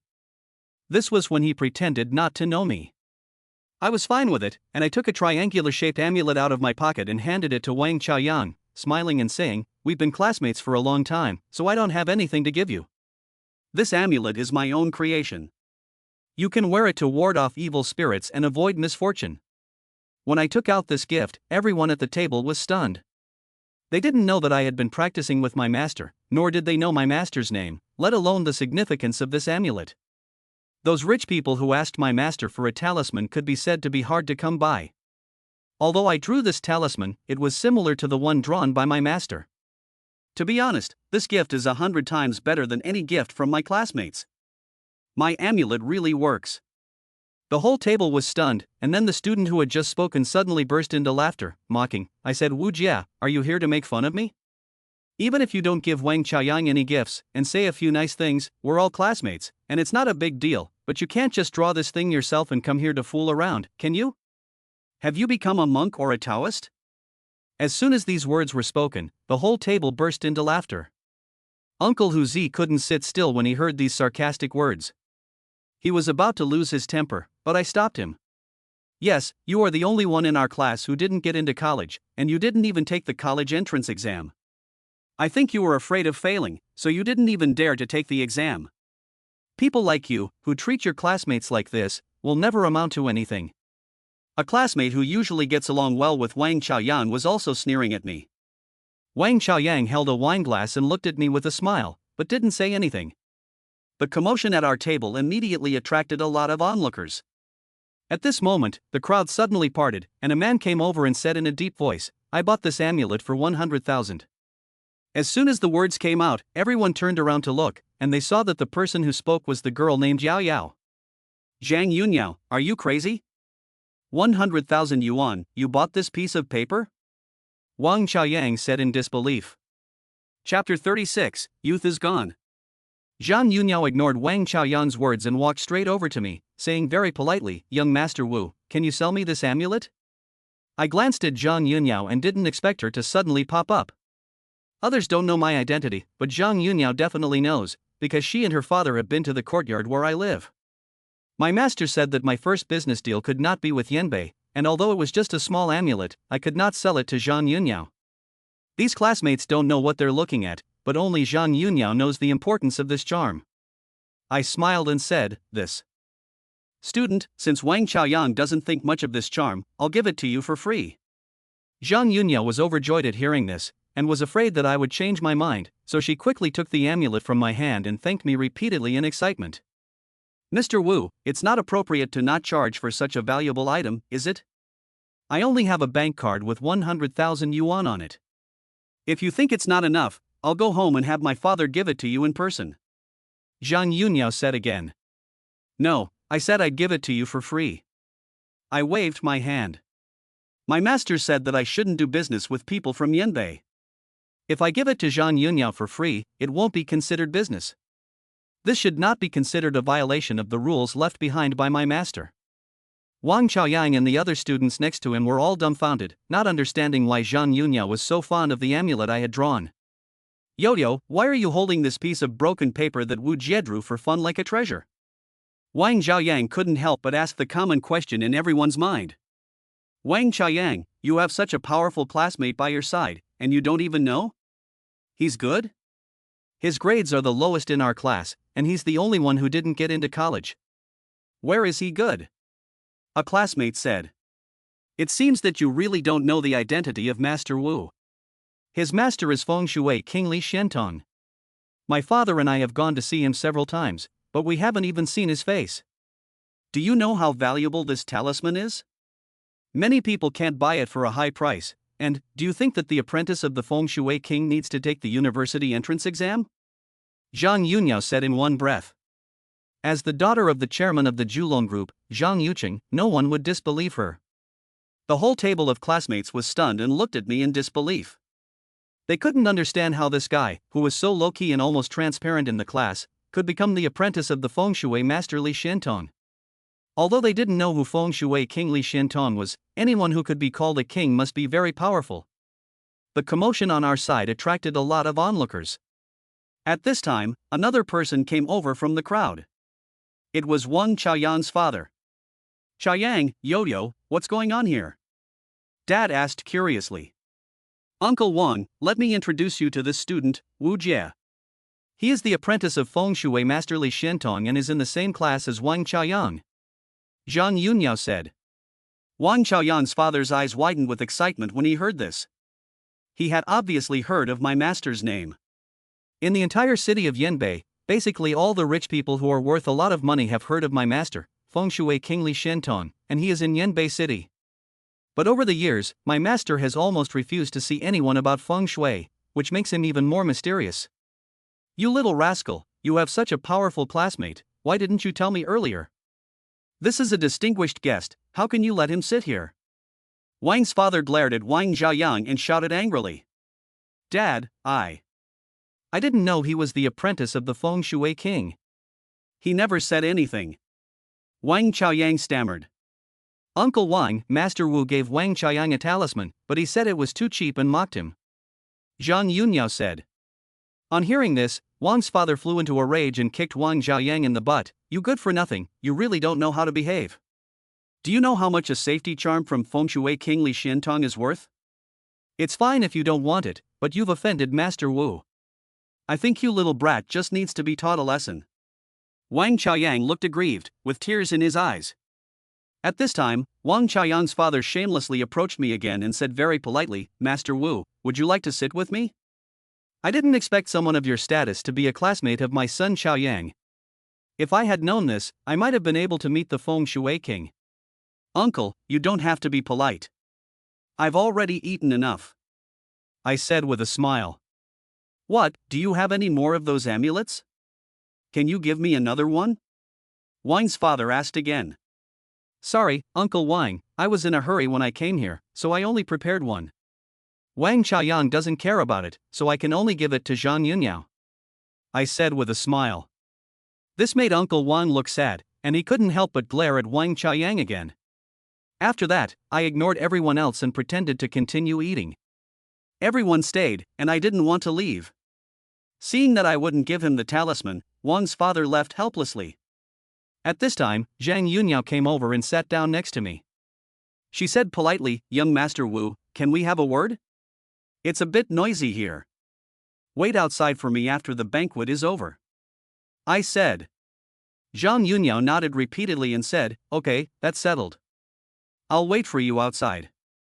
I didn't plan to do business with Zhang Yunyao's family, and although she helped me this time, I couldn't break the rules left by my master. Although the business could not be done, I wanted to hear what had happened in Zhang Yunyao's family and give her some advice. After everyone had left, I sat at the same table as before. This time, no one laughed at me, saying that the talisman I drew was gibberish. Even the way they looked at me was different. But I didn't feel any emotion, just a little bit of boredom. From today on, my classmates and I are from two different worlds. However, from then on, more and more classmates came to me to seek friendship. Even classmates who had never spoken to me before came over to greet me warmly, as if we had known each other for 800 years and called me old classmate all the time. Surrounded by so many people, I felt inexplicably lonely and melancholy. Youth has passed, and my classmates have also become less innocent. I still miss the attitude they used to have towards me, at least it wasn't so full of money and snobbery. Chapter 37, Blood Oozing from the Ancestral Grave. After finally dealing with those classmates, the banquet should be over. I saw Uncle Huzi take out a plastic bag and secretly put food in it. I pretended not to see it. I had no breakfast tomorrow, and Uncle Huzi had no choice. Suddenly, I felt the urge to urinate. I said hello to Uncle Huzi and headed towards the toilet. When I came back from the bathroom, I heard a familiar voice arguing from a room. I'm not the type of person who likes to eavesdrop, but when the other person was arguing, it sounded like they were saying my name, so I had to listen carefully. So I stopped and listened carefully to the sounds in the room. The people arguing were Wang Qiaoyang and Li Na. The two were arguing fiercely. You bitch, are you still thinking about that guy Wu Jie? I knew it, you still want to be with him. I saw the way you looked at him today. I didn't. I really didn't.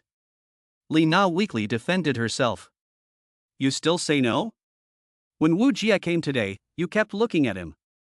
You think I didn't see that? Wang Zhaoyang snorted. Wang Chaoyang, even if I looked at him, it's too much for you to care about. There were so many people in the hall, how do you know I was looking at him? Li Na said again. The sound of a crisp slap made me feel like my face was burning. Li Na, you dare to talk back, don't you? I tell you, when you were chasing Wu Jia, he didn't like you, and he still doesn't like you. Even if you take off all your clothes and lie in front of him, he won't even look at you. You're just a bitch. Wang Chaoyang angrily shouted, almost going crazy. I didn't want to be with you in the first place, but you forced me. Li Na cried. Fine, I'll force you again today, and I'll see what you can do. The sound of Li Na's restrained crying came from the room, followed by the sound of clothes being torn. Hearing this, I didn't continue to listen, but just shook my head and walked away with a bitter smile. After all, they are a couple, and everyone in the class knows it. What would it look like if I went in there now? I might even be accused of being nosy. I had never spoken to Wang Chaoyang at school, and I had never spoken to Li Na either. I never imagined that they weren't happy together. But that had nothing to do with me. I walked out of the hall and met Uncle Huzi at the door with a bag in his hand. As soon as he saw me, Uncle Huzi gave me a mysterious smile and said, Young master, you'll have food for the whole day tomorrow. Before I could reply, I heard someone calling me from a distance, Wu Jia, classmate. I looked in the direction of the sound and saw Zhang Yunyao waving at me not far from the hotel entrance. Next to her was a luxury car. Although I had never ridden in it, I knew it was the legendary Rolls-Royce, which was worth a lot of money. I was about to go over, but Uncle Huzi stopped me, saying, Young master, you can't break the rules your master left behind just because you think the girl is pretty. Remember, your first job can't be in Yan'an City. I understand. I'll just go over and chat with her for a while and then come back. I walked straight towards Zhang Yunyao. Zhang Yunyao smiled a little awkwardly, then opened the car door and said, Classmate Wu Jia, let's talk in the car? Did you drive here? I asked curiously. No, the driver brought me here. He had to leave because of something urgent. Zhang Yunyao said. It's not appropriate for us to chat in the car. If our classmates see us? I said with some embarrassment. There are some things that are not convenient for others to hear. Zhang Yunyao explained. I nodded and had to agree to get in the car. After a while, we were sitting in the back seat of the car. The car smelled nice and had a lot of space. After closing the door, we couldn't hear anything outside. It is a luxury car, and it is expensive for a reason. After getting in the car, I said to Zhang Yunyao, Thank you for helping me out today. Otherwise, it would have been a bit awkward. It's nothing. I'm just telling the truth. You're the apprentice of Feng Shui Masterly Shintong, they just don't know it. Zhang Yunyao said. I nodded and said directly to the point, although you helped me today, I may not be able to help you. My master said before he left that I could not take on business in Yanbei City for the first time. After a pause, I continued, but you can tell me what happened at home, and I can help you analyze it for free. Zhang Yunyao's face showed a hint of disappointment, but it passed quickly. She then said, Mr. Wu, it seems that only you can help me with this matter. Don't be so polite. We're classmates from the same school. You can just call me Wu Jia. I said. Okay, classmate Wu Jia, I'll tell you about my family's situation. Can you help me figure out what's going on? Zhang Yunyao said carefully. Well, you tell me. The thing is, there seems to be a problem with our ancestral grave. 20 days ago, all the pine trees planted in the grave died overnight. Every morning, black smoke comes out of the grave, and the dead trees are all pulled out and replanted, but they all die again the next day. And, ever since the problem with the ancestral grave, my brother has been having nightmares every night, and sometimes he even sleepwalks. In the middle of the night, he would run to the roof by himself. If my father hadn't gotten up to go to the bathroom in the middle of the night and found that something was wrong with him, and followed him to the roof, he would have jumped off the roof. This scared the whole family to death. Recently, every night when he goes to sleep, we lock him in his room, and this situation is a little better. But now my brother is afraid to sleep at night. As soon as he falls asleep, he has nightmares. Zhang Yunyao said in one breath. Nightmares? What kind of nightmares? I was curious. It's the nightmare of jumping off a building.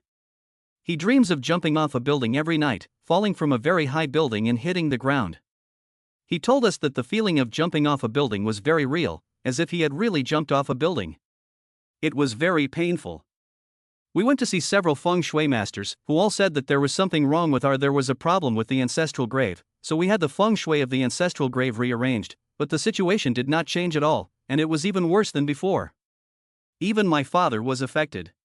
Recently, he has been a bit absent-minded, and yesterday, when he was walking on the street, he almost got hit by a car. Zhang Yunniao said with a lingering fear. I thought for a moment and said, since there is a problem with the ancestral grave, have you tried to relocate the grave and find a new piece of land with good feng shui? We tried that too. But when the workers went to dig the grave, they dug less than a meter and blood oozed out of the grave, so they were scared and didn't dare to dig anymore. Chapter 38, First Business. Hearing her say this, it immediately aroused my interest, and I hurriedly asked, what did the geomancer you found say? The feng shui master in charge of the relocation said that he had helped people with feng shui for his entire life and had never seen anything so strange. He didn't know why the blood was coming out of the grave, so he told the workers to stop working and told my father that he couldn't handle it. He told my father to find someone else, so we found your master, but Master Li simply wouldn't see us. You wouldn't take the job either. So many days have passed, and the matter is still unresolved. My brother still has nightmares every day, and he's almost been driven to a nervous breakdown. If this continues, I'm really worried that something will happen to my brother. Zhang Yunniao said worriedly. What she said was a bit strange, and I haven't heard my master mention this situation, but to specifically solve the problem, I must go to their ancestral grave to take a look before I can make a judgment. Seeing that I was silent, Zhang Yunniao continued, Master Wu, my father has tried everyone he can think of, and has even asked for help from a few feng shui masters, but they are all at a loss as to what to do about our family situation. They have charged a lot of money, but nothing has changed. My brother can't hold out much longer. If you are unwilling to help, you can introduce us to one of your colleagues. As long as the job is done, you will definitely be rewarded. I was stunned for a moment, and then I smiled and said, I know my master, but I don't know the others. However, I did think of the few masters who came to my home when I was going through the 3 trials. The monk from the south, Shin from the north, Yang from the east, and Ma from the west. If one of these 4 people were willing to help, this matter might be resolved. These 4 masters all wanted to take me as their disciple, but I didn't know where they lived, so I couldn't introduce them to Zhang Yunniao. When she heard what I said, Zhang Yunniao's eyes turned red. She looked at me with her beautiful eyes, almost pleading, and said, Mr. Wu, please think of a way to help. As long as you can save my brother, as long as you can promise to help our family, I will do anything. Do anything? I suddenly came to life, smiling and looking at Zhang Yunniao. Zhang Yunniao immediately blushed, lowered her head, and nodded gently. I knew she must have been thinking the wrong thing. How could I be the kind of person who would take advantage of someone in a time of need? I definitely am not that kind of person.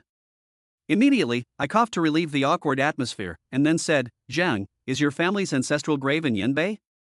Zhang Yunniao shook her head and said, our hometown is not in Yanbei, but in Yongfeng County, which is more than 300 kilometers away from Yanbei.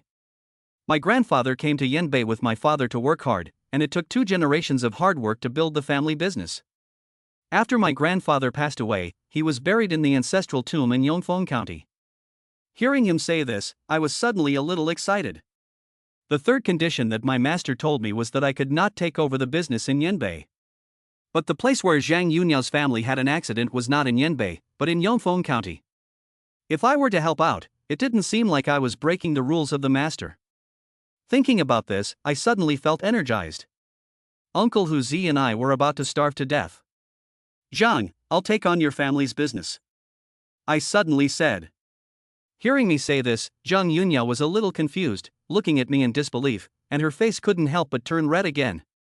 She said with some hesitation, Young Master Wu, why are you suddenly willing to help me again? Is there any condition? Zhang Yunniao lowered her head again, and nervously grabbed the hem of her shirt. I knew she was thinking again, thinking that I had decided to help her because I had designs on her. How could I be that kind of person? Zhang, you're mistaken. Although my master has left me with the rule that I cannot take on business in Yanbei, your family's ancestral grave is in Yongfeng County. I'm willing to help you because going there does not violate my master's rule.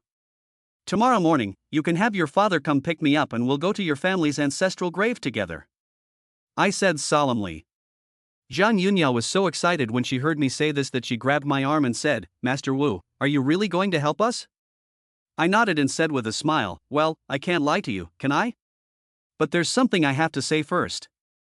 Although I've been practicing with my master for 8 years, this is the first time I've ever done anything. I'm not sure if I can do it for your family.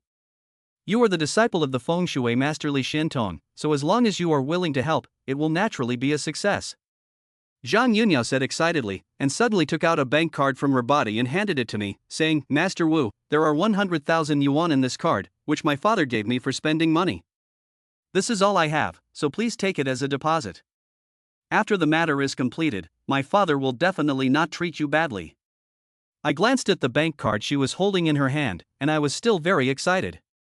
If we don't make some money soon, Uncle Huzi and I will be living on the wind. At the same time, I couldn't help but sigh. It's no wonder that they're rich. They have 100,000 yuan in pocket money. When I was in school, my master gave me pocket money, and I never had more than 100 yuan on me. People can really be infuriating. At that moment, I took the bank card from Zhang Yunyao's hand and said, okay, I'll take the money. Tell your father to come pick me up early tomorrow morning. Good. My dad will be so happy if he knows you've agreed. Zhang Yunyao's face turned red with excitement. I smiled and got out of the car. Zhang Yunyao opened the car window and waved at me, Master Wu, I will go with my father to pick you up tomorrow. I know, I said lightly, walking towards Uncle Huzi. Uncle Huzi looked at me meaningfully, young master, you stayed in her car for so long, did you do anything bad? I see that the little girl's face is so red. Uncle Huzi, can you be serious? Am I that kind of person? I gave him a dirty look.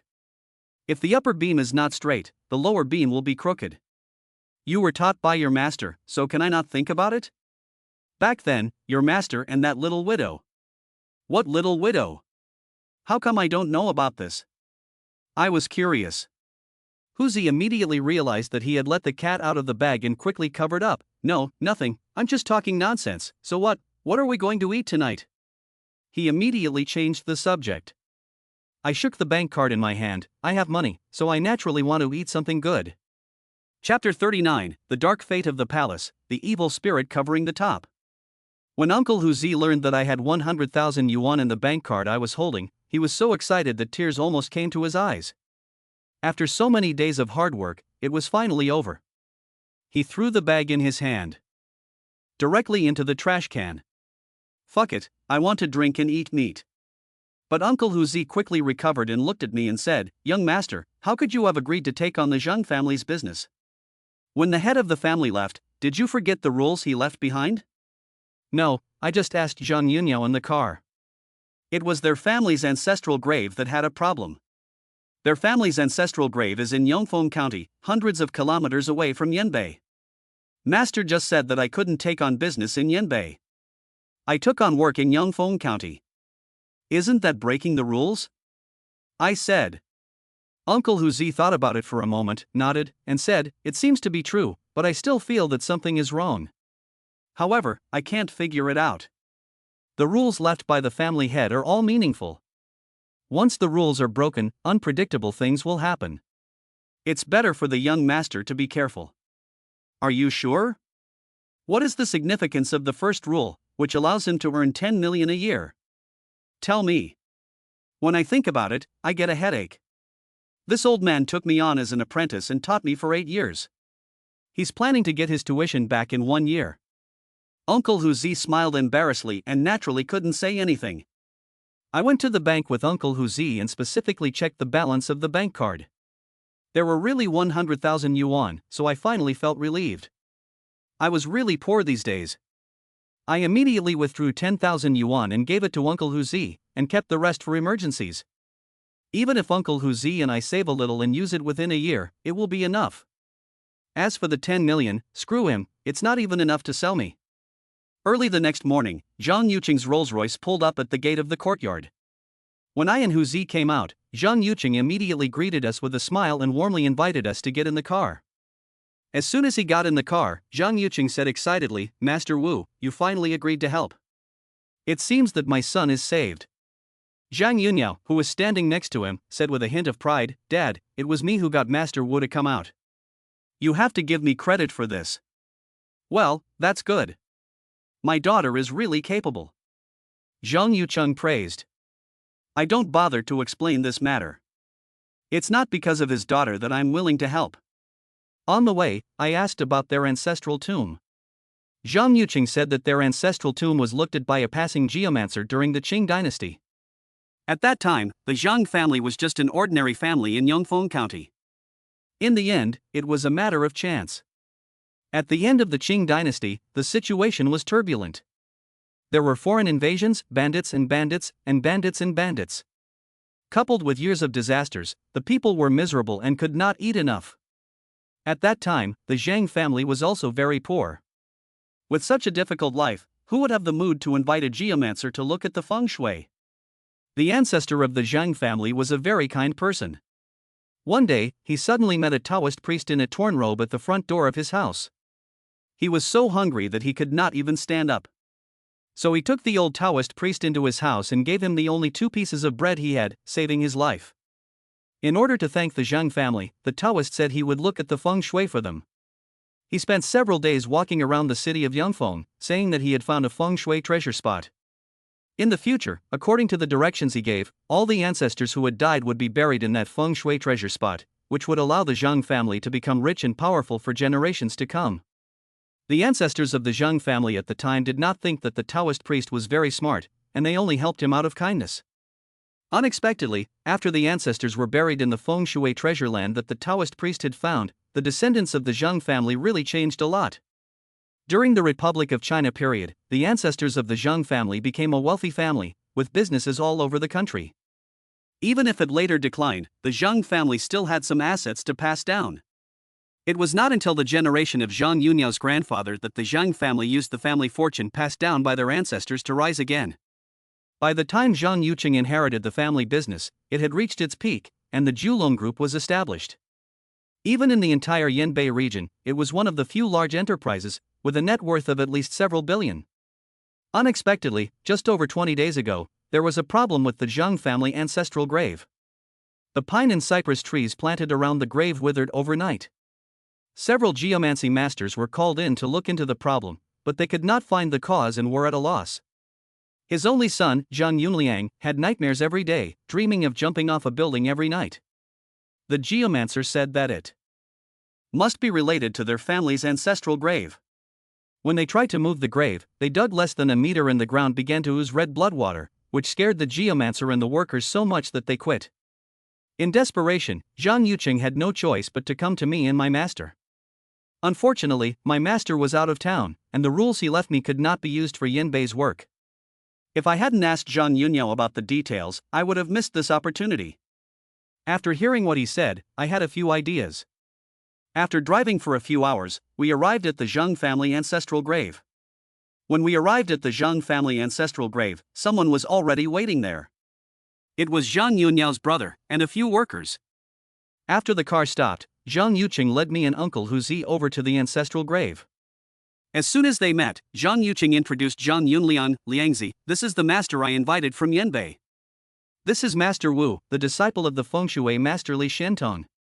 This time, our Zhang family will be saved." The person named Zhang Yunliang looked to be in his 20s, with a clean-shaven face and a pair of pierced ears. He was indifferent to me, and when he saw me, he just nodded slightly, as if to say hello. Maybe he thought I was too young to handle his family's affairs, so he was acting that way. But when I looked closely at that Zhang Yunliang, I found that his fate was dark and his aura was full of evil, and he looked like he wouldn't live long. "Mr. Zhang, have you recently offended something unclean?" I asked directly. Zhang Yunliang looked at me and sneered, saying, "Okay, don't be so mysterious. Several feng shui masters came before and couldn't solve my family's problems.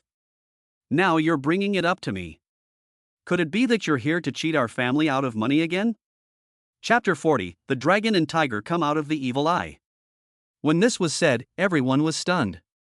Huzi's face turned even more solemn, and he said coldly, "Our young master has been kind enough to help your family, but you are actually acting in this manner.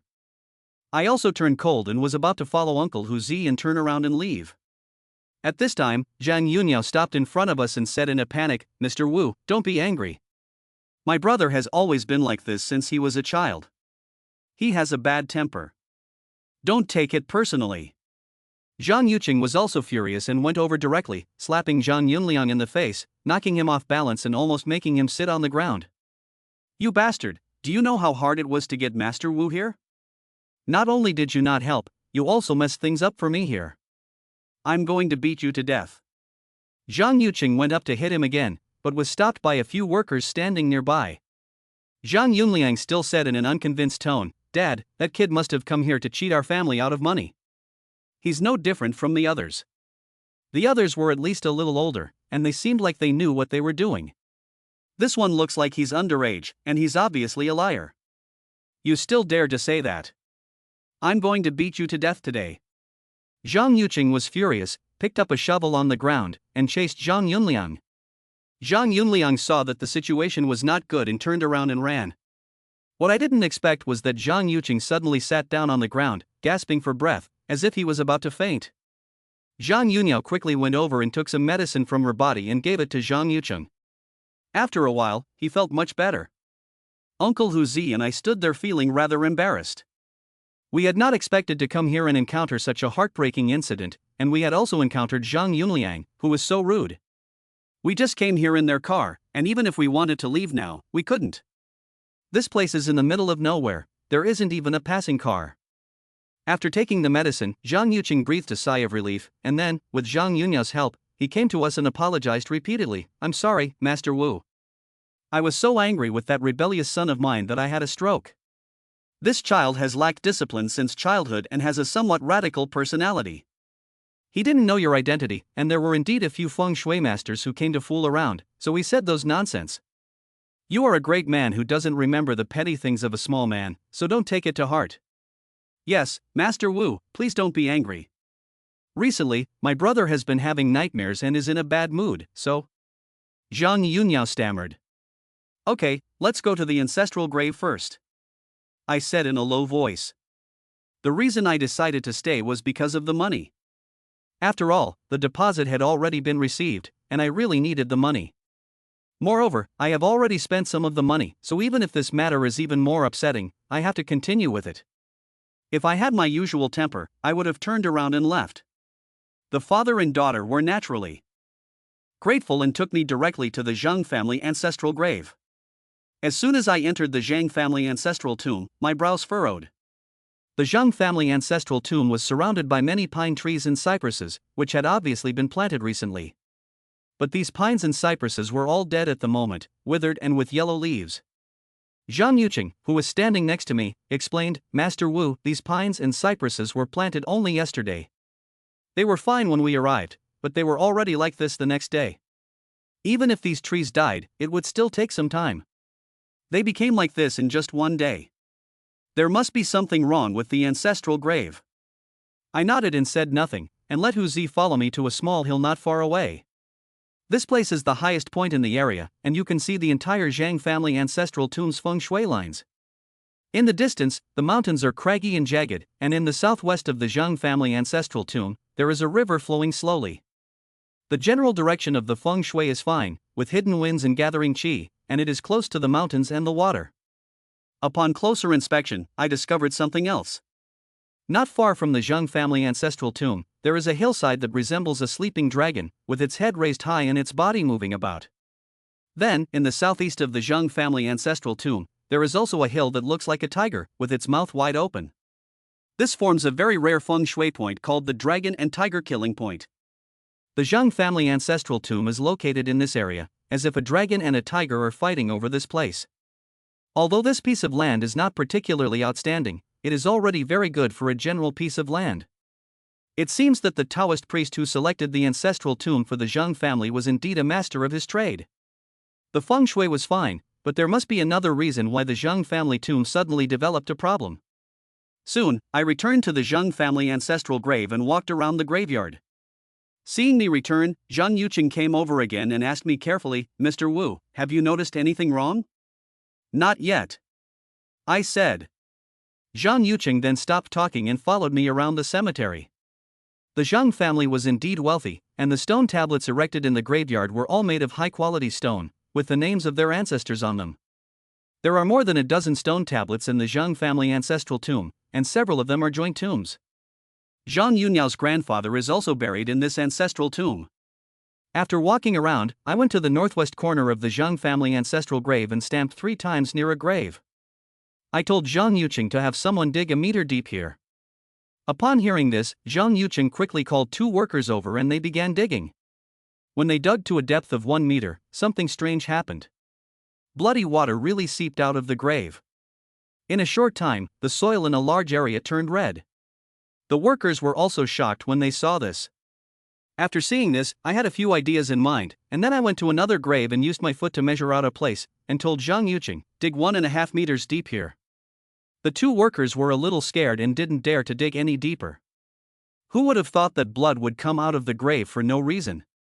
They were afraid of attracting something unclean. Pay more, Zhang Yuqing said directly. The 2 workers immediately perked up when they heard that they would be paid more, and they started digging again. After waiting for a while, when the 2 workers had dug to a depth of 1.5 meters, not only did blood seep out of the ground, but they also dug up something. It was a wooden box, square and very finely crafted, covered with a layer of black cloth that the workers tore off. The wooden box was engraved with many strange runes, densely packed.